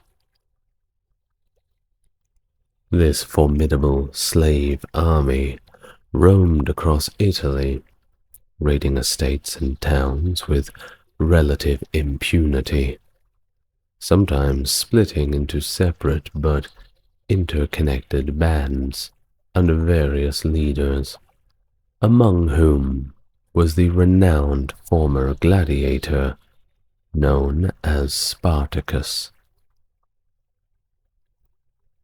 Before we continue, I'd like to invite you, if you enjoy this content, to leave your comments down below for the algorithm, and subscribe to the channel. Well, back to the video. Thanks in advance. As the slave army's depredations and military successes escalated, the Roman Senate grew increasingly alarmed, as of course they would. Ultimately, Rome responded by assembling an army comprising 8 legions, placed under the command of Marcus Licinius Crassus. After a protracted and arduous fighting retreat before Crassus's legions, and in the light of the encircling legions of Pompey and Lucius Varro, the rebels launched a final, full-scale assault against Crassus's forces. How did all of it end? Well, we'll have to get to that at the end of the video. Plutarch's account suggests that the slave's primary aim was to escape to freedom and depart Roman territory by way of Cisalpine Gaul.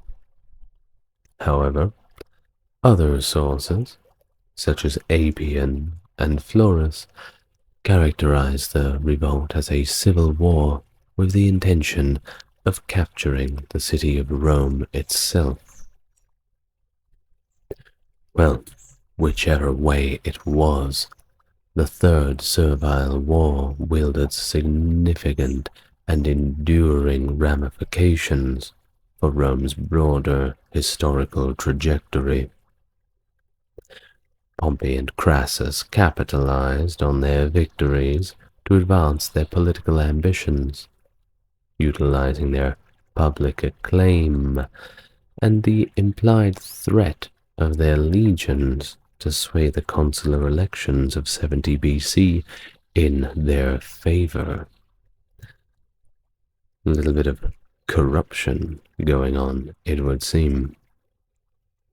Well, their subsequent actions as consuls contributed substantially to the erosion of Roman political institutions and facilitated the transition from the Republic to the Empire. All of this we will explain in detail later. But first, we have to look at the situation before the revolt. So we'll come back to Crassus and Varro later. Okay, so let's get into that situation before the gladiators and the slaves went crazy. Throughout Roman history, the presence of a readily available and inexpensive labor force in the form of slaves played a crucial role in the economy. Now, these slaves were acquired through various means, such as purchase from foreign merchants or enslavement of populations during military conquests. Especially during the 2nd and 1st centuries BC, by the way, Rome's extensive involvement in conquests led to the importation of tens to hundreds of thousands of slaves from European and Mediterranean regions. Of course, when you had that many slaves, the economy around slavery was matching up with the numbers. The rules of supply and demand, of course, would reflect the pricing structures of the slaves, and the more slaves, well, the cheaper it got. You'd be surprised the class of people who could afford to get one. While some slaves served as household servants or craftsmen, a significant portion toiled in harsh conditions in mines and on agricultural estates, particularly in regions like Sicily and southern Italy.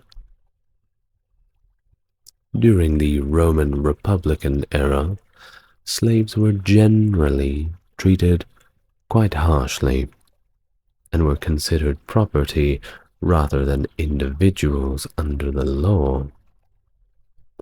Owners had virtually unchecked authority over them, with the power to mistreat or even kill them without any legal repercussions.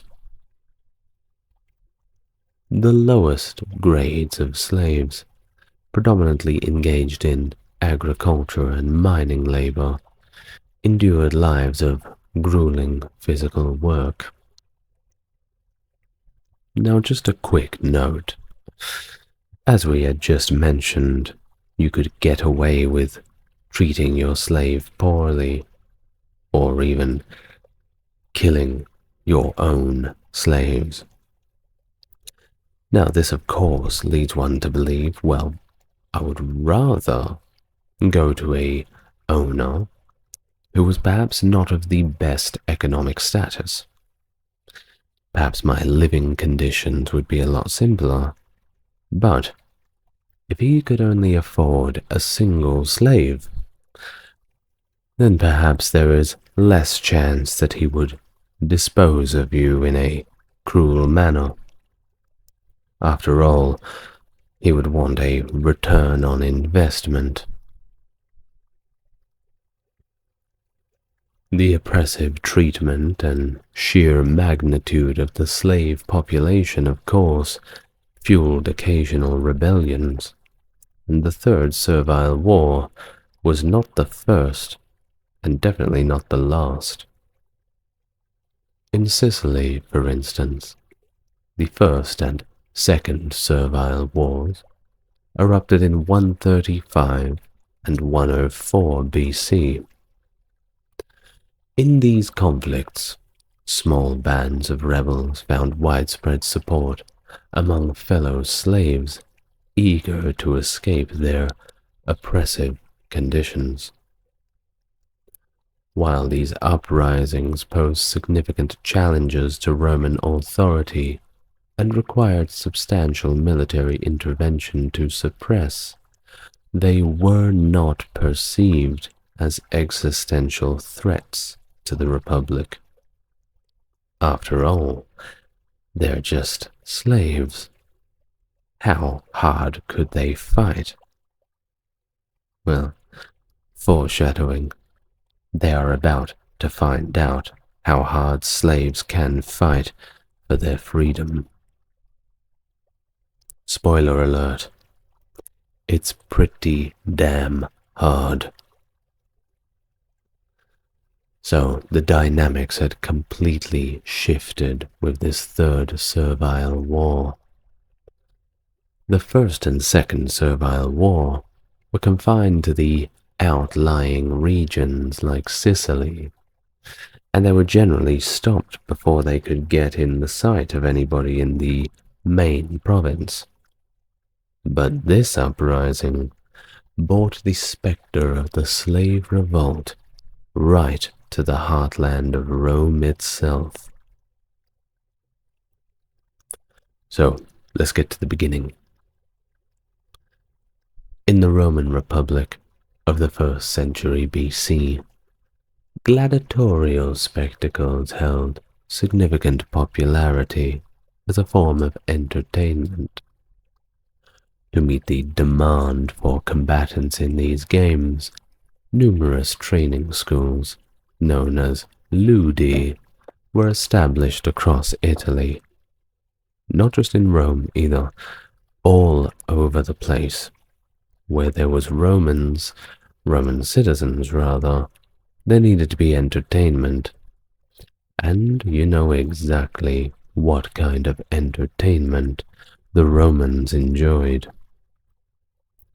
These schools primarily trained prisoners of war and condemned criminals, regarded as slaves, to fight in the arena. In 73 BC, a daring escape plot unfolded at the Capuan school owned by Lentulus Batiatus, involving approximately 200 gladiators.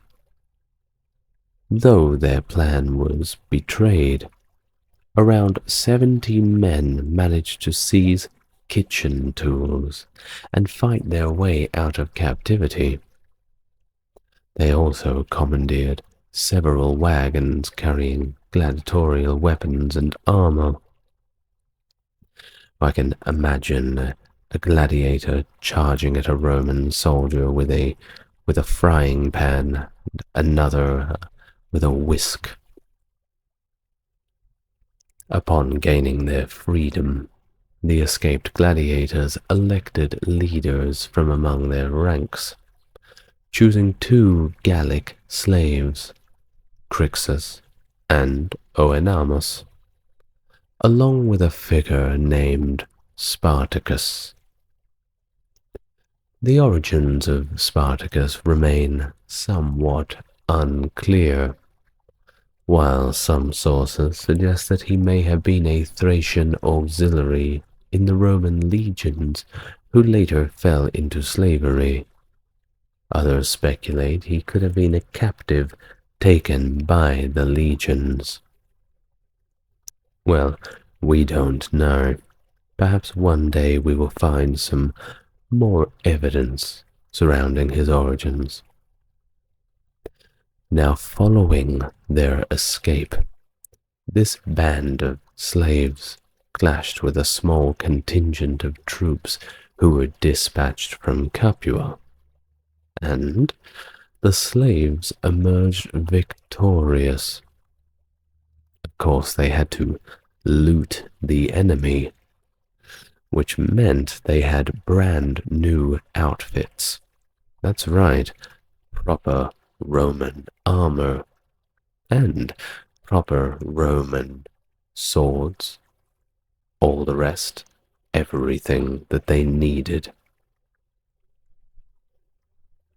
While the exact sequence of events immediately following their escape is not entirely consistent across sources, it is generally agreed that the group pillaged the surrounding region. While they were doing this, every slave they encountered more or less joined up with them. They recruited many slaves and eventually retreated to a more defensible position, right at the bottom of Mount Vesuvius. As the revolt and raids unfolded in Campania, a region frequented by the affluent and influential of Rome, Roman authorities swiftly took notice. They regarded the uprising as a significant wave of criminal activity rather than a full-fledged armed rebellion.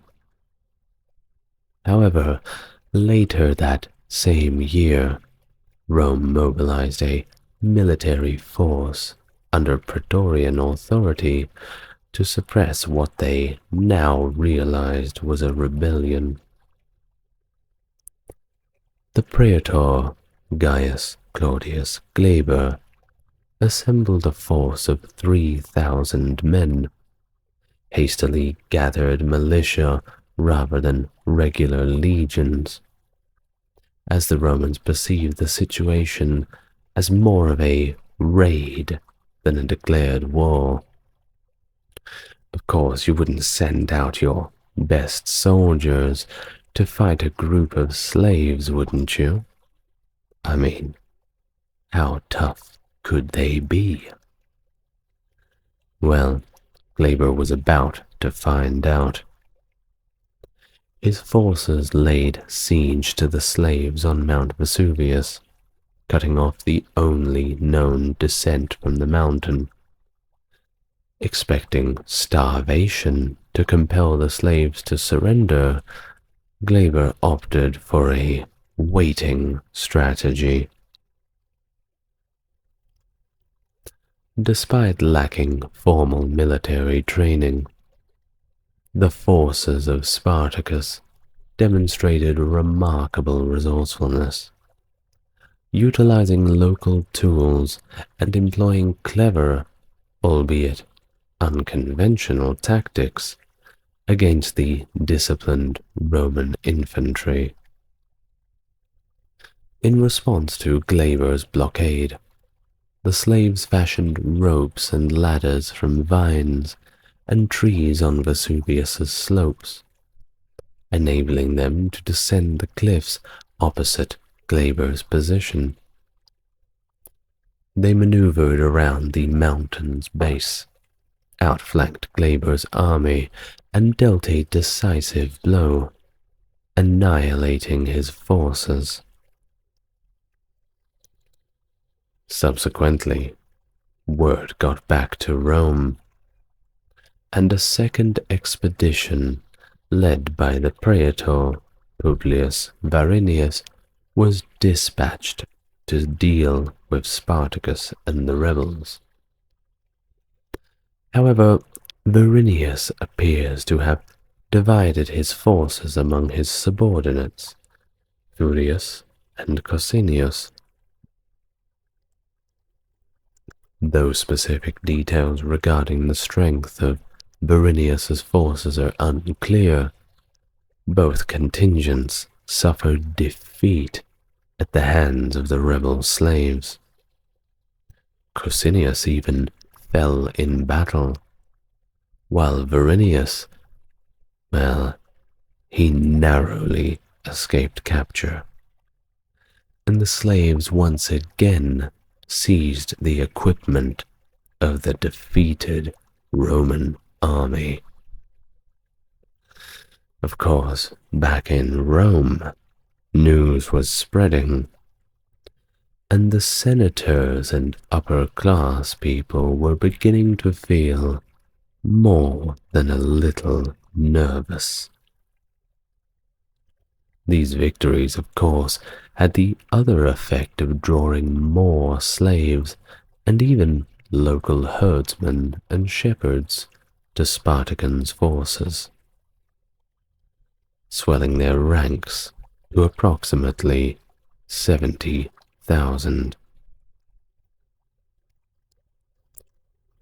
The winter came, and during the years of 73 to 72 BC, the rebel forces used this respite to train, arm, and equip their new recruits, extending their raiding territory to include towns like Nola, Thurii, Nuceria, and Metapontum.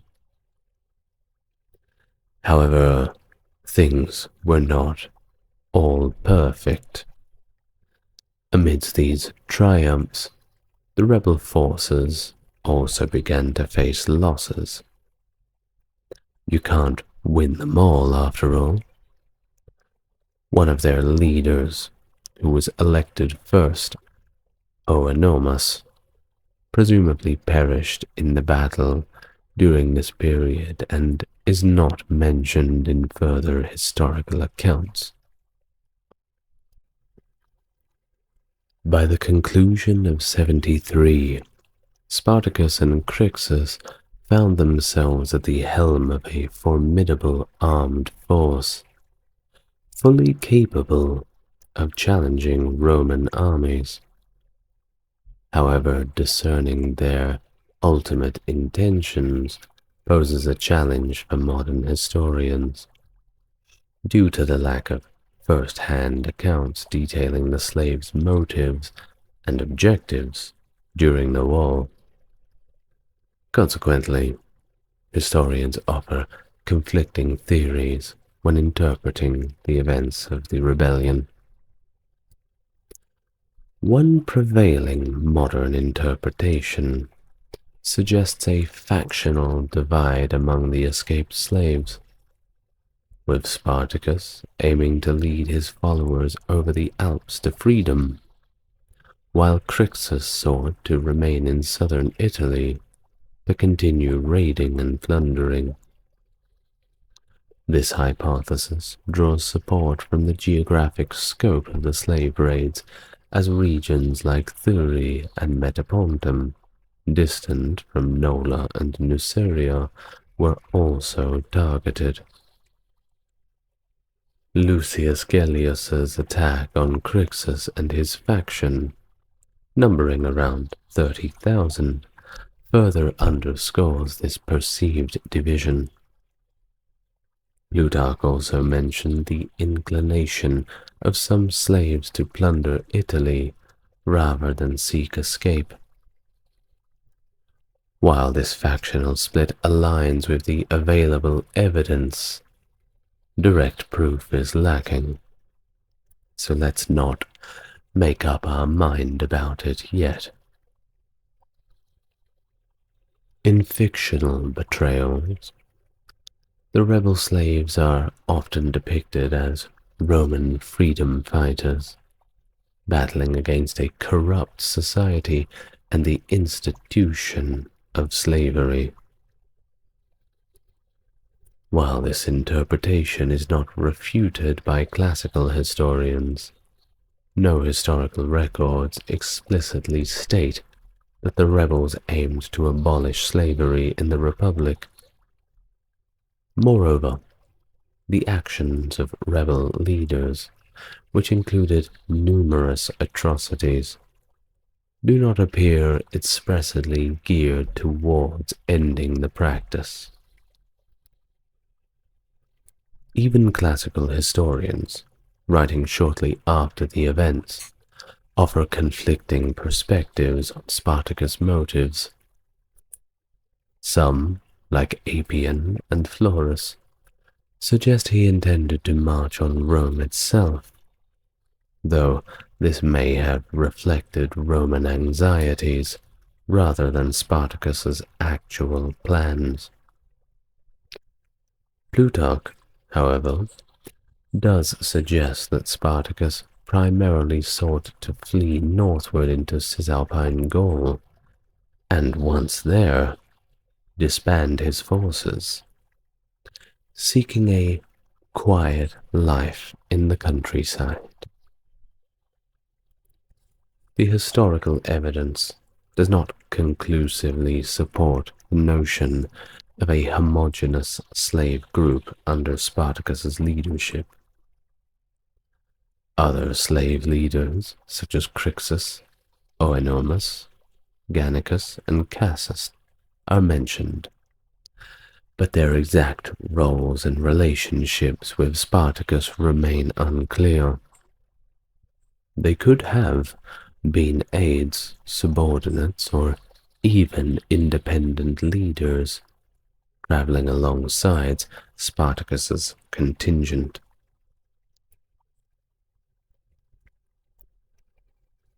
In the spring of 72, the rebel slaves embarked on a northward journey towards Cisalpine Gaul, departing from their winter encampments. Concerned by the magnitude of the uprising and the defeat suffered by the Praetorian armies led by Glaber and Varinius, the Senate decided to dispatch 2 consular legions under Lucius Gellius and Claudianus. Initially, the consular forces achieved success. Gellius confronted a contingent of approximately 30,000 slaves, commanded by Crixus, near Mount Garganus, and managed to vanquish 2/3 of the rebels, including Crixus himself. From this juncture, the classical sources diverge in their accounts of subsequent events until the involvement of Marcus Licinius Crassus in the conflict. The extant histories of the war provided by Appian and Plutarch present distinct narratives. While neither version directly contradicts the other, they each focus on different events, with one account omitting certain occurrences mentioned in the other and introducing unique events exclusive to its own narrative. Appian recounts a series of strategic maneuvers following the victory of Gellius's legions over Crixus's forces near Mount Garganus. Spartacus's army, which at this time numbered around 120,000, pressed northwards towards Cisalpine Gaul, with Gellius and Lentulus seeking to block their path. In a subsequent engagement, Spartacus' forces routed Lentulus' legion and then turned to defeat Gellius' army. compelling the Roman legions to retreat. Allegedly, and it's only allegedly, Spartacus executed approximately 300 captured Roman soldiers, forcing them to fight as gladiators to avenge Crixus's death. Have a taste of your own medicine, Romans. Subsequently, Spartacus led his followers northward, and with haste, shedding unnecessary supplies and animals to expedite their movement. After further engagements with the consular armies in Picenum, Spartacus purportedly changed his intention of marching on Rome due to his insufficiently armed force, opting instead to withdraw into southern Italy. Plutarch's narrative diverges here from Appian's account. According to Plutarch, Spartacus's forces defeated Lentulus's legion after the engagement near Mount Garganus, and then proceeded into northern Italy, where they confronted a Roman army under Gaius Cassius Longinus around Mutina, which, by the way, is modern-day Modena. This resulted in another victory for Spartacus. Plutarch omits the engagements described by Appian, and does not mention Spartacus facing the combined consular legions in Picenum. Instead, Plutarch describes Spartacus retreating southwards from Picenum, following confrontations with Crassus, suggesting a different sequence of events and motivations for Spartacus's movements. In early 71 BC, Spartacus and his followers found themselves in the southern part of Italy, prompting the Senate to appoint Crassus to suppress the rebellion completely. Crassus, known for his harsh discipline, was granted praetorship and assigned a substantial force of 6 brand new trained legions, bolstering his army to an estimated 32 to 48,000 troops. Employing brutal tactics, including unit decimation, Crassus instilled fear in his men, ensuring their utmost obedience and determination in battle. As Spartacus's forces moved northward once more, Crassus positioned his legions on the border of the region to interrupt their march. Plutarch suggests the initial clash occurred near the Picenum region, while Appian claims it took place near Samnium. Crassus dispatched 2 legions under his legate Mummius to flank Spartacus, but instructed them not to engage. Disobeying orders, Mummius attacked prematurely and suffered a defeat. See, that's what happens when you don't listen. However, Crassus himself, much more experienced and somewhat more alive than Mummius, emerged victorious. He confronted Spartacus and inflicted heavy casualties on the rebels. Following this setback, Spartacus's forces faced further defeats, as Crassus's legions proved superior in subsequent engagements.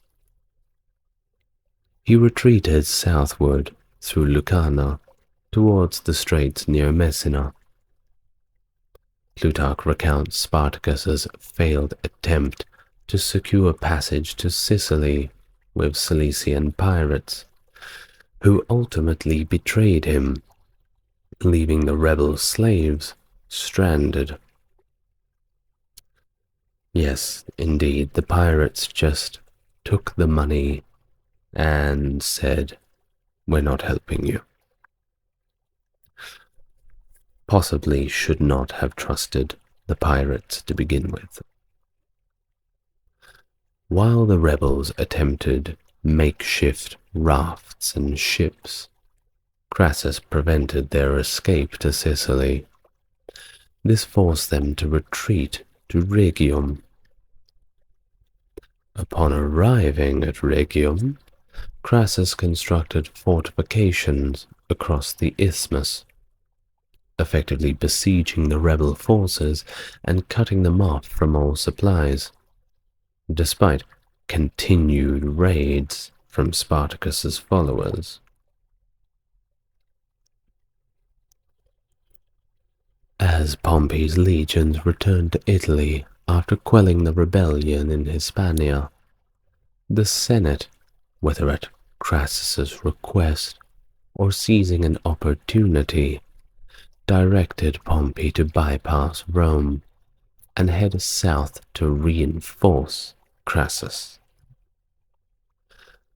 Concurrently, reinforcements under the command of Lucullus, likely Marcus Terentius Varro Lucullus, were dispatched to aid Crassus. Aware that credit for ending the conflict would go to the arriving general, Crassus pushed his legions to swiftly suppress the rebellion.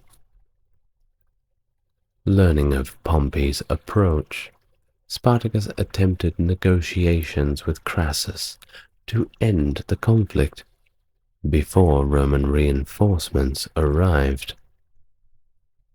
When Crassus declined this request, Spartacus and his forces breached Roman fortifications and retreated up the Bruttium Peninsula, all the while pursued by Crassus's legions. During this pursuit, a portion of the rebels, led by Gannicus and Castus, were caught and annihilated. Despite suffering significant losses, both sides endured heavy casualties.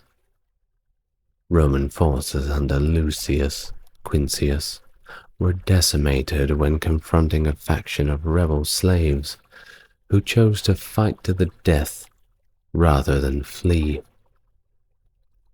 With discipline faltering among the rebels and groups breaking away to attack independently, Spartacus redirected his entire force against Crassus's legions in a final confrontation at the Battle of the Salarius River.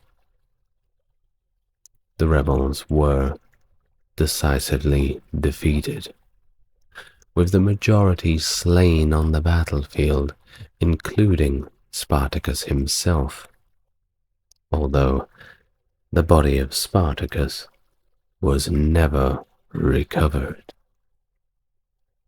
Creepy.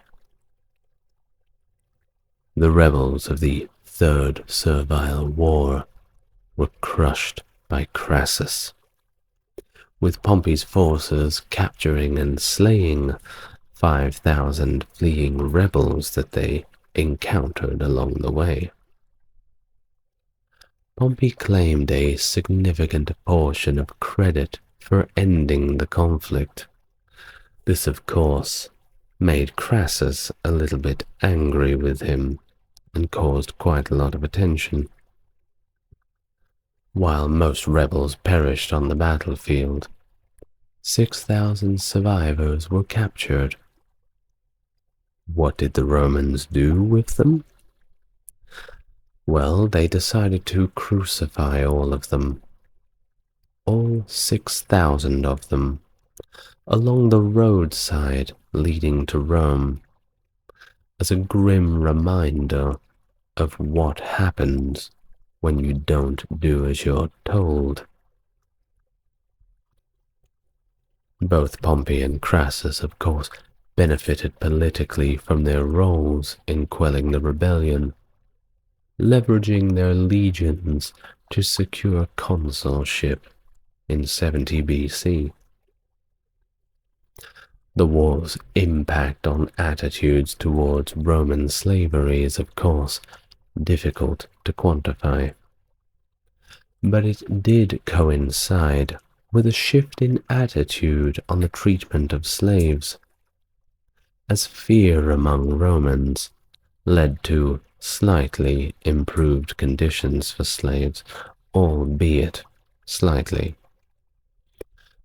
Additionally, the wealthy began reducing their reliance on agricultural slaves in favor of employing freed men for sharecropping arrangements. The legal status of Roman slaves continued to evolve over time, with Emperor Claudius enacting laws recognizing mistreatment of slaves as murder and granting freedom to abandoned, old, or infirm slaves. Under Antoninus Pius, further laws extended the rights of slaves, including the ability to appeal mistreatment. While these were not direct outcomes of the Third Servile War, they do reflect the changing attitudes in society towards slavery that were definitely afoot at the time.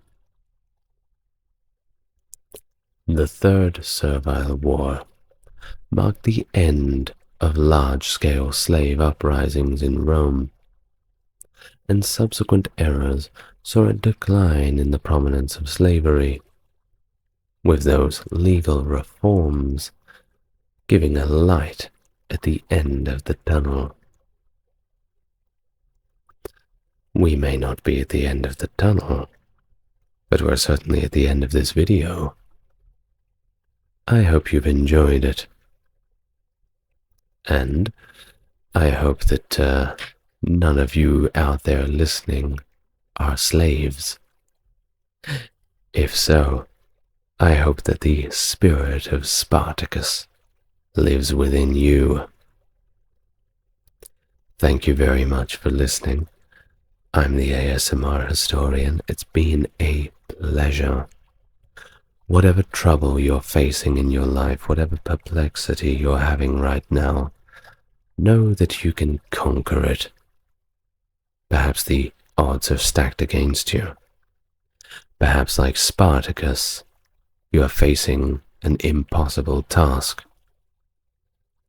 Well, in the spirit of the video, if you have no other choice, the best thing you can do is fight, even if it is fighting to the death. I'll see you next time. Good night, everybody.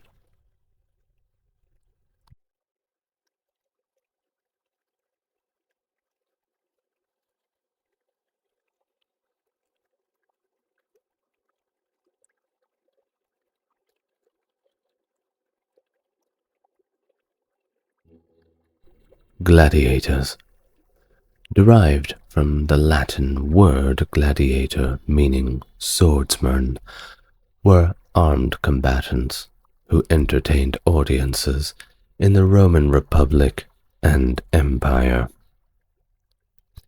They engaged in violent clashes with other gladiators, wild animals, and condemned criminals, creating a spectacle for the onlookers. While some gladiators volunteered, risking their lives for social standing, the majority of these people were despised slaves, subject to harsh training, social marginalization, and even segregation in death. Regardless of their origin, gladiators embodied Rome's martial ethics, offering spectators examples of valor and skill. Their ability to fight or die with dignity could earn them admiration and popularity. Therefore, they were celebrated in both high and low art, and their role as entertainers was commemorated in various objects throughout the Roman world. The origins of gladiatorial combat are debated, with evidence dating back to funeral rites during the Punic Wars in the 3rd century BC. This practice quickly became integral to Roman politics and social life, evolving into increasingly elaborate and costly games. These gladiator games endured for nearly a millennia and reached their zenith between the 1st and 2nd century AD. As Christianity emerged, the disapproval of the games grew due to their association with pagan rituals. Not due to their association of cruel and harsh death, though. That was okay. Eventually, in the 5th century, the popularity of the contests waned, leading to their eventual disappearance. So, let's go all the way back and try to first trace the origins of these gladiatorial games. How did they come about? Well, the origin of gladiators remained debated among early literary sources. In the late 1st century BC, Nicolaus of Damascus suggested an Etruscan origin. Etruscan means Italian, but not Roman. While Livy, a generation later, attributed their inception to the Campanians in 310 BC, after their victory over the Samnites. Later, in the 7th century AD, Isidore of Seville connected gladiator terms to Etruscan roots. Despite this, modern scholars reassessing pictorial evidence propose a Campanian origin or influence on the games.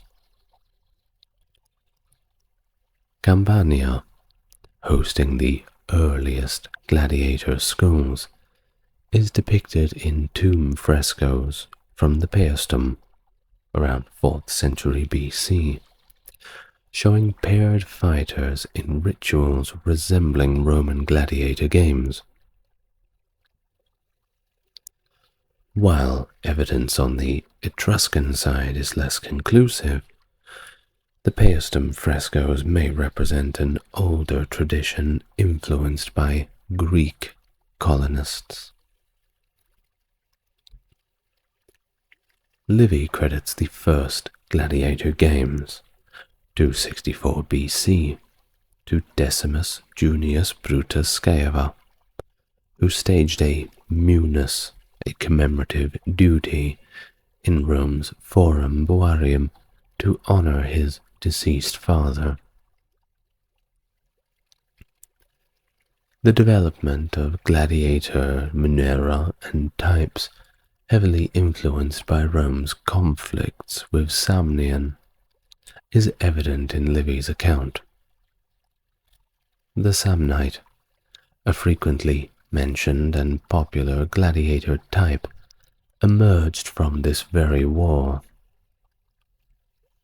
The captured splendid armor of Samnite armies was used in Roman triumphs, while Campanians, in disdain of the Samnites, equipped their gladiators in a similar fashion, coining the term Samnites for them. Livy's narrative reflects the latter theatrical nature of the gladiator shows, portraying armed barbarians as treacherous and degenerate, conquered by Roman iron and courage.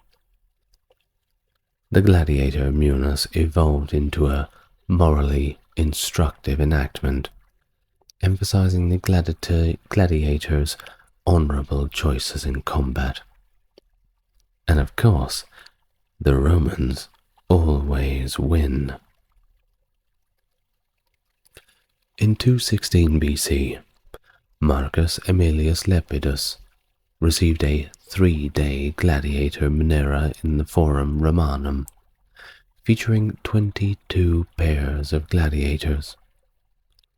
Scipio Africanus, 10 years later, organized a commemorative munus in Iberia for his father and uncle, attracting high-status non-Romans as volunteers.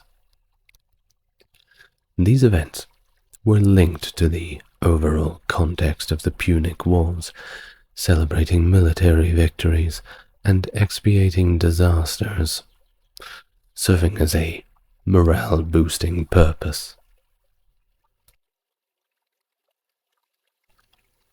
The next recorded munus, in 183 BC, for Publius Licinius, surpassed previous extravagance, lasting 3 days with 120 gladiators. Also, they had free meals for everybody, which certainly helps to draw the crowds. The popularity of gladiatoria munera extended far beyond Rome, evident in Rome's Iberian allies adopting the culture of gladiator games themselves. By 184 BC, smaller Roman munera became so commonplace that they went unremarked, with larger events like Titus Flaminius's 4-day games with 74 gladiators in 174 BC being slightly more notable. In 105 BC, Rome experienced state-sponsored barbarian combat, with gladiators from Capua offered by the ruling consuls as part of military training. This marked a shift as gladiator contests transitioned from private munera to inclusion in state games during major religious festivals.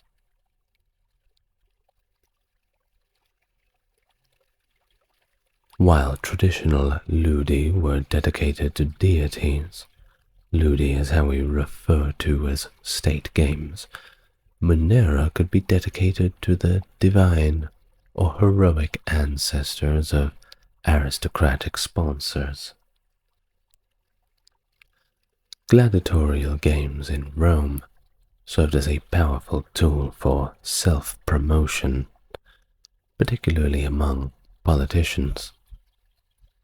Sponsors found these events, which combined extravagance with entertainment, also as effective ways to gain popularity without significant personal cost.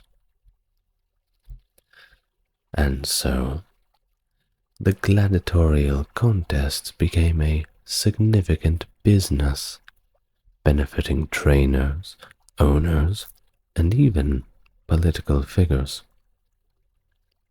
Ambitious individuals strategically timed gladiator shows to coincide with election seasons and used the lavish spectacles to secure votes.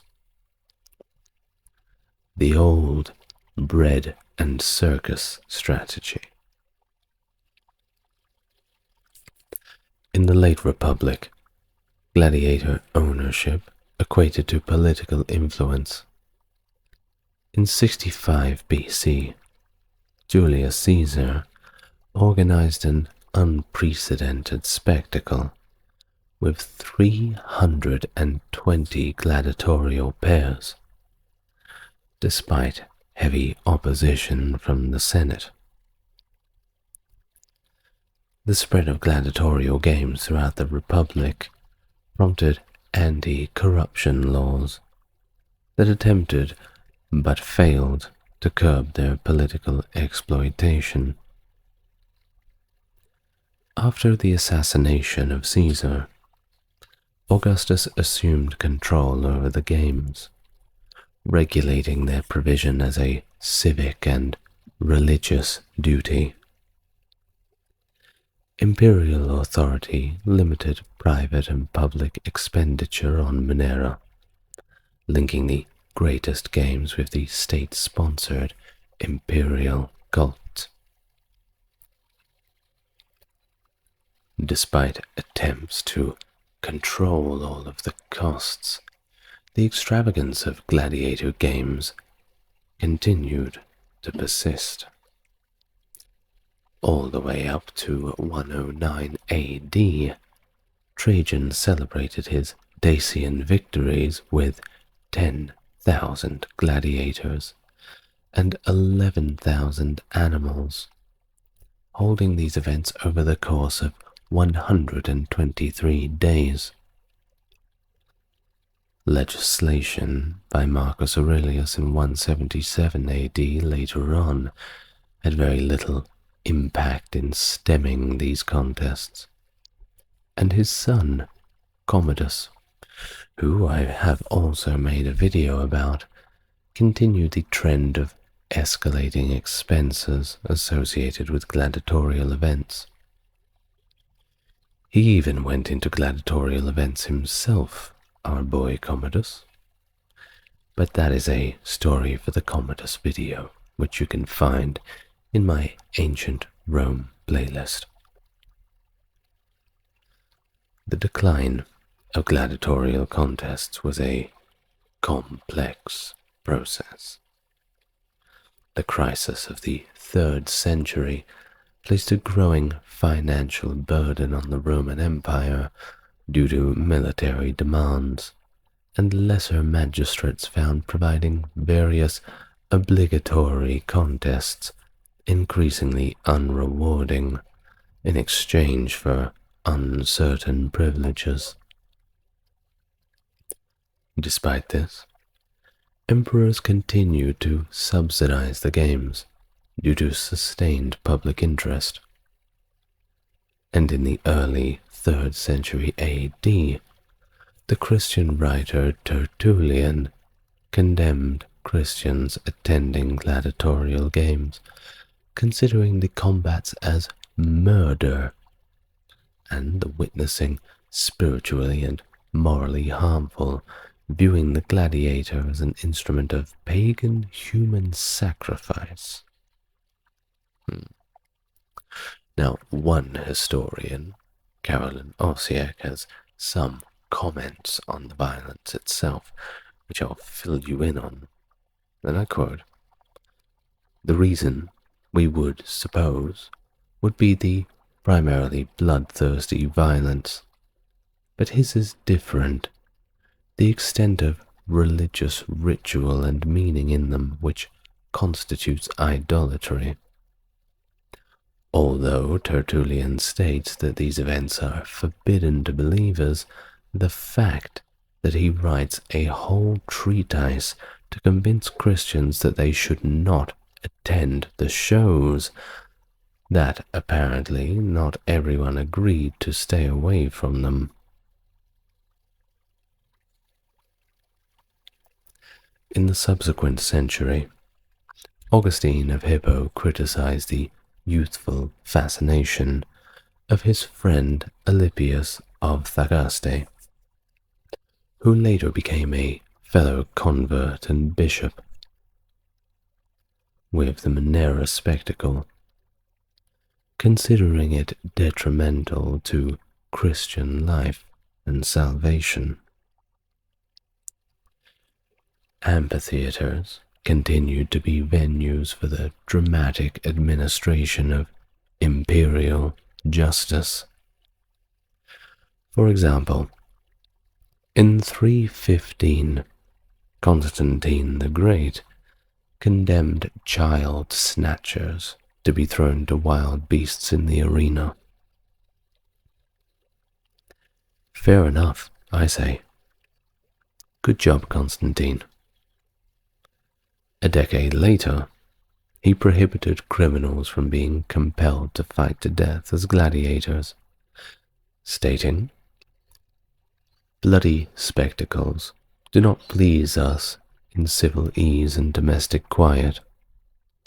For that reason, we forbid those people to be gladiators who, by some reason of some criminal act, were accustomed to deserve this condition and sentence. You shall rather sentence them to serve in the mines, so that they may acknowledge the penalties of their crimes with blood." This action has been construed with a prohibition on gladiatorial combat. However, in the final year of his life, Constantine wrote a letter to the citizens of Hispelum, granting them the right to celebrate his rule with gladiatorial games.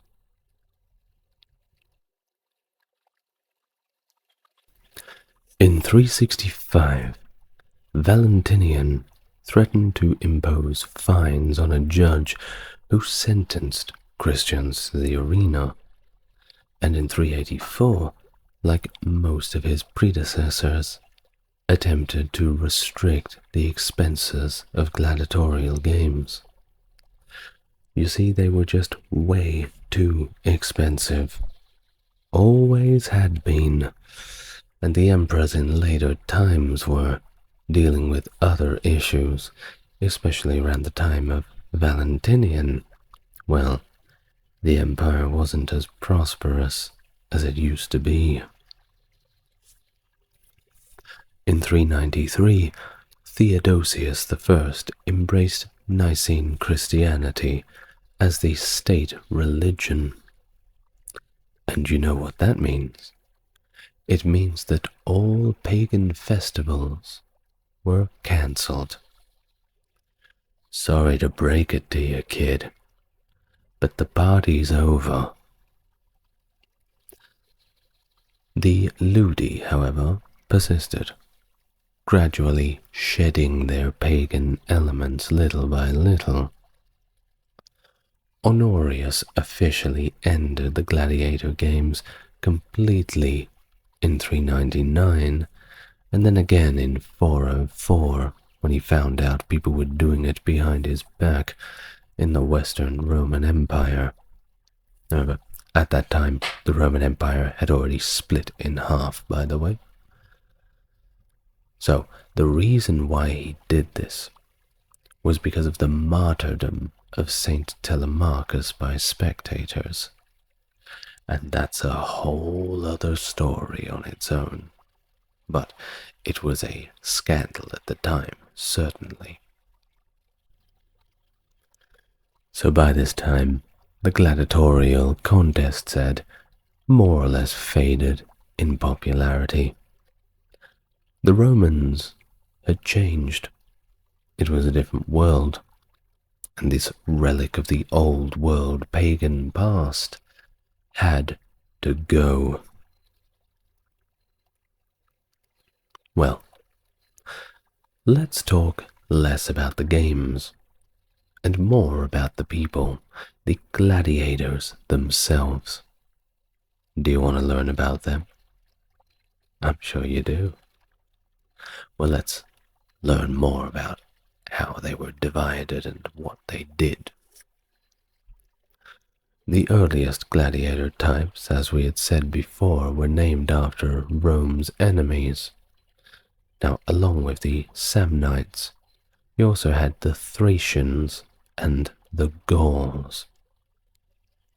Now, As Rome conquered these places, the Samnite became secutor, and the Gaul became murmillo, the most popular type, especially after Julius Caesar's conquest of Gaul and his triumph.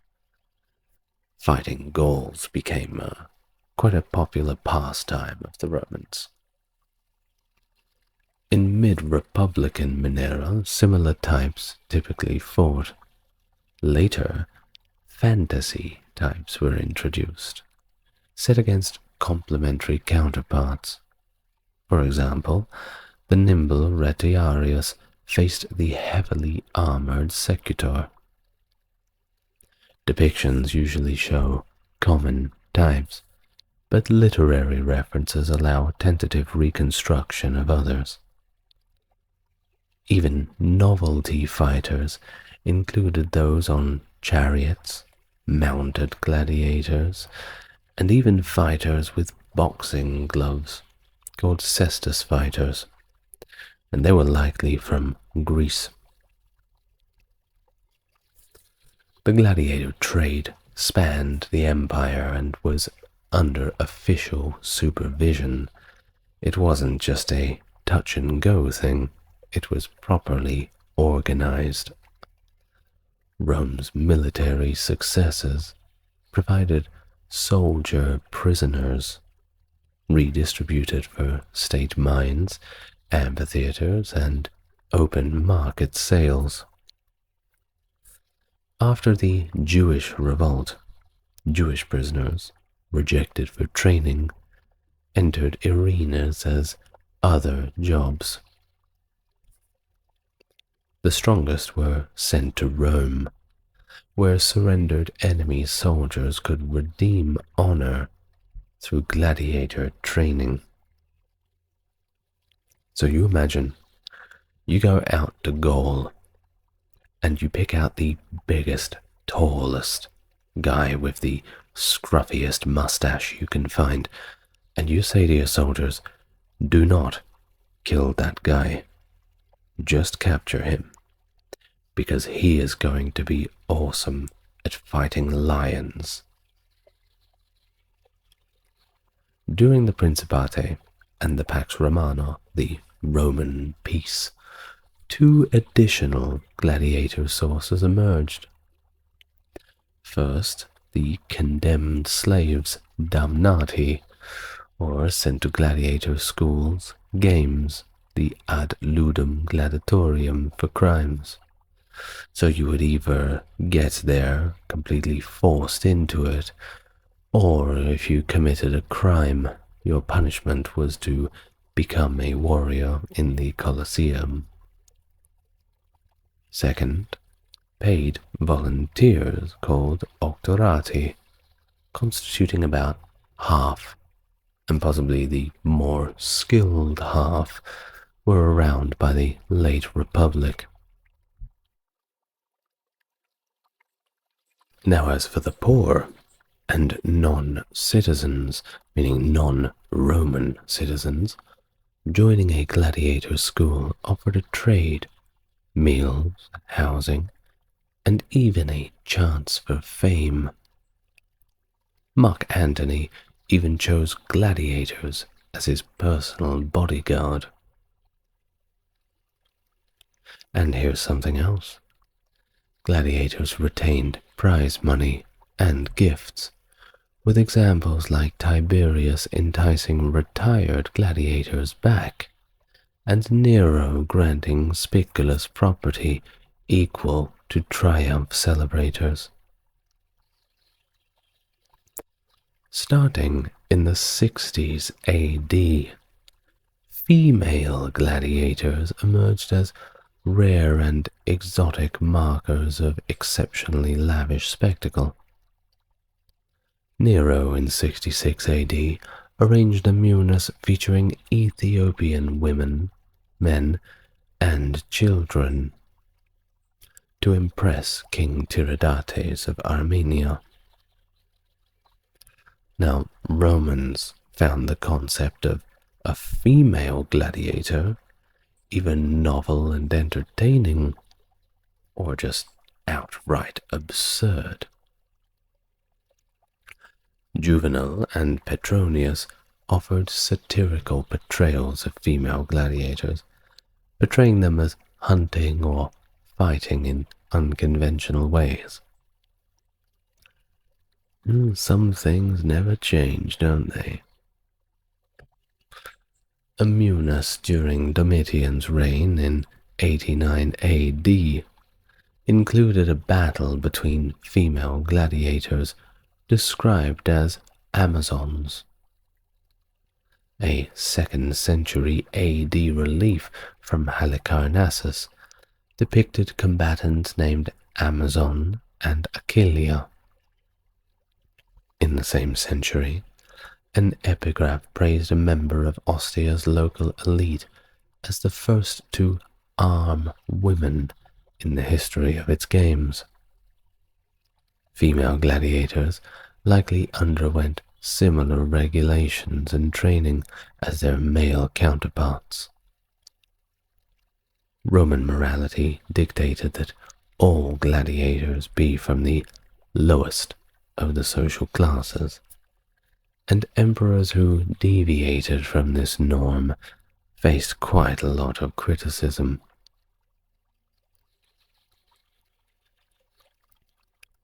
Some viewed female gladiators, regardless of their type or class, as indicative of corrupted Roman appetites, morals, and concepts of womanhood. Septimus Severus, before becoming emperor, attempted to introduce dignified displays of female athletics in Rome. However, the crowd's negative reaction led him to ban female gladiators completely in 200 AD. And that's not fair. Come on, just let them fight. I'm sure it'll be okay. Now, in terms of the higher-ups of Roman society, we're talking all the way up to emperors, there were some that were involved in the arena performances, either publicly or privately. Now, some names that we can put across is Geta, Caracalla, Caligula, Commodus, Hadrian, Titus, many of them. However, they were involved with very minimal risks to themselves. They didn't put themselves in real harm's way. Claudius, described as morbidly cruel and boorish, engaged in a spectacle where he fought a whale trapped in the harbor. This did not make him very popular, and earned him much disapproval from the commentators. Now, Commodus stood out as a fanatical participant. He compelled Rome's elite to attend his performances as a gladiator, and despite most of his gladiatorial performance being bloodless and fought with wooden swords, he consistently emerged victorious. Commodus claimed remarkable feats such as restyling Nero's statue as Hercules reborn, dedicated to himself, boasting of titles like Champion of Secutores. Well, his extravagant performances once included him killing 100 lions in a single day, likely from an elevated platform for safety, of course, and decapitating a running ostrich with a specially designed dart, theatrically gesturing towards the senatorial seats afterwards. In return for these displays, he received a substantial stipend from the public purse. But enough about Commodus. Now, the games were meticulously advertised in advance, with advertisements providing detail such as the purpose of the event, the organizer, the venue, the date, and the number of paired gladiators, ordinarii, to participate. Additional attractions like executions, music, and amenities for spectators, such as sun awnings, water sprinklers, food, drinks, sweets, and occasionally door prizes, believe it or not, were also highlighted. Enthusiasts and gamblers received a detailed program, libellus, on the day of the competition, containing names, types, and match records of gladiator pairs, along with their scheduled appearances. The night before the fight, gladiators enjoyed a banquet, a time to address personal matters. This event resembled a ritualistic or sacramental last meal, serving as both a family and public occasion.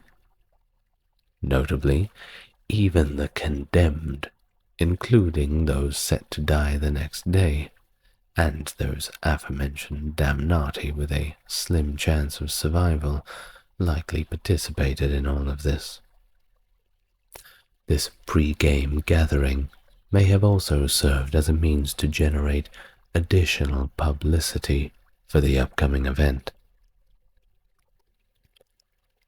Official Munera during the early Imperial era adhered to a standard form known as munus legitimum. The proceedings typically commenced with a procession entering the arena, led by lictors carrying faces symbolizing the magistrate editor's authority over life and death. Following them, trumpeters played a fanfare, and images of gods were brought in to witness the events. A scribe recorded the outcomes usually, and a man carried a palm branch to honor the victors. The magistrate editor, accompanied by a retinue carrying the arms and honor to be used, entered, with the gladiators presumably coming in last. The entertainments often kicked off with venations, or beast hunts, and bestiari, beast fighters. Subsequently, the ludi meridiani took place, featuring variable content that usually included the execution of condemned criminals.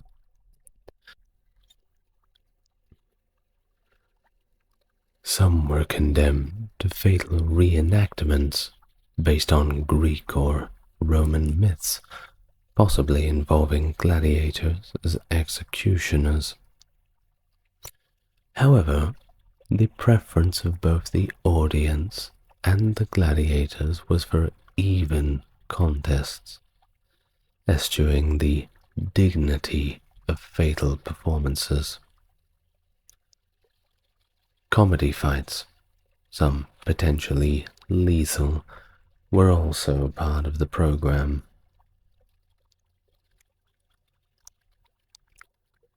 Lightly armed fighters, like the retiarius, could endure longer in the arena compared to their heavily armed counterparts, and these were both brought out in even numbers. Sometimes the lightly armed opponents would face the heavily armed opponents, and each use their strengths and weaknesses of each other. Most bouts typically lasted between 10 to 15 minutes, with some stretching to a maximum of 20. In the Republican Munera, one could witness between 10 and 13 matches a day, assuming one match at a time during the afternoon. Spectators favored highly skilled, even matched with complementary fighting styles, although they were more expensive to train and hire. Of course, your proper gladiators who had it as a career had to be paid, and those condemned slaves usually went down pretty easily, a little too easily for the crowd's liking. General melees involving several lower skilled gladiators were less costly, but they were less popular. Even among ordinarii, winners might face a new, well-rested opponent, either a prearranged third-choice gladiator called a tertiarius, or an unadvertised extra called a substitute gladiator at the magistrate editor's whim. The arrangement allowed for 2 combats for the cost of 3 gladiators instead of 4, resulting in prolonged and sometimes bloodier contests, albeit of potentially lower quality. Experienced gladiators demonstrated a considerable degree of stagecraft, valuing bravado and skill more than they valued bloodshed. Some gladiators built their careers and reputation on bloodless victories. Trained gladiators adhered to professional rules of combat overseen by a senior referee and an assistant. Referees, who were often retired gladiators, held significant authority and could stop or pause bouts as needed, ensuring rest, refreshment, and a rub-down for the combatants. Now, believe it or not, during many of the gladiatorial contests, you had a band playing. That's right, musical accompaniment during the ludi and munera played a crucial role, serving as interludes or even building to a frenzied crescendo during the high points of the combats.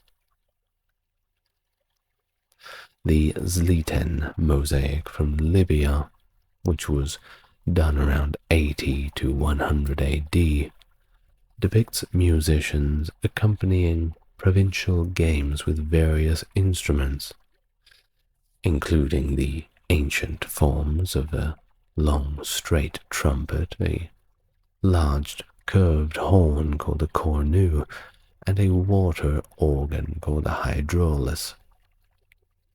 Similar scenes of musicians, gladiators, and bestiari are found in several Pompeian tomb reliefs. Now, how did a gladiator claim victory? Well, a gladiator claimed victory by overcoming or killing his opponent, earning the palm branch and an award from the editor. Exceptional fighters might receive additional recognition, such as a laurel crown and money from the crowd. However, the most significant reward for those initially condemned to ludus was manumission, symbolized by the gift of a wooden training sword from the magistrate editor. In some cases, victorious gladiators could receive these gifts multiple times, as exemplified by Flammer's 4 awards, although some would choose to remain a gladiator.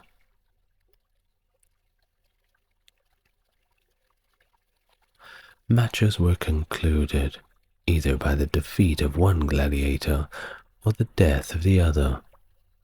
But a defeated gladiator could signal surrender by raising a finger, prompting the referee to stop the combat and refer to the magistrate editor's decision.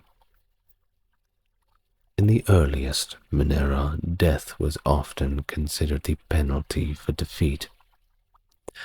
However, during the Imperial era, the practice of sparing defeated gladiators' lives became more common, especially in matches advertised as sin missione, or without reprieve for the defeated.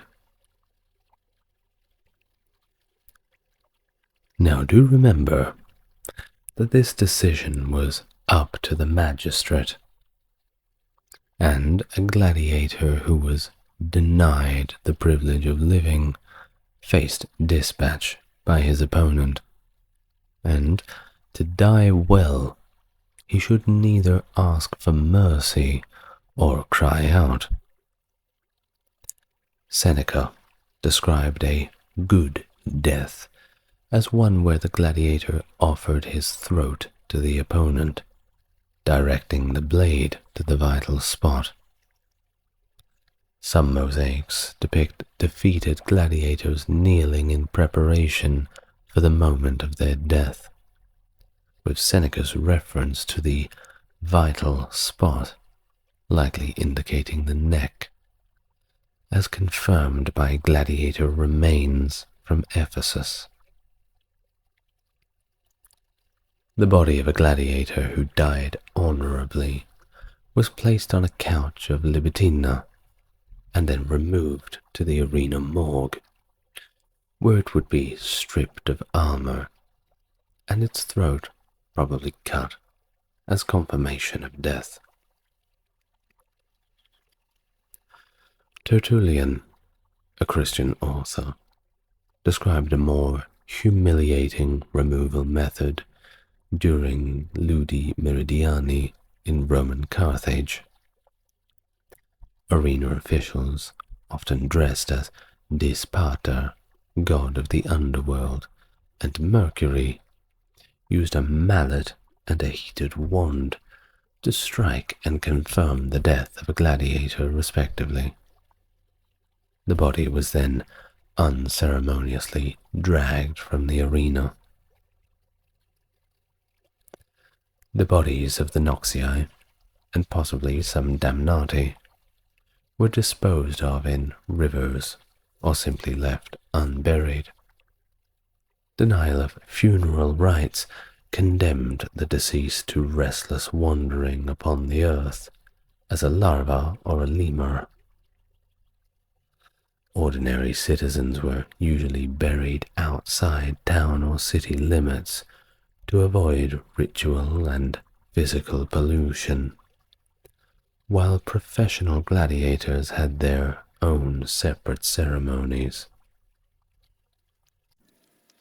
The Rosetta Stone.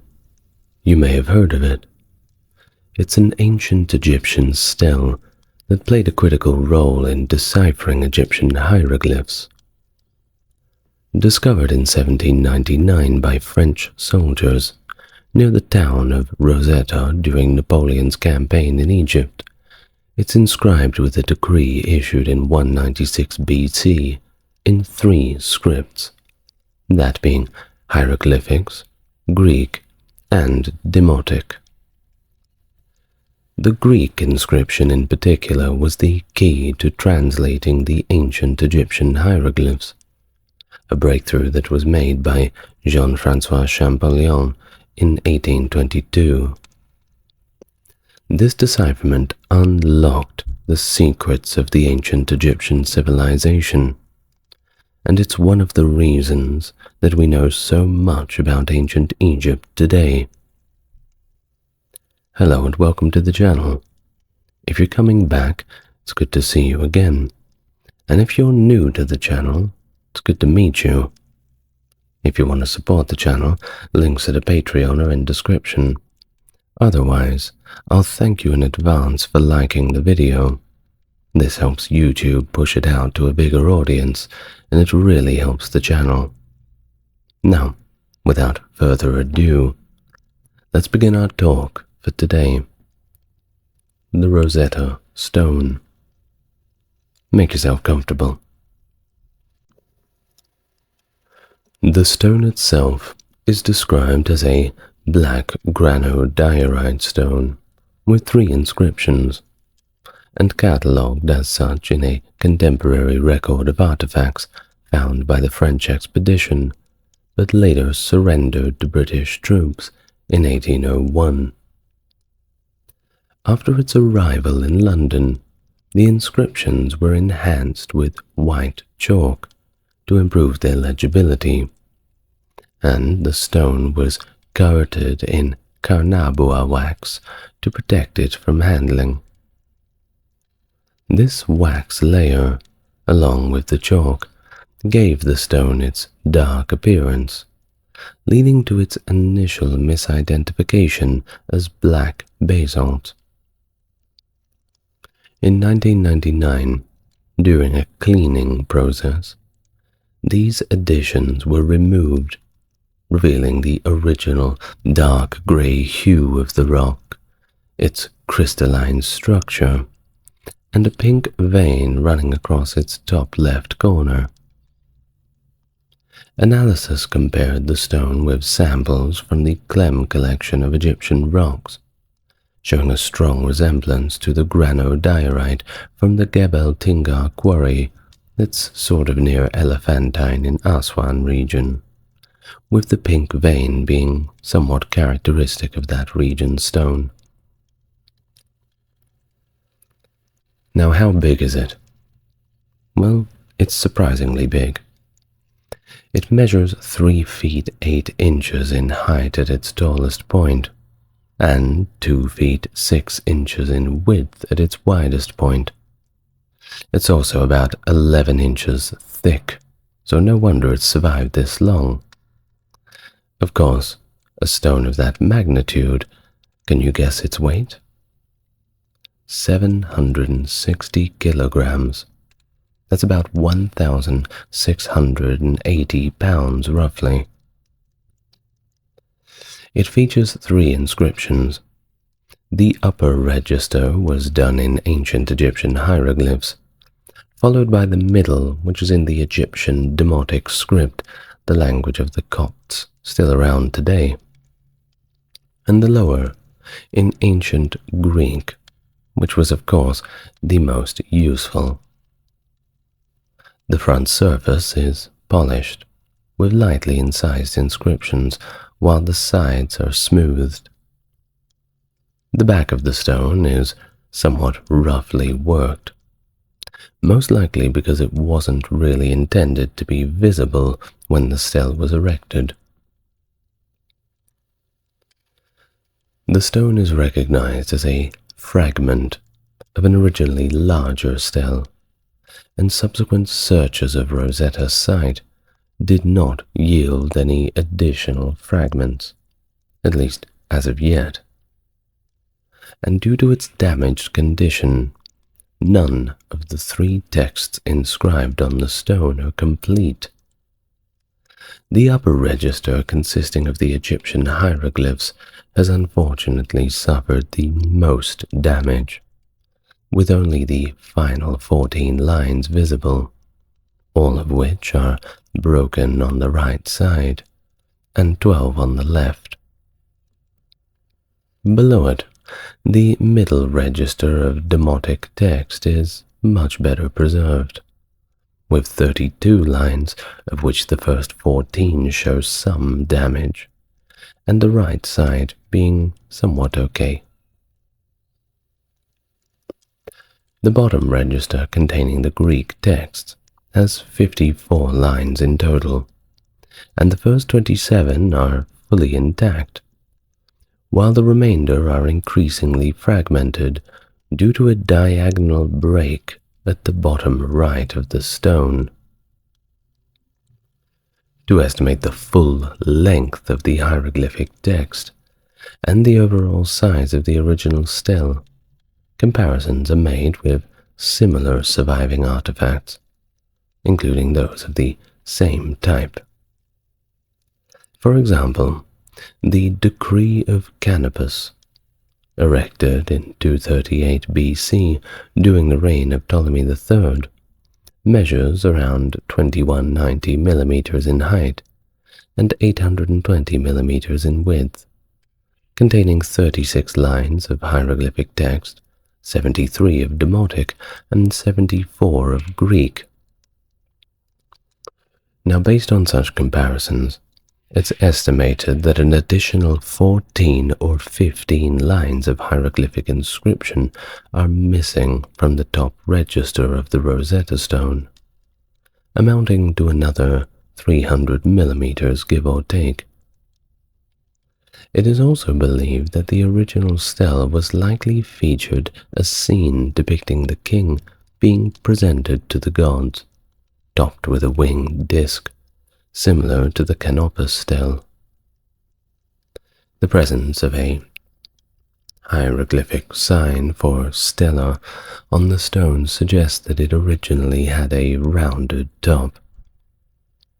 The estimated height of the original stele, in all of its glory, is approximately 149 centimeters. The stele was erected following the coronation of Ptolemy V and bore a decree establishing the divine cult of the new ruler. This decree was formulated by a congress of priests convened at Memphis. The date of the decree is provided as 4 Xanthicus in the Macedonian calendar and 18th Mekir in the Egyptian calendar, which corresponds to March 27 of 196 BC, during the 9th year of Ptolemy V's reign. The decree also mentions 4 priests who officiated in that year, including Athos, son of Athos, who oversaw the divine cult of Alexander the Great, and the 5 Ptolemies down to Ptolemy V himself. However, there is a conflicting date also mentioned in the Greek and hieroglyphic texts, corresponding to November 27th, 197 BC, which was the official anniversary of Ptolemy's coronation. The Demotic text lists consecutive days in March for both the decree and the anniversary. While the reason for this discrepancy is still a bit of a mystery to us, it is clear that the decree was issued in 196, aimed at reaffirming the rule of the Ptolemaic kings over Egypt. Now, at the time when the decree was issued, it was certainly a turbulent period in Egyptian history, especially turbulent. Ptolemy V Epiphanes ascended to the throne at the mere age of 5 years old, after the sudden deaths of his parents, Ptolemy IV Philopater and Arsinoe, who were actually murdered in a conspiracy involving Ptolemy IV's mistress, Agathoclea. The conspirators effectively governed Egypt as guardians until a revolt led by the general Tlepolemus ousted them. Subsequently, Aristomenes of Alesia became the chief minister and guardian of Ptolemy V. Certainly a chaotic childhood for sure. While external political pressures further complicated the situation. As if it didn't get bad enough already, Antiochus III the Great and Philip V of Macedon had conspired to divide Egypt's overseas territories. Meanwhile, there was an ongoing revolt in southern Egypt, which had begun during the reign of Ptolemy IV and just seemed to keep on going. The unrest persisted even as Ptolemy V was crowned officially at Memphis at the age of 12 years old, and just over a year later, the decree was issued. Stelae of this type, originating from temples rather than the king's decree, are a distinctive feature of Ptolemaic Egypt. Unlike the earlier pharaonic era, it would have been unprecedented for anyone other than the divine rulers to make national decrees. It just simply wasn't heard of. But with the Greeks in charge, things were a little bit different.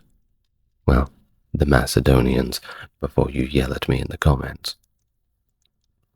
In contrast, this practice of honoring a king was reminiscent of those Greek and Macedonian traditions, where a king was glorified and deified by his subjects, or at least representative groups. The decree notes that Ptolemy V bestowed gifts of silver and grain to the temples. It also mentions the unusually high flooding of the Nile in the 8th year of his reign, prompting the king to have the excess waters dammed for the benefit of the farmers. In return, the priesthood pledged to annually celebrate the king's birthday and coronation days, and all the priests of Egypt vowed to serve him alongside the other gods. The decree concludes with the direction that a copy be placed in every temple, inscribed in the language of the gods, meaning Egyptian hieroglyphs, the language of documents, meaning Demotic, and the language of the Greeks, meaning the language of the Greeks, as used by the Ptolemaic government. Now, securing the support of the priesthood class was of course of the extreme importance for the Ptolemaic kings to maintain effective rule over the population. The high priests of Memphis held particular significance among them, being the highest religious authorities of the time with influence all across the kingdom. Given that the decree was issued at the city of Memphis, that ancient spiritual capital of Egypt, rather than Alexandria, the new city comparatively, the administrative center of the ruling Ptolemies as well, by the way, it is evident that the young king sought to gain the priesthood's active backing by doing this. It's a bit of a statement, going back to some tradition. The new people in town trying to say, we can be Egyptian too. Watch how well we can fit in. Are you happy now? Please don't revolt.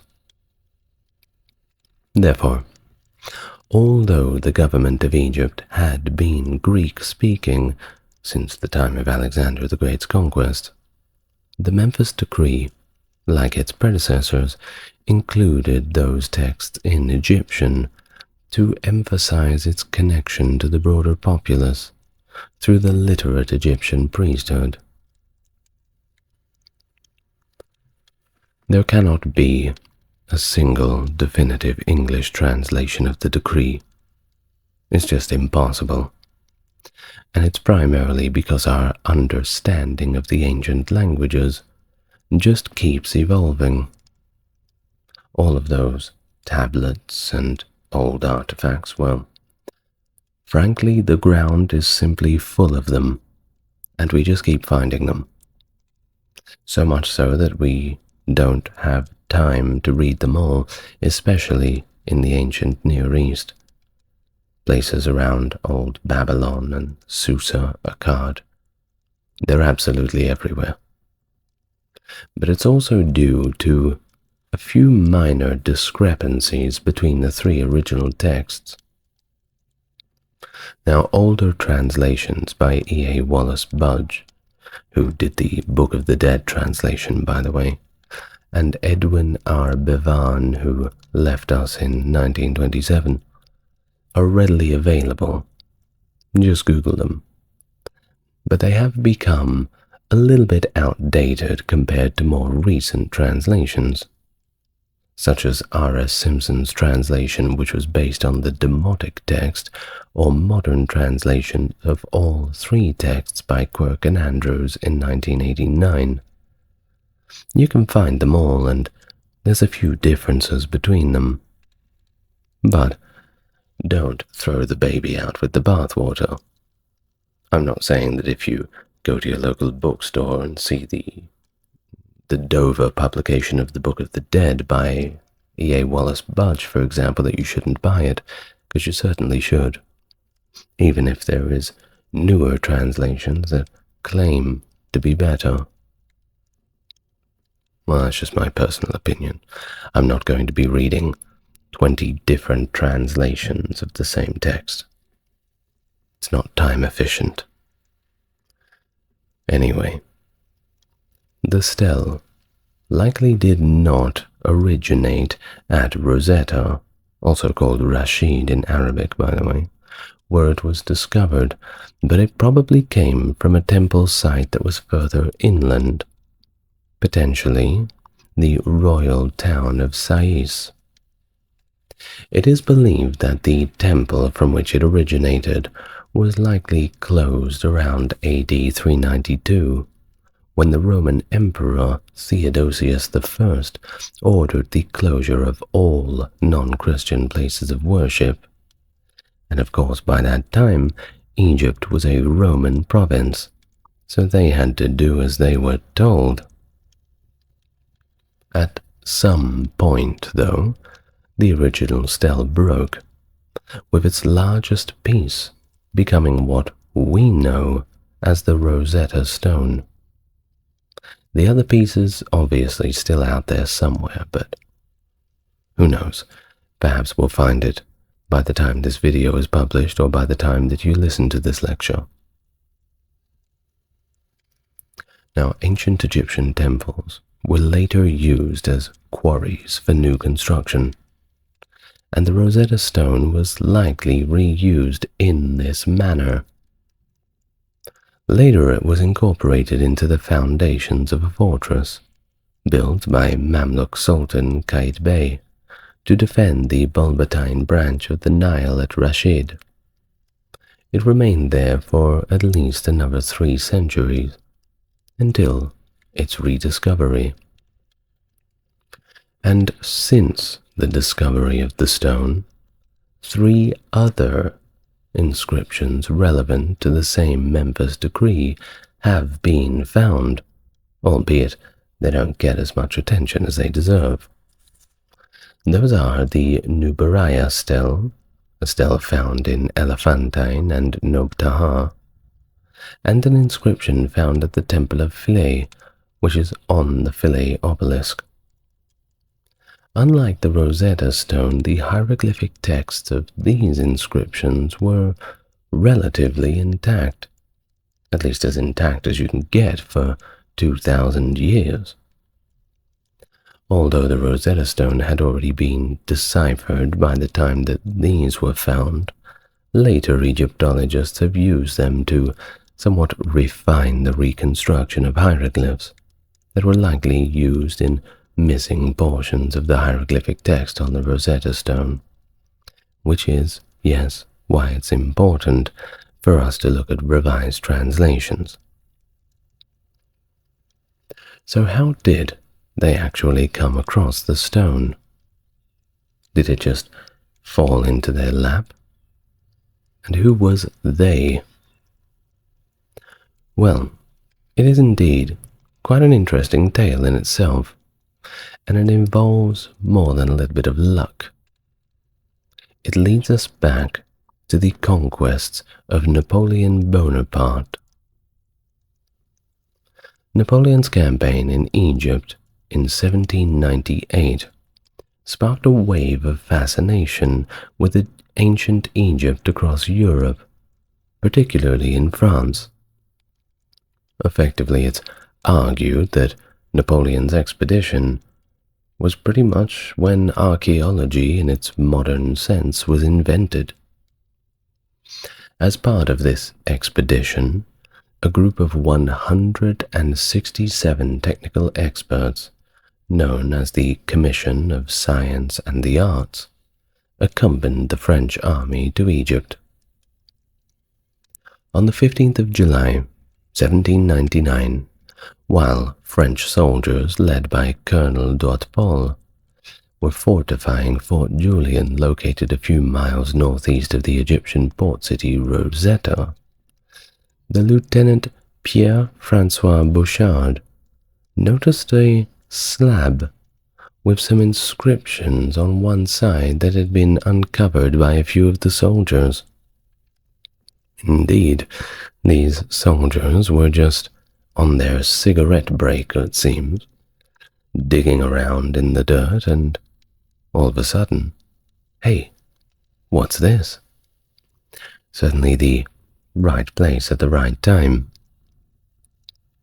Now, Pierre-François Bouchard immediately recognized its potential importance, because he was a well-read guy.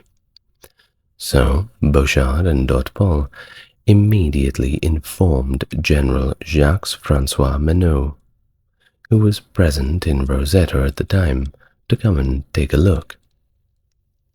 Well, they all knew they had something quite special. The discovery was reported to Napoleon's newly established scientific institution in Cairo, the Institute of Egypt, by Commission member Michel-Ange Lancret. Lancret's report, dated the 19th of July 1799, highlighted that the stone contained the three inscriptions, the hieroglyphs, Demotic, and the Greek. He rightly suggested that these inscriptions should represent different versions of the same text, more or less direct translations. Lancret's report was presented to the Institute shortly after July 25th. Meanwhile, Bouchard transported the stone to Cairo for further examination by scholars. Napoleon himself didn't want to miss a chance to personally inspect the stone either, already being referred to as the Rosetta Stone at the time. Well, after this he departed for France in the August of 799. The discovery of the stone was officially reported in September in Courrier de l'Egypte, the official newspaper of the French expedition. The reporter, who chose to remain anonymous, expressed hopes that the stone might one day unlock the mystery of the hieroglyphs. No spoiler alerts. Well, in 1800, 3 technical experts of the Commission devised methods to make copies of the texts on the stone. Among them was Jean-Joseph Marcel, a skilled linguist, recognized that the middle text was written in the Egyptian Demotic script, which was extremely rare for stone inscriptions at the time. Nicolas Jacques Conté, an artist and inventor, developed a technique to use the stone itself as a printing block to reproduce the inscription. Another method was devised by Antoine Galland, but it was pretty much the same method. General Charles Duguay transported the prints to Paris, where scholars could analyze and attempt to decipher the inscriptions. And it was the gold rush of the intellectual challengers of that time for sure. Everybody wanted to be the first. Following Napoleon's departure, French troops successfully defended against the British and Ottoman attacks for a further 18 months. In March 1801, the British landed at Aboukir Bay. General Jacques-François Menot, now in command of the French expedition, led his troops northward to confront the enemy, bringing along the Rosetta Stone and other antiquities with him. But despite his efforts, he and his forces were defeated, and they retreated back to Alexandria. But when they got there, they were besieged, with the stone now inside the city. Menot surrendered in 1801, August 30. Now, following this surrender, a heated debate began regarding the destiny of the French expedition's archaeological and scientific findings in Egypt, comprising artifacts, biological specimens, and extensive documentation gathered by the commission members. Menot, adamant in his refusal to yield, asserted that these items rightfully belonged to the Institute. British General John Hely Hutchinson also was equally as unyielding, insisting that the siege would not cease until Menot relented. Upon conducting an examination of the collections in Alexandria, scholars like Edward Daniel Clarke and William Richard Hamilton, newly arrived from England, reported uncovering numerous artifacts previously undisclosed by the French. Clarke's correspondence home indicated a startling revelation, and I quote, "We discovered a great deal more in their possession than what had been conveyed or anticipated." Hutchinson maintained that all these materials were now the property of the British Crown. However, French scholar Etienne Geoffroy Saint-Hilaire cautioned Clarke and Hamilton that the French would sooner see their discoveries destroyed than give them to the British, drawing a grim parallel to the infamous destruction of the Library of Alexandria. Empathizing with the French soldiers, Clarke and Hamilton advocated for their cause, leading Hutchinson to concede that certain items, such as natural history specimens, could be considered the private property of several of the scholars. Swiftly, Menot laid claim to the stone as his personal possession. Well, Hutchinson, recognizing its unparalleled value, rebuffed Menot's assertion. Eventually, an accord was reached, and the transfer of these objects was formalized in the Capitulation of Alexandria, endorsed by representatives from the British, French, and Ottoman forces.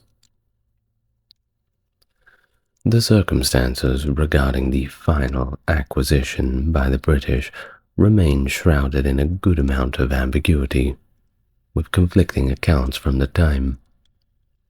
Colonel Tulcum's Hillgrove Turner later asserted that he personally wrested it from Menot and conveyed it away on a gun carriage. In a more intricate narrative, Edward Daniel Clarke recounted how a French officer and member of the Institute clandestinely guided him, his student John Cripps, and Hamilton through the labyrinthine alleyways behind Menot's residence. There, hidden beneath protective carpets among Menot's belongings, was the stone. Their informant, fearing it might fall into the hands of French soldiers, revealed its location. Upon being apprised of the situation, Hutchinson ordered its removal, likely facilitated by Turner and his handy gun carriage. Turner's voyage to England with the stone aboard the captured French frigate, HMS Egyptian, culminated in the Portsmouth in February 1802. Tasked with presenting the antiquities, including the stone, to King George III, Turner received orders from the king, represented by War Secretary Lord Hobart, to deposit it in the British Museum. According to Turner's account, he and Hobart concurred that the stone should first be showcased to scholars at the Society of Antiquities in London, of which Turner was of course a member, before its final placement in the museum. The stone made its debut at a society meeting on the 11th of March, 1802. And it's still at the British Museum, by the way. Certainly worth a look. In the same year, the Society produced 4 plaster casts of the inscriptions, distributing them to universities of Oxford, Cambridge, Edinburgh, as well as the Trinity College in Dublin. Subsequently, prints of the inscriptions were circulated among European scholars, and by the close of 1802, the stone had found its permanent home, where it has been ever since. Newly painted inscriptions in white on the left and right edges of the slab proclaimed its capture by the British Army in 1801, and its presentation by King George III. So, since his time, it has remained a permanent fixture in the British Museum's expeditions. During the mid-19th century, it was catalogued as EA24, the EA denoting Egyptian antiquities.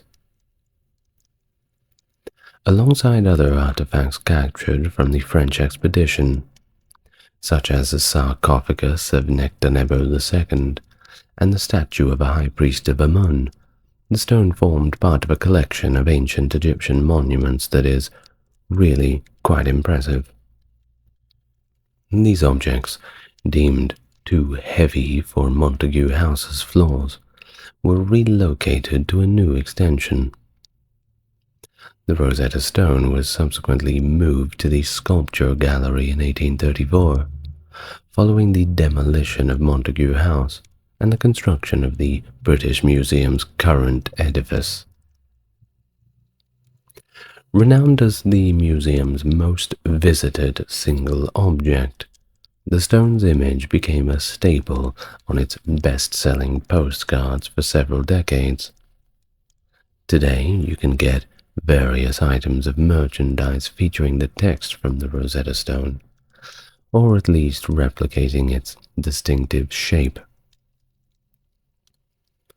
Originally, the stone was showcased at a slight angle from the horizontal, cradled within a specifically crafted metal support that required minute alterations to its sides for a more snug and safe fit.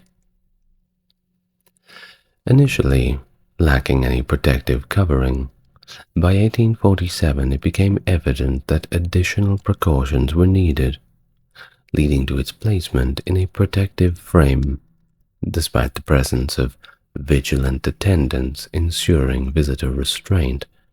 But, kids at the museum, right? But of course, the real treasure is the content and what it unlocks. Before the discovery and subsequent decipherment of the stone, the ancient Egyptian language and script had remained a complete mystery, ever since the twilight years of the Roman Empire at least. The use of these hieroglyphs had become increasingly esoteric, even during the latter Pharaonic era. By the 4th century AD, there were very few Egyptians that possessed the ability to read them. With the decline of temple priesthoods, and Egypt's conversion to Christianity, the monumental use of hieroglyphs little by little began to wane, culminating in the final known inscription, dated in August 394, discovered at Philae and known as the Graffito of Esmet Acom.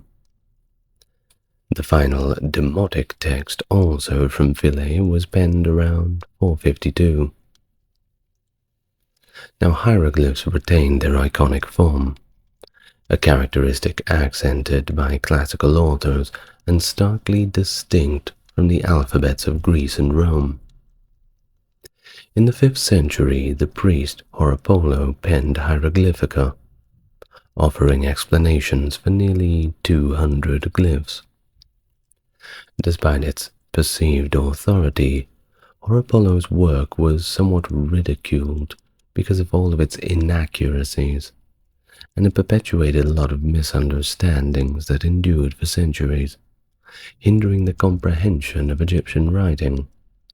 Indeed, he just made things worse. Subsequent endeavors at decipherment were not undertaken until Arab times, these historians in medieval Egypt during the 9th and 10th centuries. Notably, Dul Nun al-Misri and Ibn Washia delved into the hieroglyphs, drawing comparisons with contemporary Coptic language used by the priests of their time. The pursuit of decipherment persisted through the ages, with European scholars such as Pierius Valerianus in the 16th century and Athanasius Kircher, which I almost read as Ashton Kutcher, in the 17th century, making futile attempts. My goodness, time for another coffee, I think. Well, the revelation of the Rosetta Stone in 1799 furnished those crucial missing pieces of the puzzle, and there were plenty of missing pieces. The knowledge on the hieroglyphs was there, but it was kinda like Swiss cheese. Well, all of this was gradually unveiled, piece by piece, by a succession of equally intelligent scholars. But ultimately, it was Jean-François Champollion who decoded the ancient script, unraveling the enigma that Kircher had likened that to the riddle of the Sphinx. The Greek text on the Rosetta Stone served as the initial point of departure for scholars. Although ancient Greek was familiar to many, very common, its specific usage in the Hellenistic period as the administrative language in Ptolemaic Egypt, well, that was not very well understood, particularly due to the absence of large-scale discoveries of Greek papyri at the time.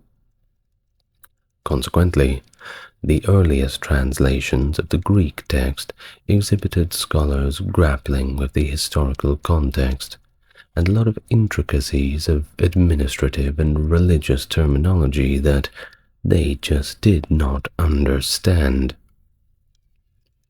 Now, Stephen Weston presented an English translation of the Greek text verbally at a meeting of the Society of Antiquities on April of 1802. Simultaneously, 2 lithographic copies of the stone made their way to the Institut de France in Paris in 1801. There, Gabriel de la Porte du Thiel initiated a translation of the Greek text, but was reassigned elsewhere by Napoleon and was forced to leave his work incomplete, passing it to his colleague Hubert Pascal Amelon. Amelon produced the first published translations of the Greek text in 1803, in both French and Latin, to ensure their widespread circulation. In Cambridge, Richard Porston focused on reconstructing the missing lower right corner of the Greek text, offering a skillful suggestion that was soon disseminated by the Society of Antiquaries alongside their prints of the inscription. Concurrently, Christian Gottlob Hehn in Göttingen crafted a new, more reliable Latin translation of the Greek text, which was first published in 1803. Now, we don't talk too much about the Demotic text, don't we? So regarding it, Swedish diplomat and scholar Johann David Åkerblad was investigating a script referred to as Demotic recently discovered in Egypt. He believed it to be a form of the Coptic language, despite its differences from the latter Coptic script. Antoine Isaac Sylvestre de Sacy, a French Orientalist, received one of the early lithographic prints of the Rosetta Stone in 1801 and realized that the middle text was the same script that Åkerblad was studying. So, together, they attempted to decipher the script, assuming it to be alphabetical. Sylvester de Sacy reported identifying 5 names successfully, while Åkerblad published an alphabet of 29 letters he had identified from the Greek names in the Demotic text. However, they struggled to decipher the remaining characters, as the Demotic text contained ideographic and other symbols alongside phonetic ones. Now, Sylvester de Sacy's contribution to the decipherment of the stone came in 1811, when he suggested to Thomas Young that the foreign names in Egyptian hieroglyphic inscriptions might be phonetically written. He also recalled Jean-Jacques Barthélemy's earlier suggestion that characters enclosed in cartouches, that's the word for bullet, that was the shape they were written in hieroglyphic inscriptions were proper names. And yes, he was right. Young, prompted by Sylvester de Sacy's suggestion, made 2 significant discoveries. First, he identified the phonetic characters Ptolmes, Ptolemy, in the hieroglyphic text, which corresponded, of course, to the Greek name Ptolemaios. Secondly, he noticed striking similarities between the hieroglyphic and Demotic texts on the stone, indicating that the 2 scripts were not entirely different from each other. This led Young to deduce that the Demotic script was only partially phonetic, incorporating ideographic characters derived from hieroglyphs. In 1814, Young began corresponding about the stone with Jean-François Champollion. Champollion's breakthrough came in 1822, when he identified the names Ptolemaios and Cleopatra in both hieroglyphic and Greek inscriptions on the Philae obelisk.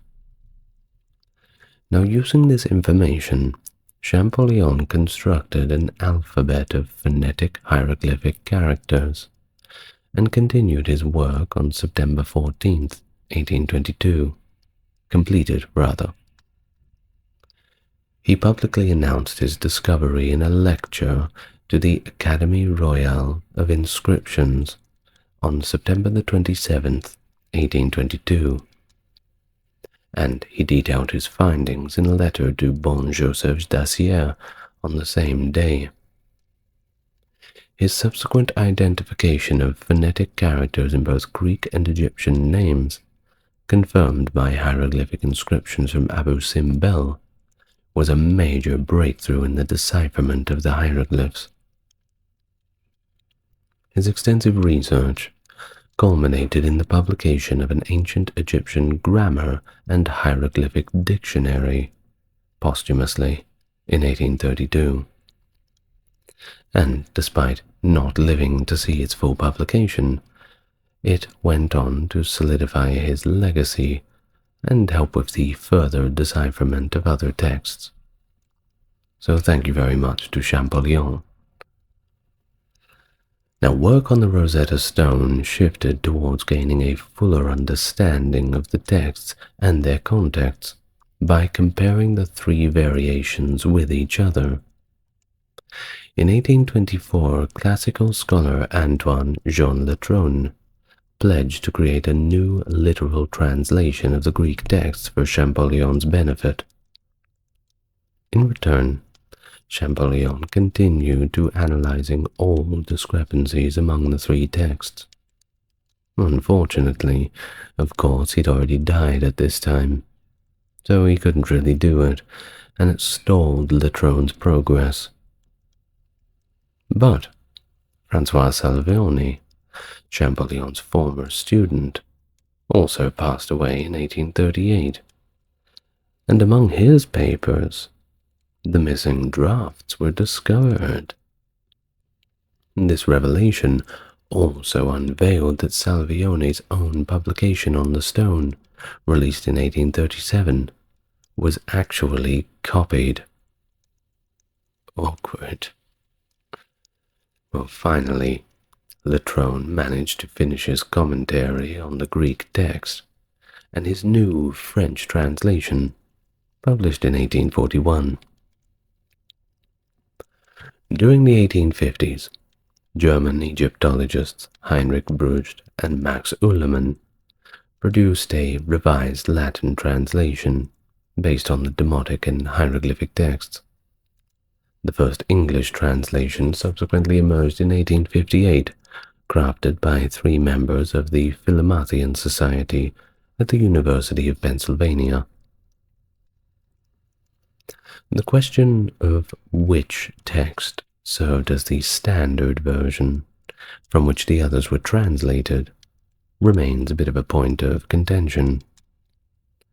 Letronne argued in 1841 that the Greek version produced by the Egyptian government under the Macedonian Ptolemies was the original.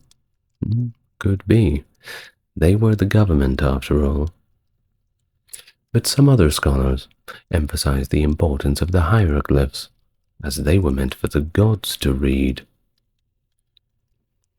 Others proposed that all three versions were simply composed simultaneously. Well, it could be either one of them, really.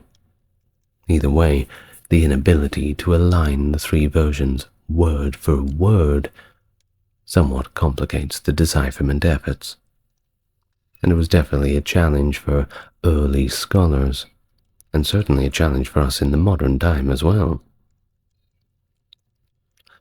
Well, I think that either way, it certainly left us with a great cultural legacy.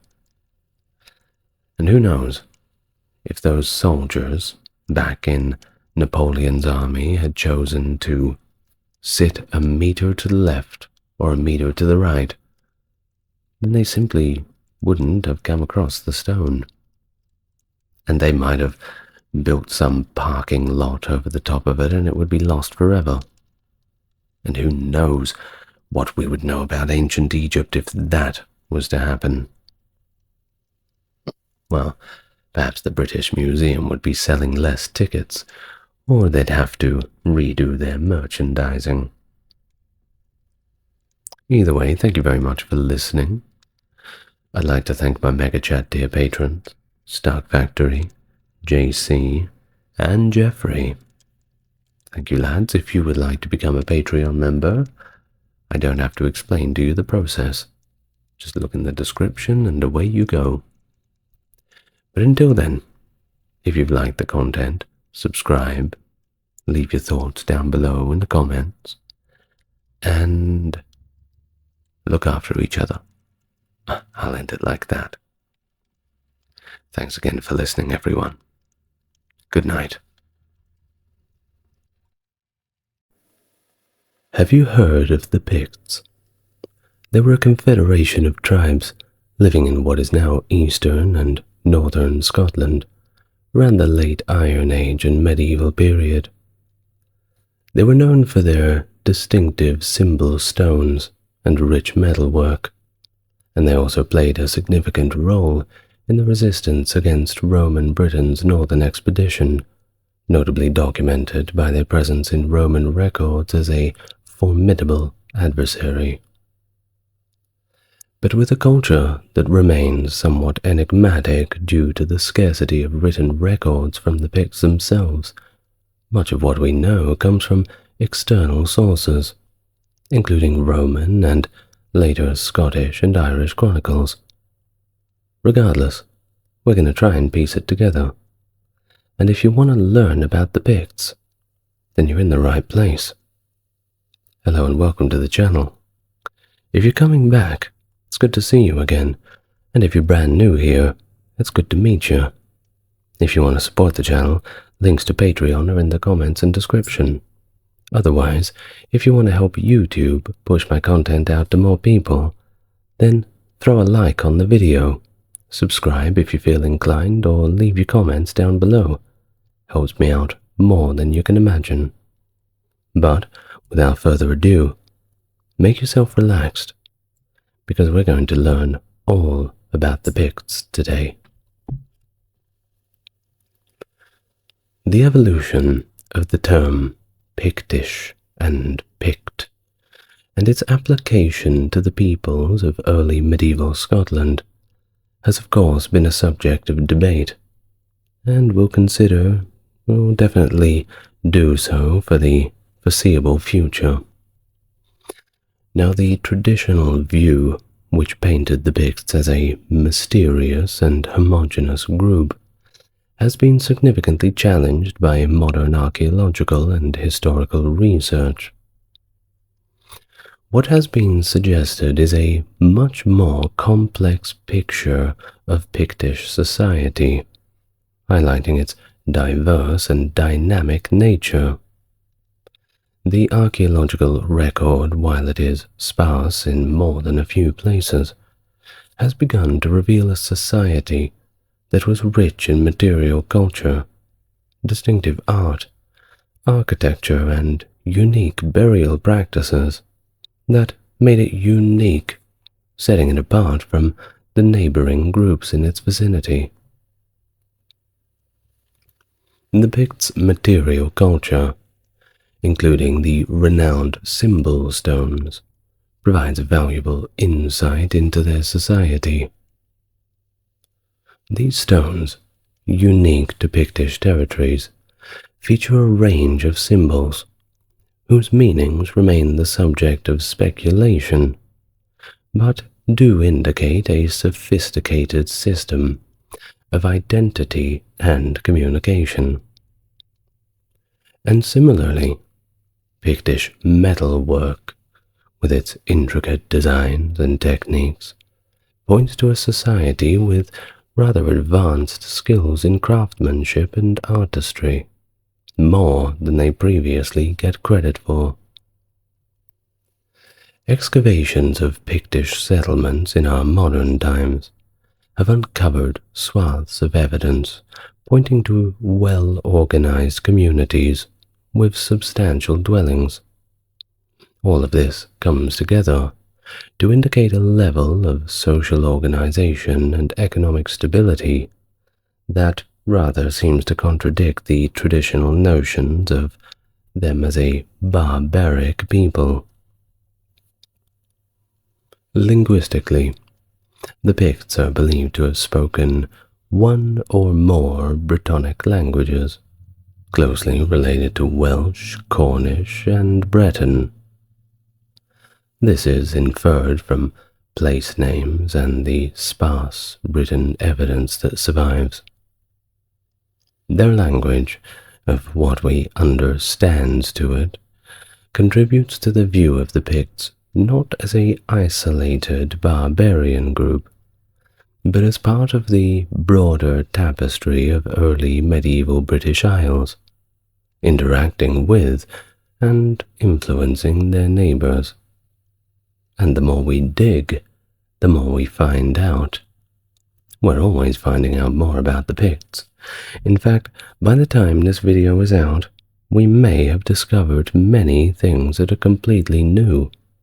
In fact, the level in which we discover things through our digs in northern Scotland and areas that are assimilated with the Picts certainly may even contradict the information in this video, depending on the time you're viewing it.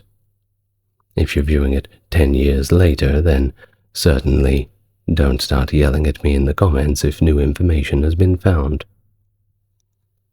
Now, the transition from the use of Pict as an exonym by Roman and early medieval writers to its adoption as an endonym by the peoples of northern Britain themselves is seen as a key development in the Pictish identity.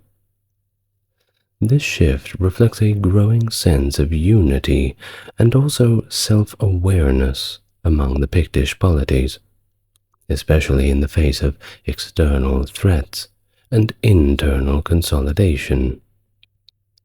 The Battle of Dun Nectane, for instance, is a pivotal event in Pictish history that underscores their military prowess and helps solidify their identity against external aggressors. But we'll get to those things in due time. Let's just first understand what kind of people we're dealing with here. Now, by the 9th century, the merging of the Picts with the Gaelic-speaking Dal Riata under the Achaemenid dynasty certainly marked the traditional end of the Picts as a distinct group, at least in historical records. This merger gave rise to the Kingdom of Alba, a precursor to modern Scotland, blending Pictish and Gaelic cultures. The legacy of the Picts, however, remains an integral part of Scottish history and identity, with their art, language, and material culture continuing to fascinate scholars and the public alike. I mean, you're here watching an hour-long video on them, aren't you? That's sort of got to say something, doesn't it? Now, going back all the way to the beginning, let's try and trace how the Picts came about. They didn't simply spring out of the ground, didn't they? Well, you see, the narrative of the Picts, from obscure barbarians to key players in the formation of Scotland, underscores a danger of the ethnic fallacy and highlights the importance of nuanced approaches to historical and archaeological evidence. Modern scholarship continues to peel back these layers and gives us a complex image of what was previously thought to be a rather simple one. Well, this genetic study of the Picts serves as a pivotal piece of evidence in understanding the Pictish lineage and origins, significantly enhancing our comprehension of their roots within the British Isles. And it shows a continuity of population in certain regions of Britain, despite the myriad of cultural transformations and invasions documented in historical texts. Now, for the Picts in particular, it suggests that rather than being foreign settlers, as proposed in origin myths, were deeply integrated into the fabric of early British society, sharing a common ancestry with other Celtic groups in Britain and Ireland. Think about it. Many times when we hear about an ancient people, the first time we hear of their origins is simply when they came from somewhere else, whether they came down from the steppes of Asia, or they crossed the Rhine, or perhaps they forded that channel and came over to the British heartland. But the Picts seem to have been completely homegrown. Now, the narrative of the Picts arriving from Scythia, as recounted by Bede in the Pictish Chronicle, while intriguing, yes, aligns with a common medieval practice of linking groups to illustrious or mythical origins to assert their legitimacy and understanding. But it's not really a historical certainty.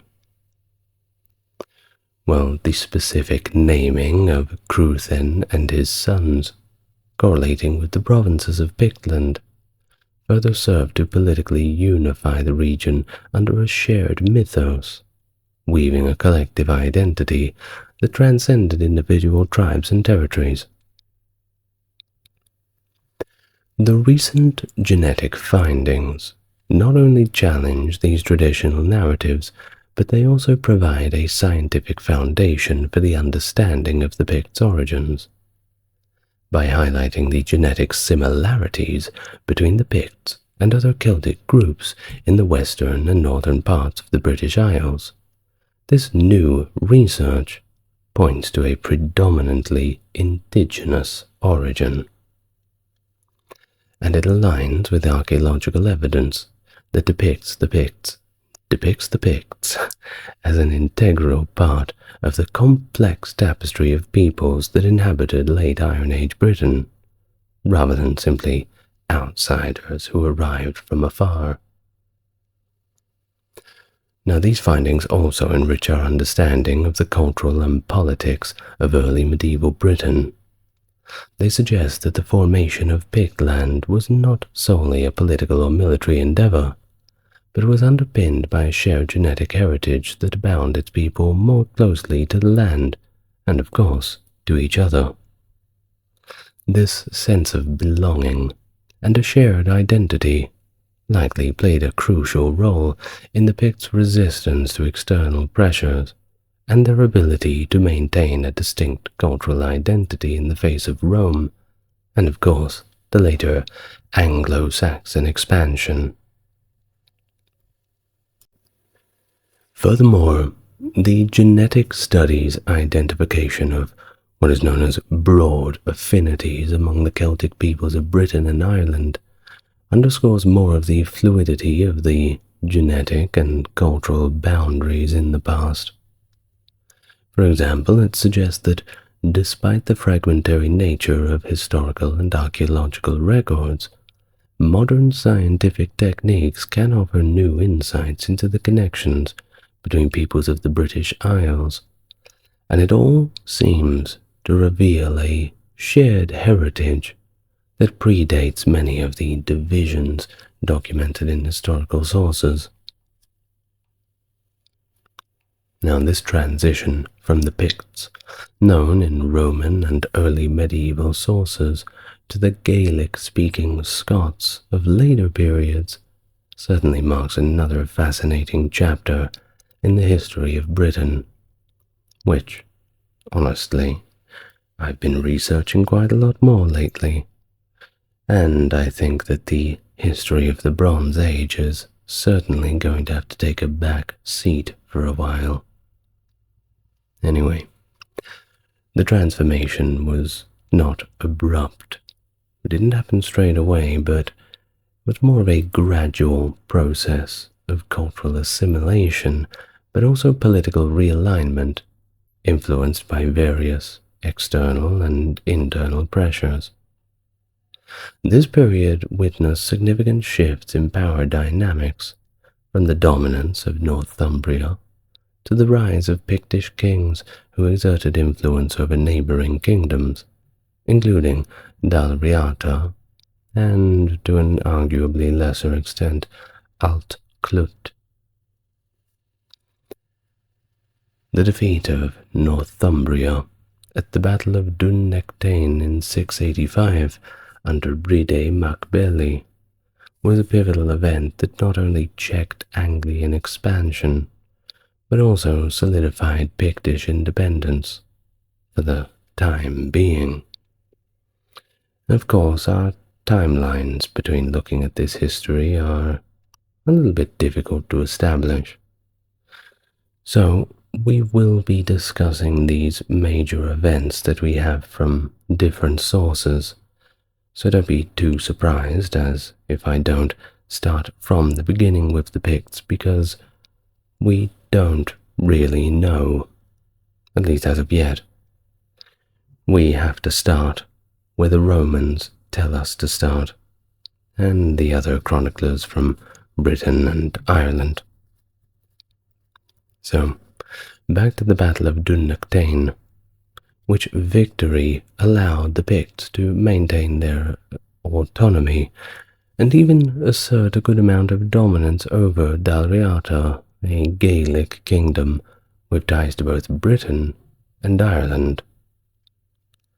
The reigns of Oengus mac Fergusa and later Constantin mac Fergusa illustrate the peak of Pictish power, with the former bringing Dalriata under Pictish sway, and the latter placing his lineage on its throne. However, the arrival of the Vikings in the 9th century introduced new challenges and reshaped the political landscape of Scotland and the wider British Isles. Also, people started losing their body parts to the Viking axes, and this generally made people a little bit upset.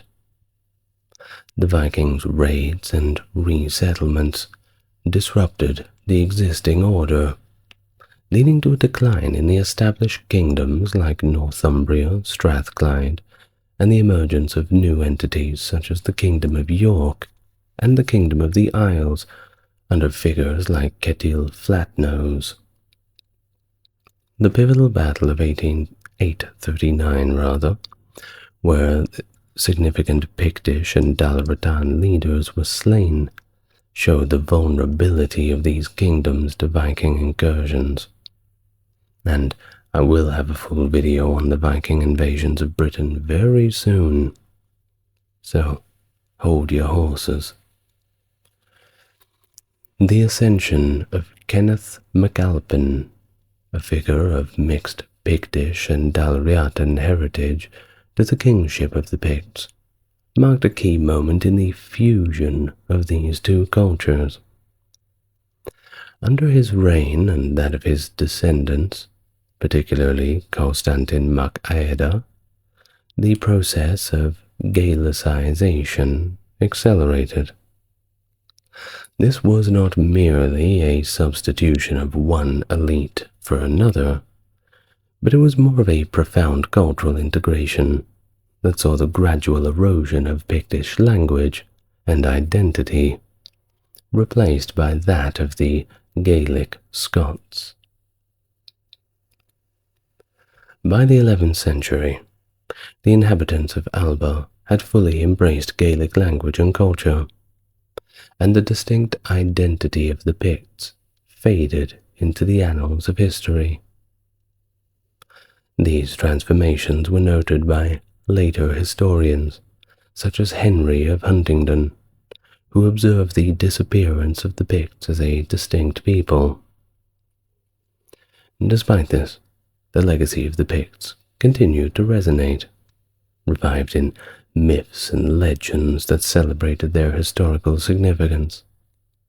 But don't worry, in modern Scotland very few people speak Gaelic.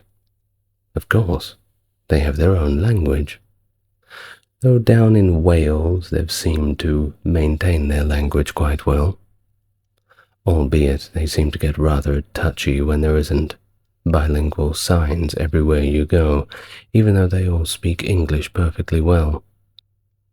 But still, the Scottish have certainly seemed to have lost a lot of their linguistic heritage, not through any fault of their own. For a lot of the time, they simply were not permitted to speak it. Anyway, the fragmented nature of the early Pictish society, with its multitude of kingdoms, gives us a complex political image that was far from the centralized nation-states that are familiar to us today. The evidence drawn from medieval documents such as Deciphered Albaniae, the Pictish Chronicle, and the Duan Albanach, along with Irish legends, suggests a tapestry of territories each under its own rule, but connected by a common cultural and ethnic heritage. This mosaic of kingdoms, namely Kate, Ke, Kirsin, Fib, Fidak, Fortriu, and Fotla, each with its own domain within the region now known as Scotland, indicates a society where power was both divided and shared. Whether that's the truth or not still remains a matter of debate, but it certainly seems that way. Now, Fortriu's prominence among these kingdoms, as suggested by historical records, signifies its role in particular as a political and possibly a cultural center of Pictish life. The revision of Fortriu's location to Moray, based on recent scholarly work, challenges earlier assumptions and underscores the evolving understanding of Pictish society. This dominance of Fortriu might explain why in some sources the title King of Fortriu was synonymous with King of the Picts, highlighting the kingdom's preeminence among the rest. The suggestion of matrilineal succession, based on Irish legends and Bede's writings, introduces an intriguing aspect of Pictish kingship. The accounts of Bride and Nectan, sons of Der Ilay, claiming the throne through their mother, a daughter of an earlier Pictish king, offer a glimpse into the unique social mechanisms at play within Pictish society. This matrilineal practice, although not universally accepted among scholars, suggests a society where lineage and inheritance might differ significantly from the patrilineal models common in many other early medieval European societies.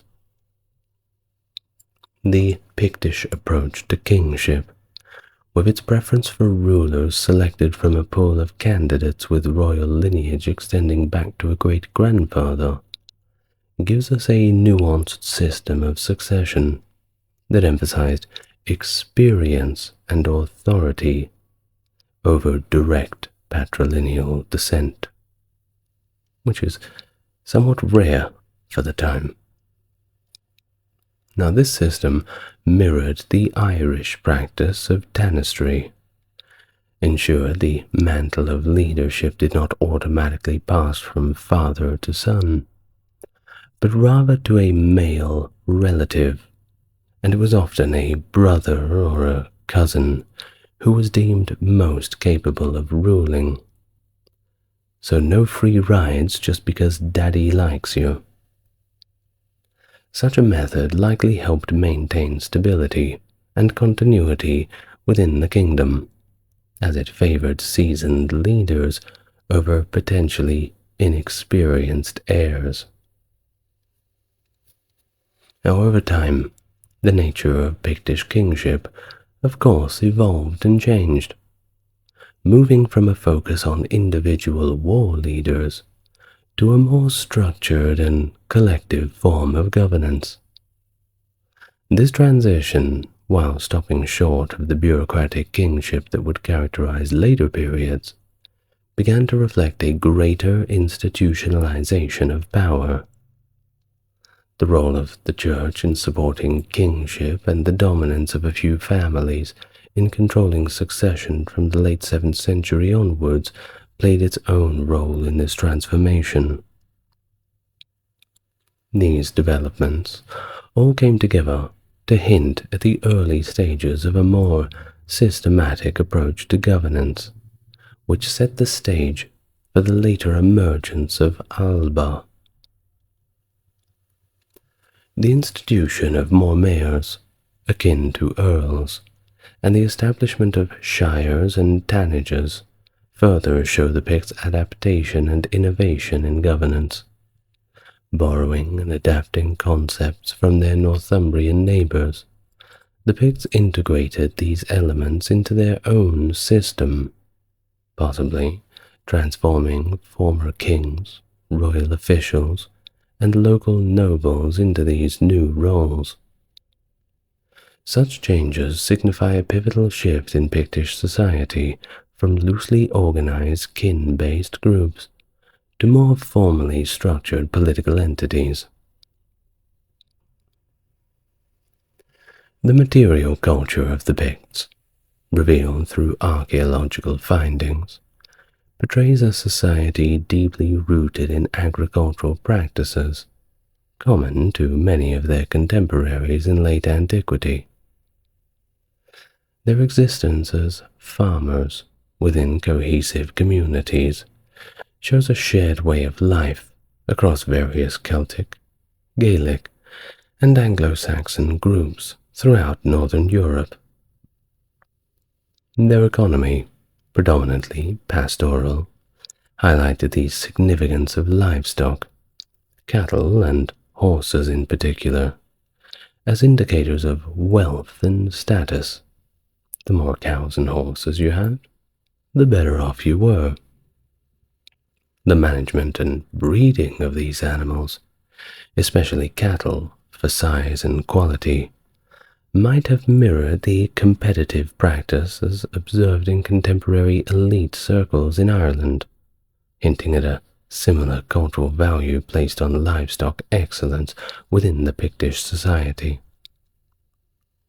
And there's also evidence of hunting, with dogs and, uniquely, falcons, which contrast with Irish customs and gives us a more diverse picture in leisure and sustenance activities.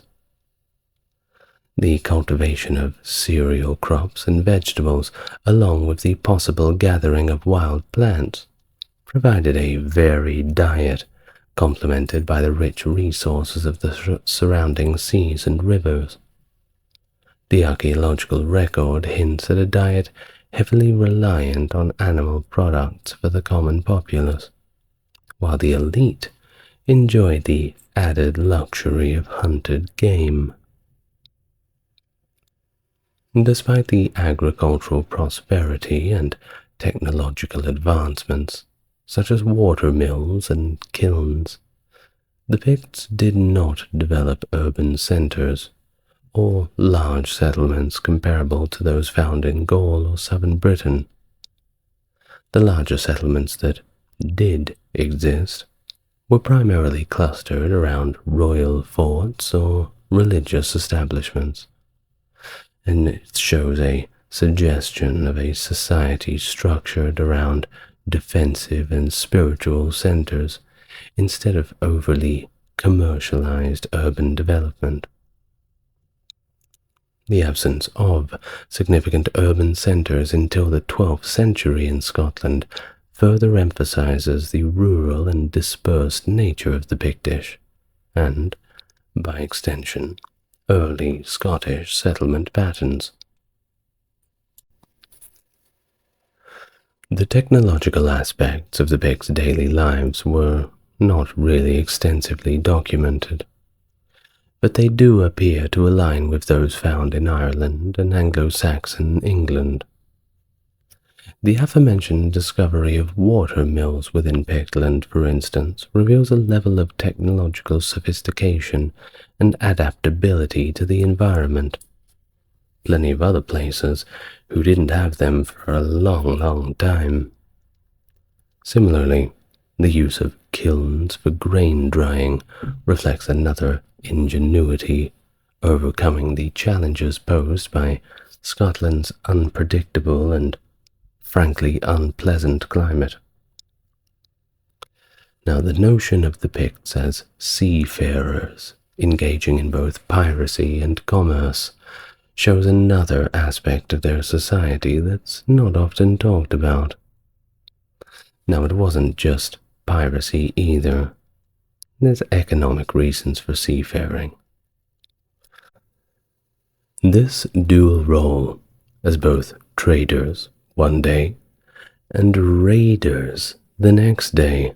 See what I did there? Particularly evident in the murky waters of late antiquity's maritime activities, shows the Picts as a people with the capacity for navigating the economic landscapes shaped by the ebb and flow of the Roman Empire's inclinations. The evidence of Gaulish tableware and storage vessels in Pictland, while sparse, does give us hints of a network of trade routes that, despite the assumed decline following Rome's fall, maintained a lifeline of long-distance commerce, likely facilitated through strategic points like Dunad in Dalriata. Now on to the Picts' architectural legacy, encapsulated in structures such as brochs and crannogs, further illuminating our understanding of their society through this architectural design. The continued use of brochs, which are ancient stone towers from the Iron Age well into the Pictic era, alongside the reconstruction of crannogs, which were man-made island dwellings, shows a blend of tradition with innovation, and I for one am glad they kept the old style around.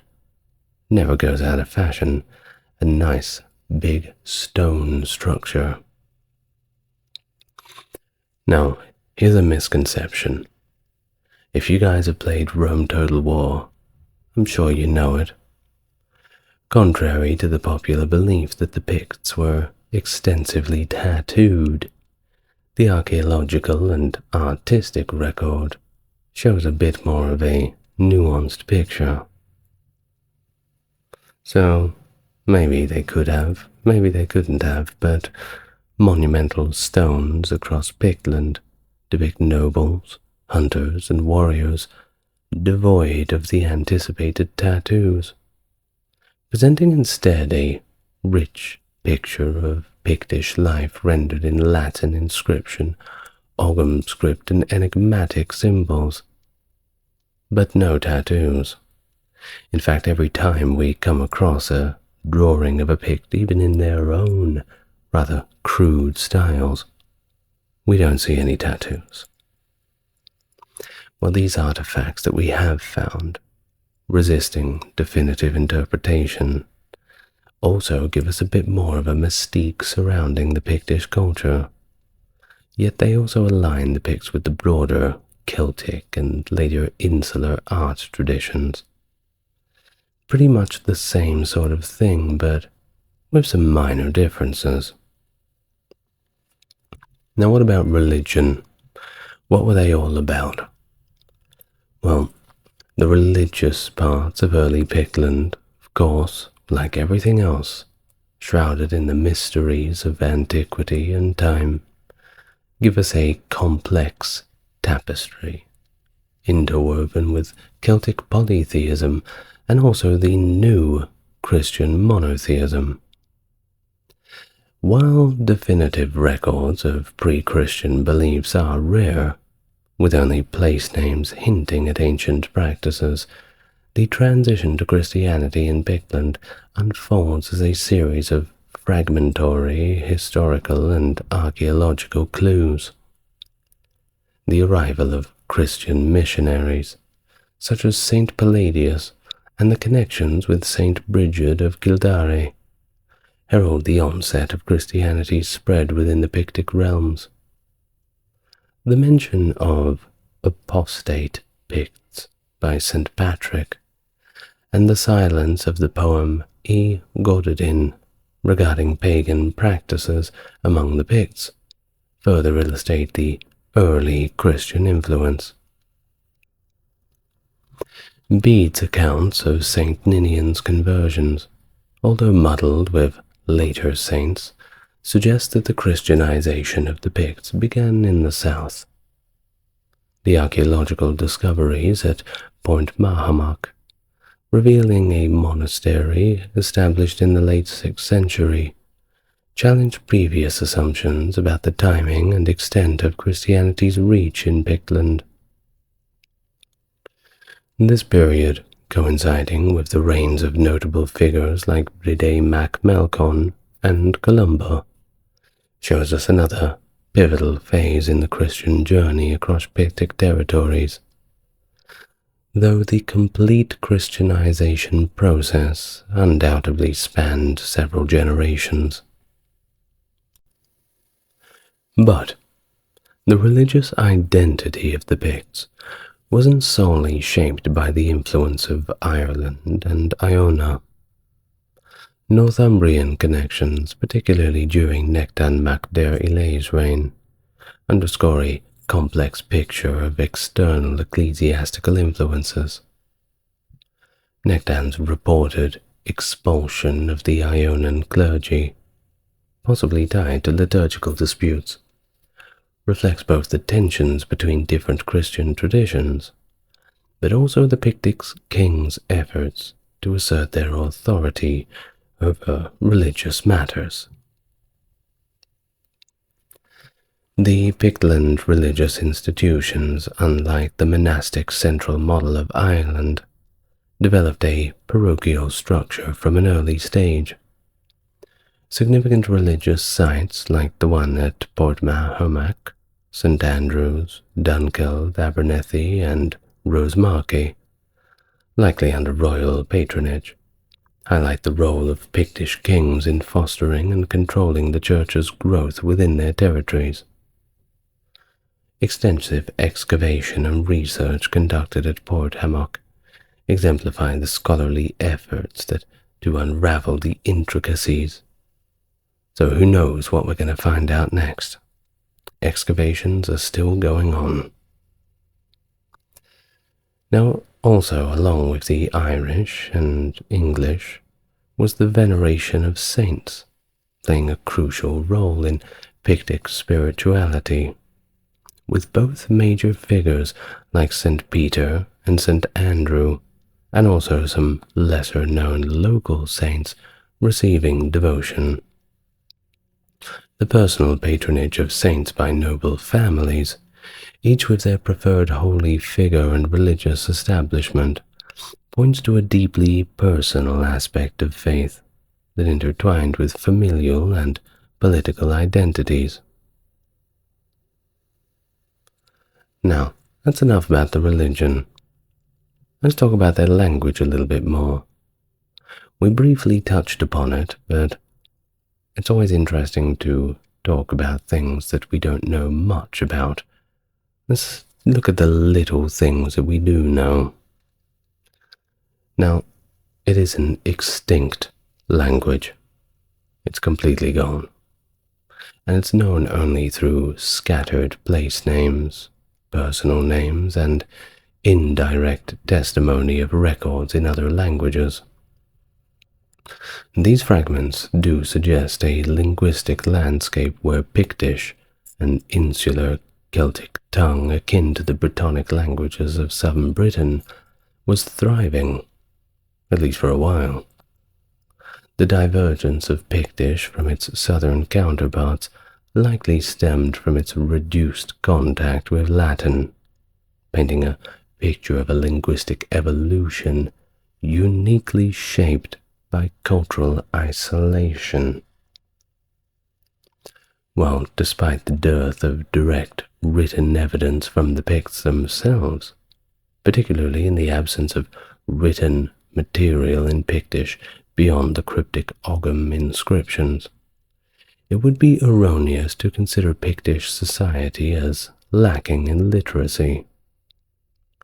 The Latin literacy required by the Church for the creation and dissemination of liturgical texts does imply a certain level of scholarly activity.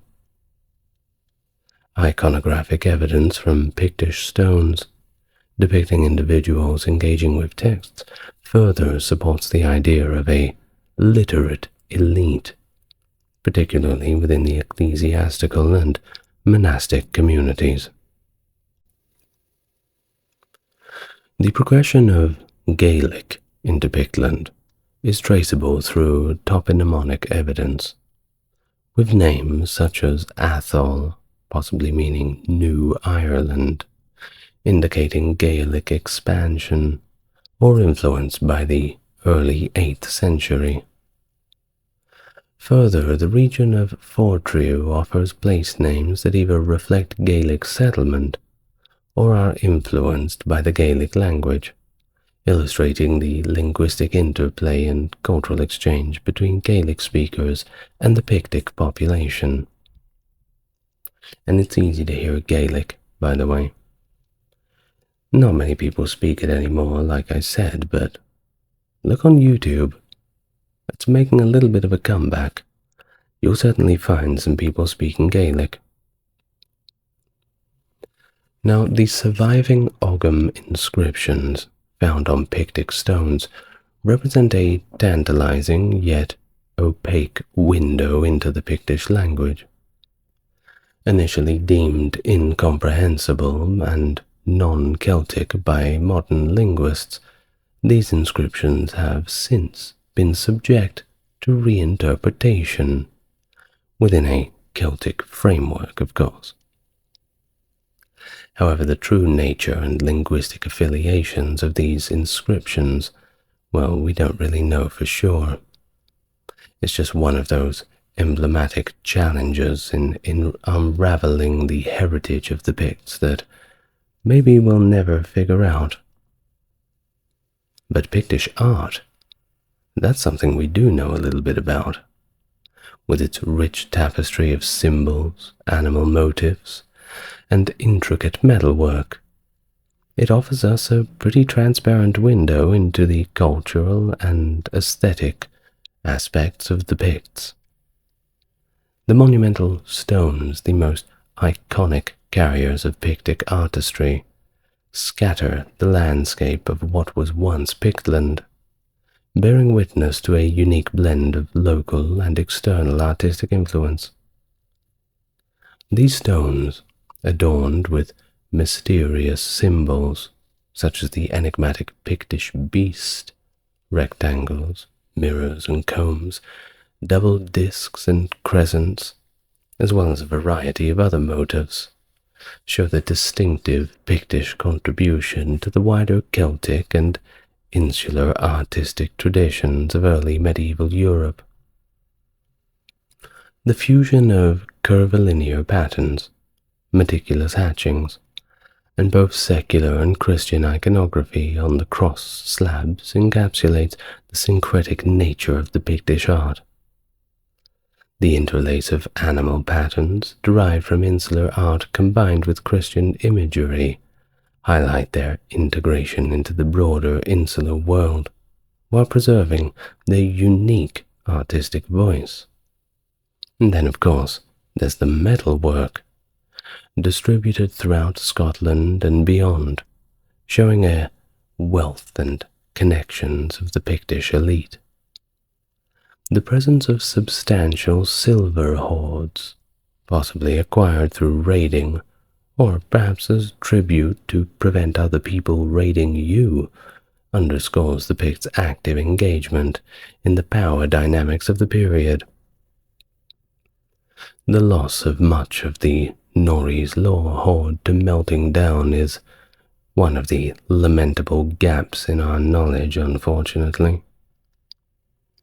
Yeah, you wouldn't believe how many things they've melted away. All those times Rome was invaded and they had to melt down those old statues to pay the barbarians off. I shudder to think about it.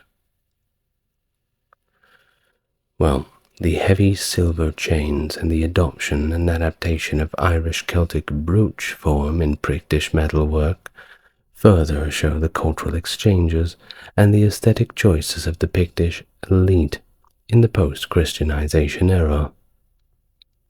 The preference for true penannular brooches with lobed terminals, along with the transformation of older Irish brooches into Pictish styles, reflects another nuanced engagement with Irish art, while asserting their own identity.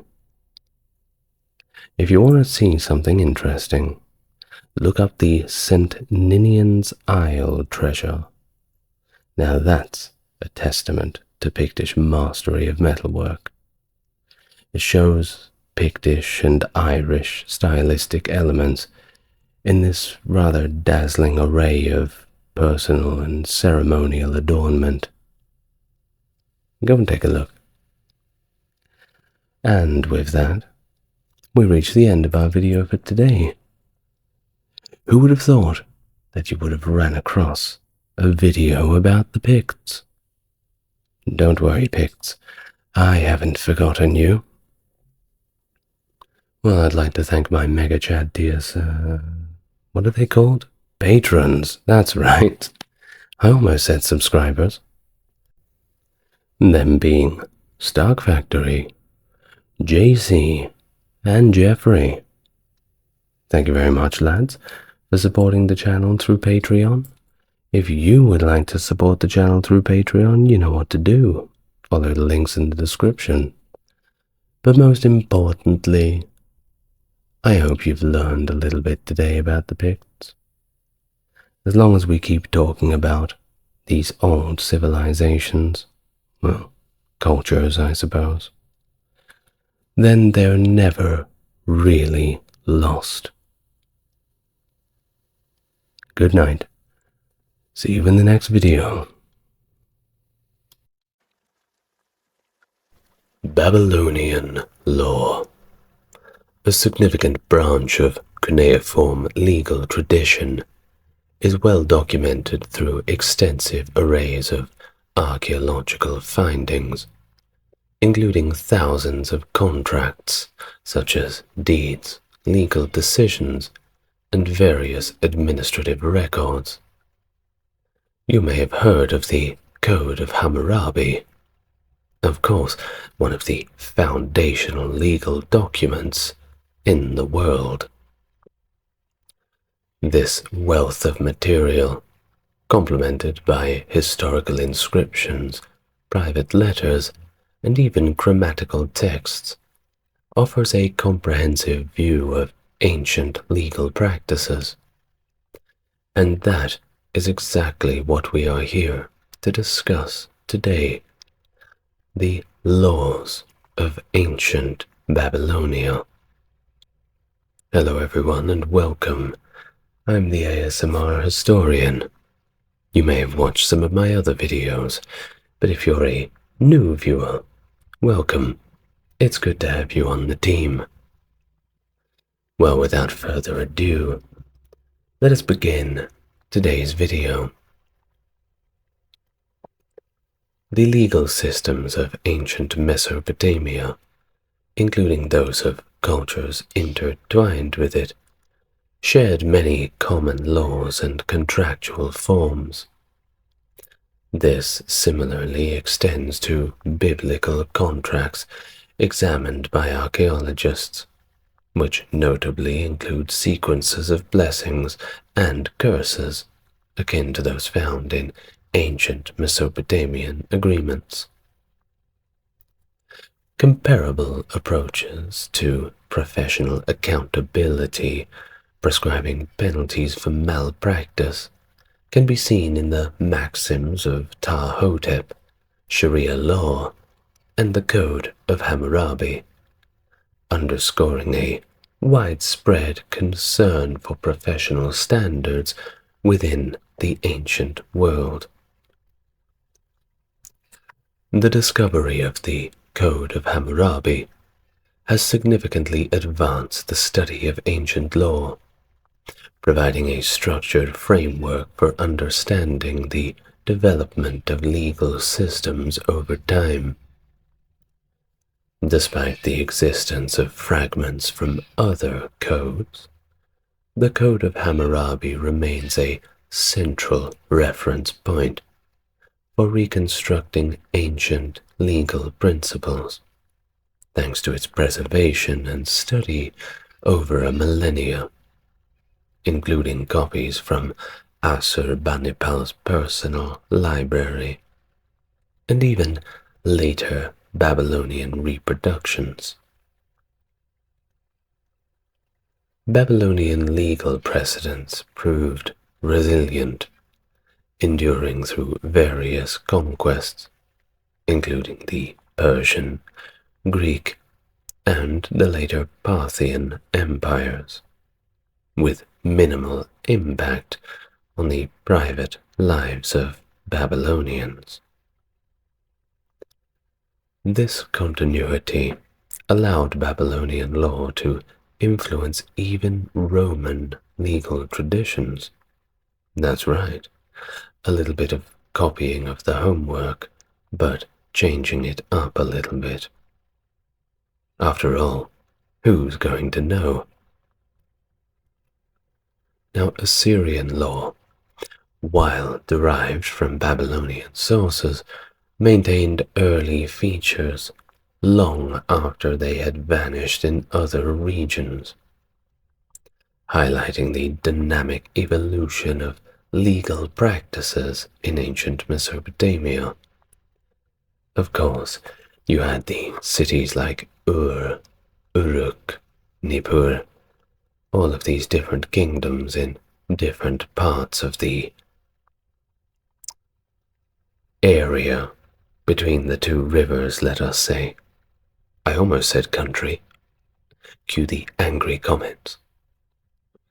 Of course, everybody had their own take on how to run a successful society. Some being a little bit more lenient, and others being markedly more strict. But we'll get to that later.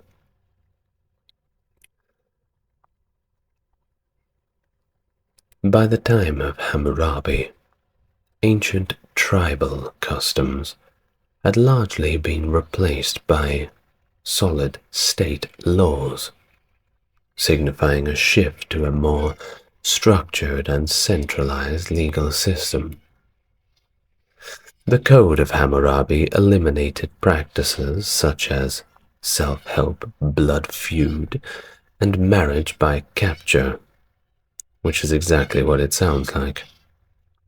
Yet it did retain some primitive aspects, like family solidarity, district responsibility, ordeal trials, and the principle of lex talionis. That means an eye for an eye. Of course, they had a different term for it, but we go by the Latin legal term, lex talionis.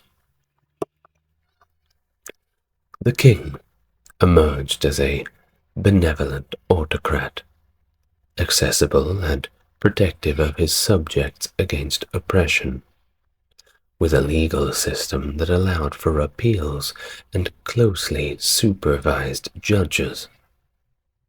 Pretty ahead of its time. Feudal holdings covered the land, indicating a developed system of governance. They even had a regular postal service and a decent level of safety. We can perhaps refer to it as a pax Babylonica. Pax, of course, meaning peace. We can talk about Pax Romana, the Roman peace, or even the Pax Britannia from later eras. Well, you see, this Pax Babylonica enabled safe travel across vast distances. You could go all the way from one river to the other, all the way from north to south, well, exercising normal safety precautions. It wasn't perfect, but at least there was some kind of repercussions for people who wanted to do the wrong thing and make their living through, let's say, more time-efficient means. Now, the Code of Hammurabi itself was not just a preservation of ancient law or contemporary customs.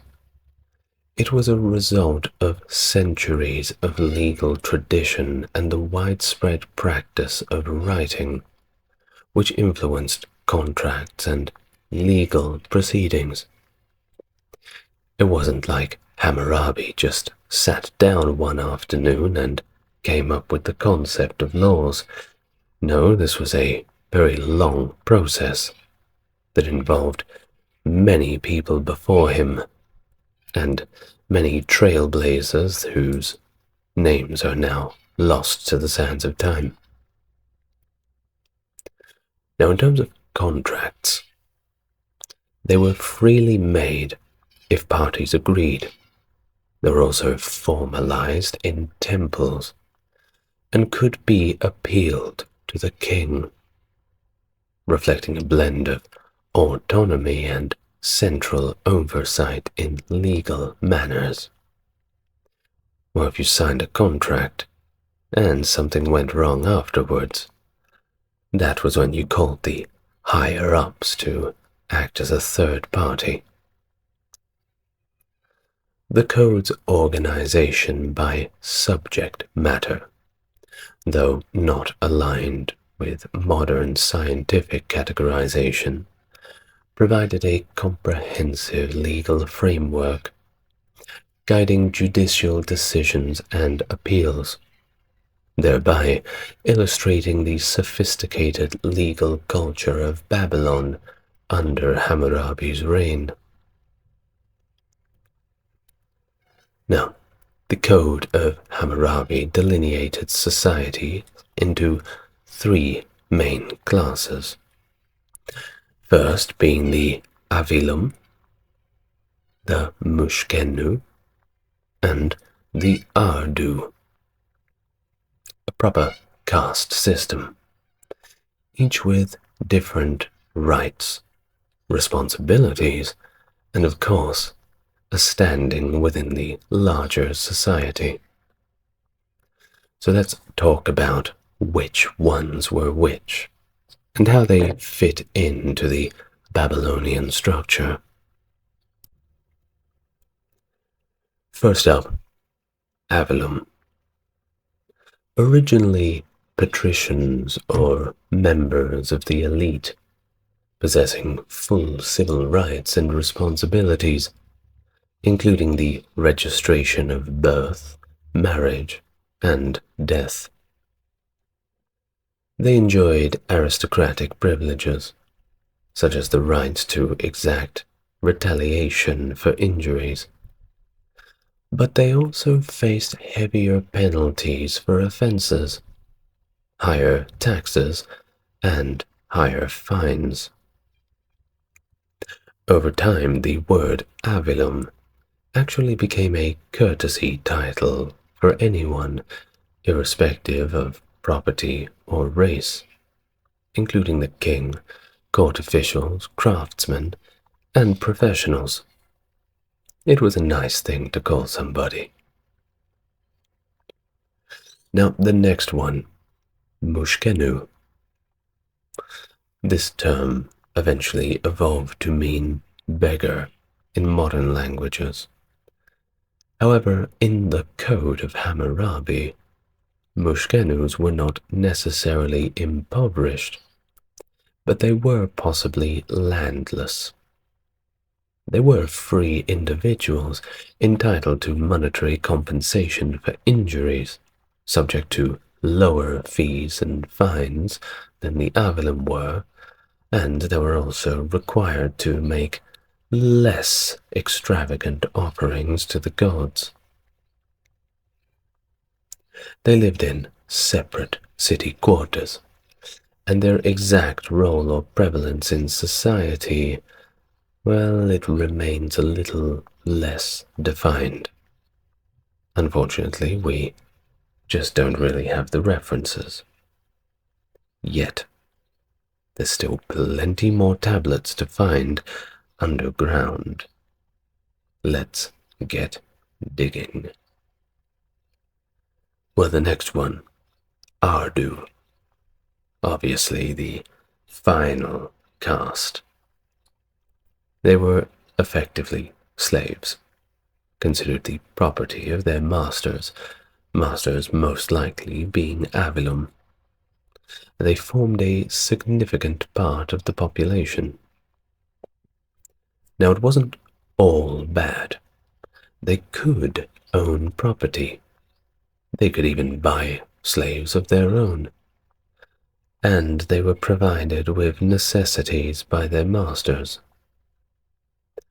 Slaves could even marry, with children's status depending on the spouse's freedom, and could even be freed or adopted, transitioning all the way up to the Avalon class.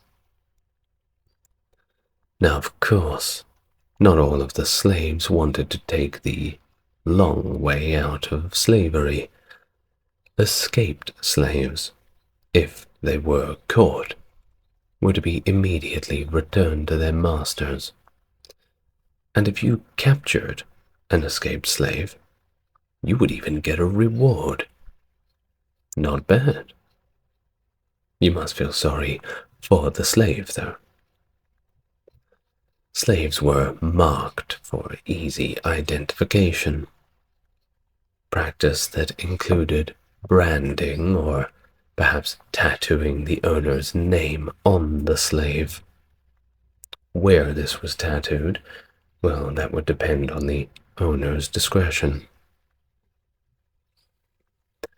In Assyria, the presence of serfs, essentially tied to the land they cultivated and sold with it, yet able to own land and property, contrasted with the less evident traces of serfs in Babylonia, suggesting a complex social hierarchy, always influenced by economical, legal, and cultural factors under the prevalent Code of Hammurabi.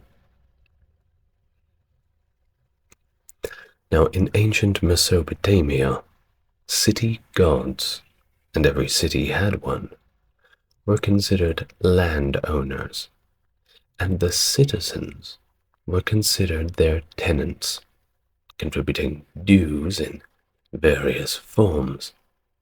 The rent had to be paid. Kings, acting as divine vice-regents, eventually accepted fixed dues without altering tenancy agreements. Early records mention kings in Babylonia purchasing land for their sons, compensating previous owners generously, indicating the recognition of private land ownership. However, all sold land remained subject to fixed charges. Through the king, well, he could exempt land from those as a reward for service, just like the Romans did many years later. Service guarantees citizenship. Would you like to know more? Land obligations included military service and dues in kind, with specific areas responsible for providing soldiers and supplies. This system, established as early as the 8th century BC, often relied on slaves and serfs for military duties, although free citizens also served when required. The state also demanded a share of agricultural produce and could commandeer goods. However, they always compensated the owner of those goods after, at least if they were a good king. Cities imposed their own duties and tariffs according to their own whims, while the king profited from royal estates, personal property, and dues from his subjects. The Code of Hammurabi outlined the feudal responsibilities of certain classes, who received estates in exchange for service. These estates could not be freely traded or passed on, except under rather specific conditions, ensuring the land remained within the family or at least under state control. All sounds pretty complex, doesn't it? Well, of course, it was all written down, clear as day, at least for those who could read the cuneiform. Well, if you couldn't, there would definitely be somebody there who could advise you. And just hope that their interpretation of the law was in your favor.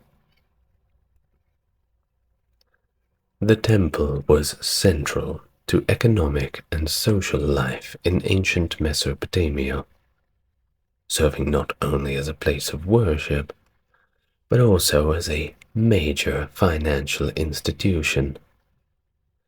It benefited from estates, tithes, fixed dues, sacrifices, and offerings from the faithful, accumulating vast resources in natural products, money, and permanent gifts.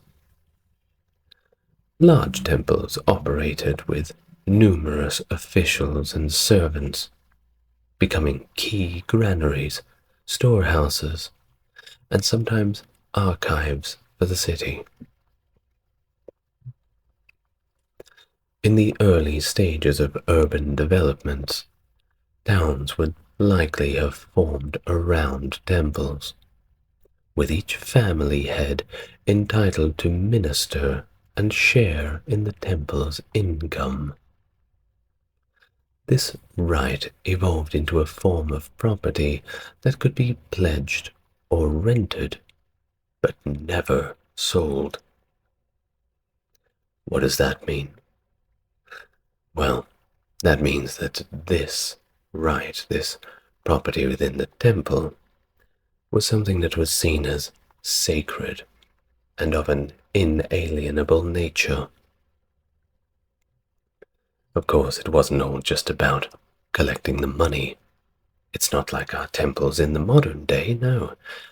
The temples also had broad societal obligations, such as ransoming citizens captured in war and providing loans of seeds, or perhaps supplies to farmers, without interest, by the way.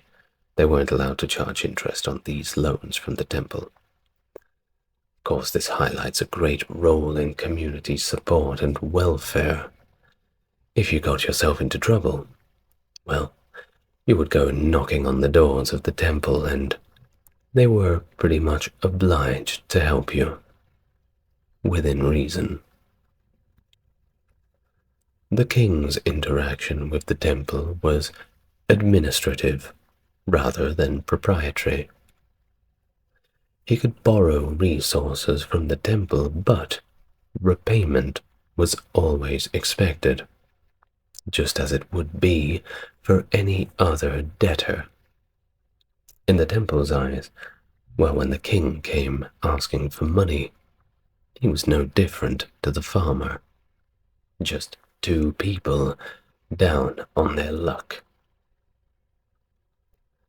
The tithe, a significant temple revenue, was viewed as rent for land owned by a deity, although it is unclear if all lands were subject to this duty. The code also addresses individuals dedicated to divine service, like vestals, for example, and hierodules, who lived under vows of chastity and were granted many privileges. Well, it's a very intertwining of the religion, economy, and law in ancient Babylonian society, isn't it? There was not a facet of this society that was not untouched by the code. The Code of Hammurabi detailed various legal transactions for property, including sale, lease, barter, gift, dedication, deposit, pledge, or loan. That's a lot of ways to deal with getting a new house. Transactions, however, required evidence, such as receipts or witnesses' oaths, to avoid severe penalties for unlawful possession or theft. The code allowed for the return of property in cases of defective titles or undisclosed liabilities, and set out specific conditions for the leasing and cultivation of land, including fixed rents, profit-sharing agreements, alongside stipulations for the reclamation of wasteland and the leasing of gardens or plantations.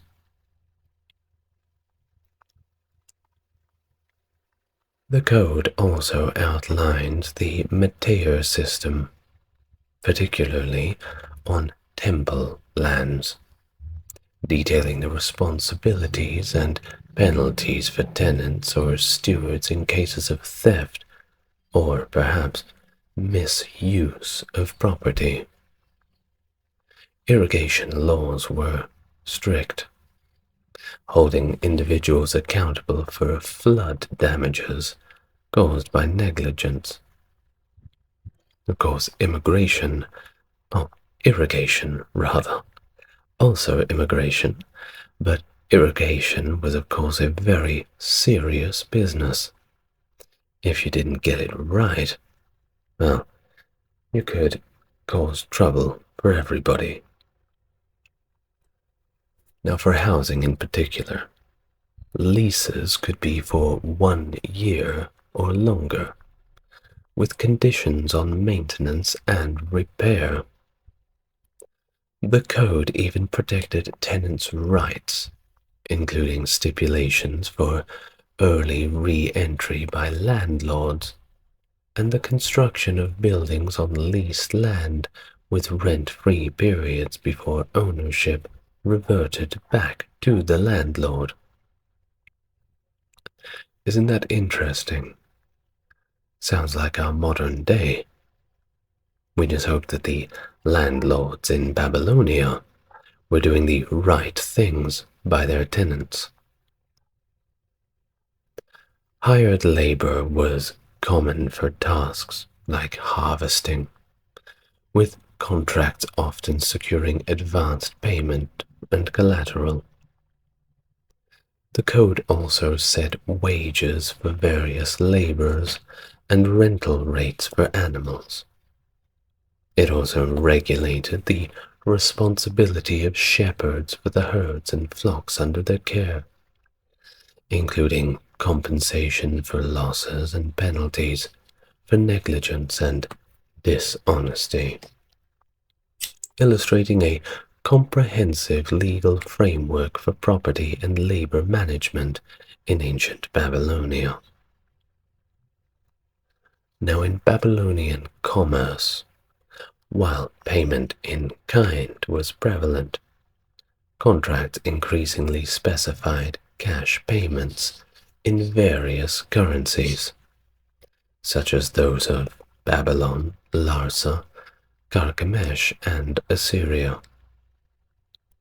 The code allowed the debtors to flexibly pay in produce at a statutory scale if they lacked money or other crops, emphasizing a fairness and flexibility in financial dealings. If it was agreed upon in the contract, well, no problem, but a contract had to be made.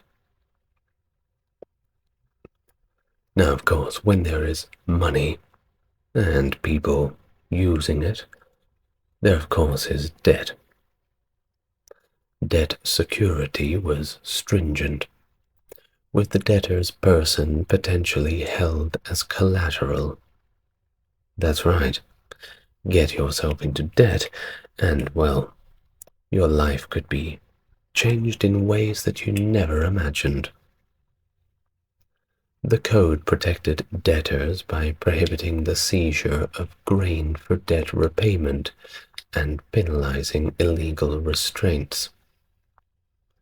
A debtor could nominate a family member or slave as mancipium, or hostage to work off the debt, with specific protections and limitations to prevent abuse of this system. Imagine one of your family members gets involved with the wrong people, and all of a sudden, well, your work becomes a lot more difficult. Property, including fields, houses, or crops, could also serve as collateral. The code required debtors to manage and benefit from their pledged property directly, ensuring that they had the means to repay their debts from the proceeds. It instituted protections against interest accumulation in the event of crop failure, promoting leniency and preventing further financial hardship for the debtor. Pledges and antiquity pledges, where the profit from the pledged item offset the debt's interest, were common, allowing for a practical approach to securing loans without transferring property ownership. Personal guarantees further reinforce the system, holding guarantors accountable if debtors failed to fulfill their obligations. This underscores another sophisticated and regulated nature of not only Babylonian laws, but their economic practices. The Code of Hammurabi provided detailed regulations for family matters, including marriage, divorce, widowhood, childbearing, and they even had adoption back then. That's pretty structured, don't you think? Marriage, of course, just like in our modern day, was a contractual thing, and it involved a bride price and dowry, symbolizing a union beyond a mere purchase. The contract actually ensured protection for the bride, specifying penalties for breach and conditions for the marriage's dissolution. It facilitated property transfer and outlined the mutual responsibilities of the husband and the wife, including debt liability and property management. Well, if you have marriage, of course you have divorce, which was initiated by the husband. Women were not really initiating divorces. But while divorce was initiated by the husband, it necessitated the return of the dowry and provision for the wife and children. This law balanced the husband's unilateral right to divorce with financial obligations to ensure the wife and child or children's welfare post-divorce. In cases of mistreatment, however, or neglect, the wife could seek a judicial separation. Of course, this would have to go up against the courts.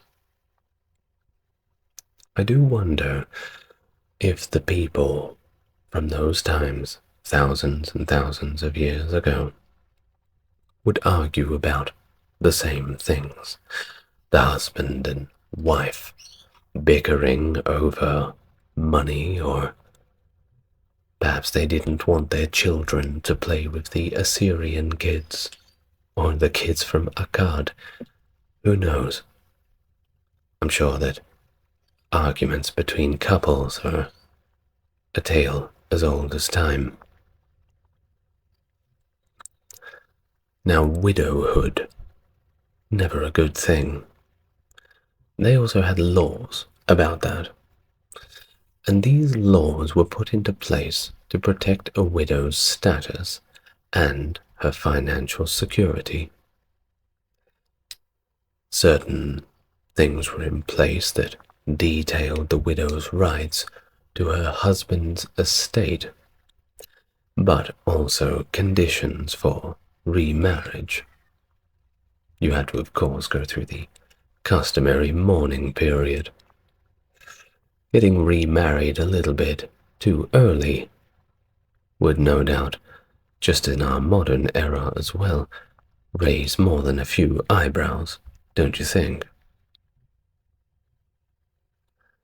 Childbearing regulations emphasized legitimate heirs, allowing childless wives to provide a maid for childbearing, with specific rules governing the status of children born to either concubines or slaves.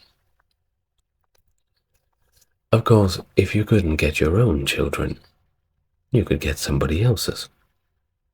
Adoption was common for various reasons, including childlessness or labor needs. Of course, people would often think of ways of making this system work to their advantage, especially on the labor needs part. Perhaps you couldn't afford a slave, but you could adopt a young lad of good strength. Well, the Babylonians figured this one out pretty quickly, and there were strict rules to ensure the adopted child's welfare. And the other way was also the filial responsibilities of the child towards his adoptive parents. Adoption contracts could be annulled if the child failed in their duties or if they were proven to have been mistreated. Inheritance laws aimed at equitable distribution among the legitimate children, with provisions for disinheritance in cases of unfilial conduct. The code sought to protect family assets and ensure a proper succession of property. Of course, the boys would always come first. The girls would very rarely get anything. Well, after all, they had husbands of their own, you would hope. So that's them sorted. It's just the way it is, or rather, the way it was. The Code of Hammurabi emphasized the lex talionis, or the law of retaliation, encapsulating the principle of an eye for an eye, tooth for a tooth, as a core tenet for addressing assaults, particularly against the Amelu class. This principle extended to symbolic punishments for various offenses, such as cutting off the hand for theft, or even striking a parent, and removing the breast of a wet nurse who substituted the child in her care. Perjury, causing death through medical malpractice, and other severe offenses resulted in stringent penalties, including the loss of a limb, or perhaps 2 limbs, or indeed the loss of life entirely.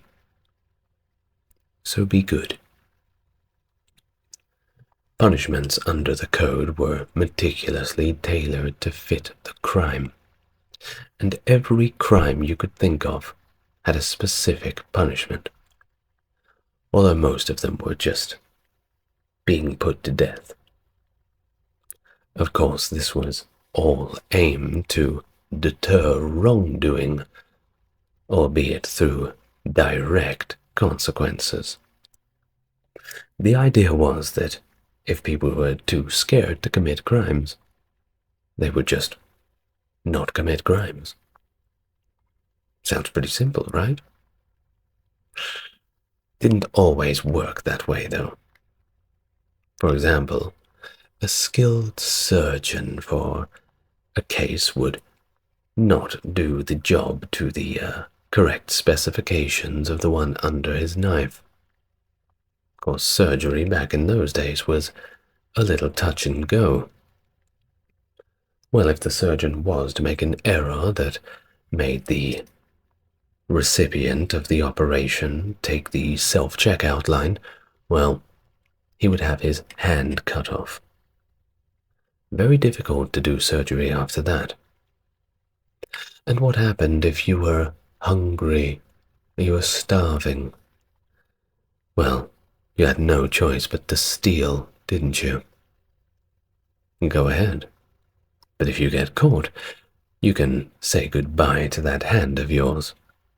I hope you've enjoyed it. And what about a false accuser? If you pointed the finger at somebody, he stole my bread, he stole my cows or my livestock. You just wanted to get back at him. You just didn't like the guy, didn't you? Well, if you were found to be lying, you would face the death penalty. False accusations were taken very seriously. This mirrored punishment extended to the branding or mutilation of individuals for other specific transgressions, such as a slave who struck a freedman, or perhaps those most vicious of crimes that males can commit towards women. Well, you can imagine the kind of mutilation that they would receive. Death penalties were pronounced for a range of crimes, from theft, especially involving sacred or royal properties that would really get you in trouble, all the way to kidnapping, banditry, and fraud. Methods of execution varied, including drowning for adulterers, burning for incest, and gibbeting for burglary. Look that one up. The code also specified death for endangering another's life through false accusations. In certain instances, the lex talionis was applied to family members of the offender, such as the execution of a creditor's son, if his father caused the death of a debtor's son. You killed my son, I get to kill your son. Imagine coming home from school one day and your dad sitting at the kitchen table, having to give you the bad news on that one. Not a good day for anybody. The code also addressed lesser crimes, with fines, compensation, or perhaps just physical punishments like being whipped a few times.